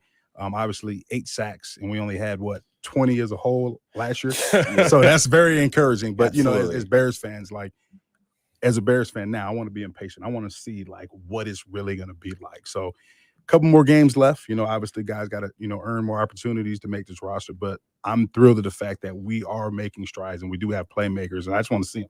And this week's going to be interesting because, of course, the Bears will go to Indianapolis to play the Colts, and they have obviously their young rook in Anthony Richardson, who is, I was talking about Lamar Jackson being, Justin Fields' athletic equal in this league. Well, we haven't seen enough of him, but Anthony Richardson could be, maybe he could be the one guy in the league who actually is more athletic than Justin. I don't want to, piss off Bears fans just yet, but the Bears will get an opportunity to take a look. And now he's a rookie, he's raw. And so we'll see the Bears defense have an opportunity to maybe take advantage of some of that. But, we'll see if they can get home to him because he has the legs that can make people miss in the same fashion that Justin Fields can make, other defenses miss. I think it's to me, right, defensively, the thing that we didn't get to see and the part that Justin Fields talked about the most is how Tremaine Edmonds is able to just impact the passing game, force guys to run, but also can go out there and catch you. And that was the one thing, right? When I see today's game, the middle was open. They were able to hit the middle as much as they wanted to, moving the ball down. And I think Tremaine Edmonds is going to make such a difference. I can't wait to see what he's actually going to bring to the defensive side of this ball. Justin said he threw a pass. I think Tremaine tips it. It ends up getting picked off. He said, I throw that pass versus any other linebacker in the NFL, and they don't touch it. Yeah. 100%. Yeah, Not to get y'all too excited, by the way, but the last time we had 8 sacks in a game per Kevin Fishbane, we went 12-4 that season in a preseason game. Okay. Last time we had 8 sacks in a preseason game. Right. If that does anything for you, I don't know. So was that that would have been the 2018 season. Last time we had 8 sacks. We didn't even have Khalil Mack yet. So maybe we're on the same path, right? No Yannick today. No DeMarcus Walker today. Yeah. I don't know. I'm going to tell you, as a man in the middle, Andrew Billings. Yes. I mean, he was taking Monster. on double teams. I mean, I'm telling you, I was watching him. I said, wow, like this guy was man in the middle. And had flashbacks to Ted Washington. Oh, man, don't run into them guys. Man, we had some guys, man. Yeah. Tractor trailer. Yeah, we had some guys, but he's one of those guys. Like he's a notable run stopper. Yeah. And he displayed it today. He ate up the guard in the center, allowed them linebackers to flow and make plays. And just imagine when you have him plugging up the middle, and like you mentioned, Tremaine Edmonds roaming the middle, making tackles. TJ Edwards roaming, making tackles. Whoever's going to win the other job, is it Sanborn? Is it Sewell? Yeah, Noah Sewell. Noah Sewell. Who's going to win that other linebacker spot? So I'm excited about Tremaine Edmonds and the opportunity that Matt Eberflus is going to the positions he's going to put him in, because I know a lot of Bears fans were upset when they traded away Roquan Smith. The reality was that Matt Eberflus has a type, right? And he wants those long, lean, athletic linebackers with those absurd wingspans that, they can tip the balls, right? Like, I think, unfortunately, what was working against Roquan, even though he's a great player, Matt Eberflus, I think, wants a guy who he could point to and say, you know what? When a quarterback thinks that he can just lob it over his head, my guy can go up there, just put his hand up, and you don't expect it. And unfortunately for Roquan, he just didn't have those athletic gifts. I think I'm excited to see what Tremaine Edmonds can be in Matt Eberflus's defense, man. Like that's why they broke the bank for him, No, yeah, 100%. And for me, defensively, this Bears team is in a good position to start, right? We had the question marks on what the pass rush was going to be. My biggest question coming into this was, how do we keep Tremaine Edmonds as Tremaine Edmonds? How do we keep TJ Edwards, TJ Edwards? They're blue chip pieces, right? They're top guys, but the reality is they were those guys because of the line that stood in front of them where 100%. They came from. And as we watched in practice, I was like, I like DeMarcus Walker. I like Rasheem Green. I think that they're good guys, but I think that they're good as I'm not going to say Robin. I don't think that he's exactly a number 2, right? But maybe the Alex Brown to an Adewale Ogulie, right? Like, and we didn't have that Adewale. You're right. And now we do. You mentioned TJ Edwards. Yeah, he's coming from the defense where the Eagles had the best front line in football last year, right? Like the rotation they had, like it was ridiculous. And so, there's probably going to be a few more blockers in front of Edmonds and Edwards that they're going to have to shed. It's just not going to be the same as the places they were at last year. But never, Zach Pickens, he's making plays today. So, just because they're unknowns right now, I do like the approach that Ryan Poles has. He loves the guys with the impact spark scores. And, you look at like the guys he's drafted the last 2 years, elite level athletes. Now they have to become good football players, but there's just a certain level of athleticism that cannot be taught. Yeah, that versatility. And he talked about the reason why they loved Tremaine Edmonds so much was the length, like him being able to have long arms and affect passing windows. And, having the athleticism, not just affect passing windows, but to, turn those tight windows in the takeaways, the interceptions, but still being able to roam and make tackles. I think every season he's been in the league, he's had over 100 tackles. So really excited to see him get out there. And like we talked about it before, along with that defensive line, I want to see this defense as a whole. Are you boys concerned at all that even with today's game, what we saw, the pressure, the sacks and all of that, still 126 yards allowed rushing, and Yannick Ngakoue doesn't exactly have the numbers that tell you, my God, he's going to be able to come in and help with the rush. Now he's going to make an impact. I do believe that. I don't think that it's like this guy's the worst in rush defense that we've ever seen, but adding Yannick Ngakoue to that defensive line isn't exactly going to help the rush numbers. Yeah, we'll see. It's preseason. No, it is. I love that. I love that. That's my answer. It's preseason. Time will tell, but I do think, Edmonds, Edwards, and then whether it be Sewell or Sanborn, the linebackers, I think, are going to be better this year. So hopefully they will be better against the run. Jmack mentioned Billings. He's a guy who wasn't there last year. He'll be huge to help stuffing the run as long as he's healthy. So I think they just added so much more talent in the front seven that they can't help but be better than they were last year. You're right. You know what I mean? Like, it's one of those things too where you never know. But as if a there whole, was ever a negative, it was the only thing I saw where I was that's fair. But I think like they just look like a more cohesive unit that 100%. Fits together better. And I think Matt Eberflus now they've started to accumulate these guys who fit their position. Albert Breer was on with he's on with Cap and Jay Hood every Tuesday. He talked about, and he goes around the league, obviously visits everyone. He talked about walking in and just the noticeable difference of athletes on this team. Yes. And he was like, I was here last year. I could see it was kind of moving in a certain direction, but this year I stepped onto the field and he's been to a lot of camps, and he was like, everyone I looked at, I was like, wow, that guy's physically an athlete for his position. And he said he's talked to people in the Bears front office, and they have admitted they have specific types that they're looking for at each position. And if you're unfortunately not fast enough or not big enough, they might not be looking at you in the draft and you know what? As Bears fans, we're the ones who will benefit from watching the elite level athletes hopefully fit into Matt Eberflus' system. And you talk about, they have types and traits, but one of the things that Coach Eberflus has said over and over again is we want high character guys. You bring in Mercedes Lewis, a guy that can come in, mentor Cole Kmet, who's been a mentor to Robert Tonyan. Robert Tonyan said, Mercedes Lewis taught him everything he knows about playing the tight end position. You bring in DeMarcus Walker, you bring in Tremaine Edmonds, TJ Edwards, guys who are leaders in that locker room, guys who will demand chemistry, demand cohesiveness. And that's the key to any team's success. And on the sideline today, every time there was a play made, everybody is up congratulating whoever made that play. Yeah. Last year, there wasn't a lot of plays being made, first off, but the energy and that chemistry and being proud of your fellow teammate making a play really wasn't there.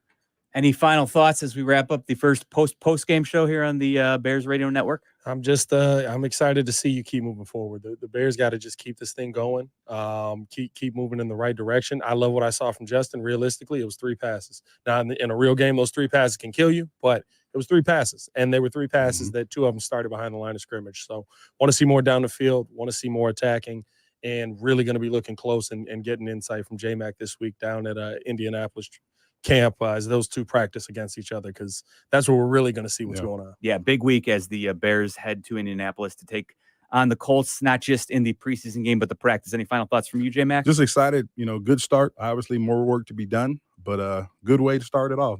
Bears win. That is Jason Mckee. Again, he's on the sidelines for every game of the Bears. Pat, the designer, you can catch him on the podcast Monday through Friday on the ESPN Chicago app with Jmack. I'm Jeff Meller. Again, that's going to do it for us on the post-game show. Thanks to Kendra Smith and Justin Pottinger as well. We'll talk to you again next. Actually, we're off next week because it's a late night game, but we're back for the 3rd game. So we will be back with the post-game show. And then every game after that for the entire regular season, we'll be with you for the post-game show, breaking down every Bears game. So this is your brand new home for the Bears Radio Network. I'm Jeff Meller, Jason Mckee, Pat the designer. Thanks for listening, folks. We'll talk to you again in a few weeks on ESPN Chicago. ESPN Chicago. Good Karma Brands is proud to be an equal opportunity employer. Our policy is to provide equal opportunity employment, development, and advancement to all current and potential teammates. If you are an organization that maintains a job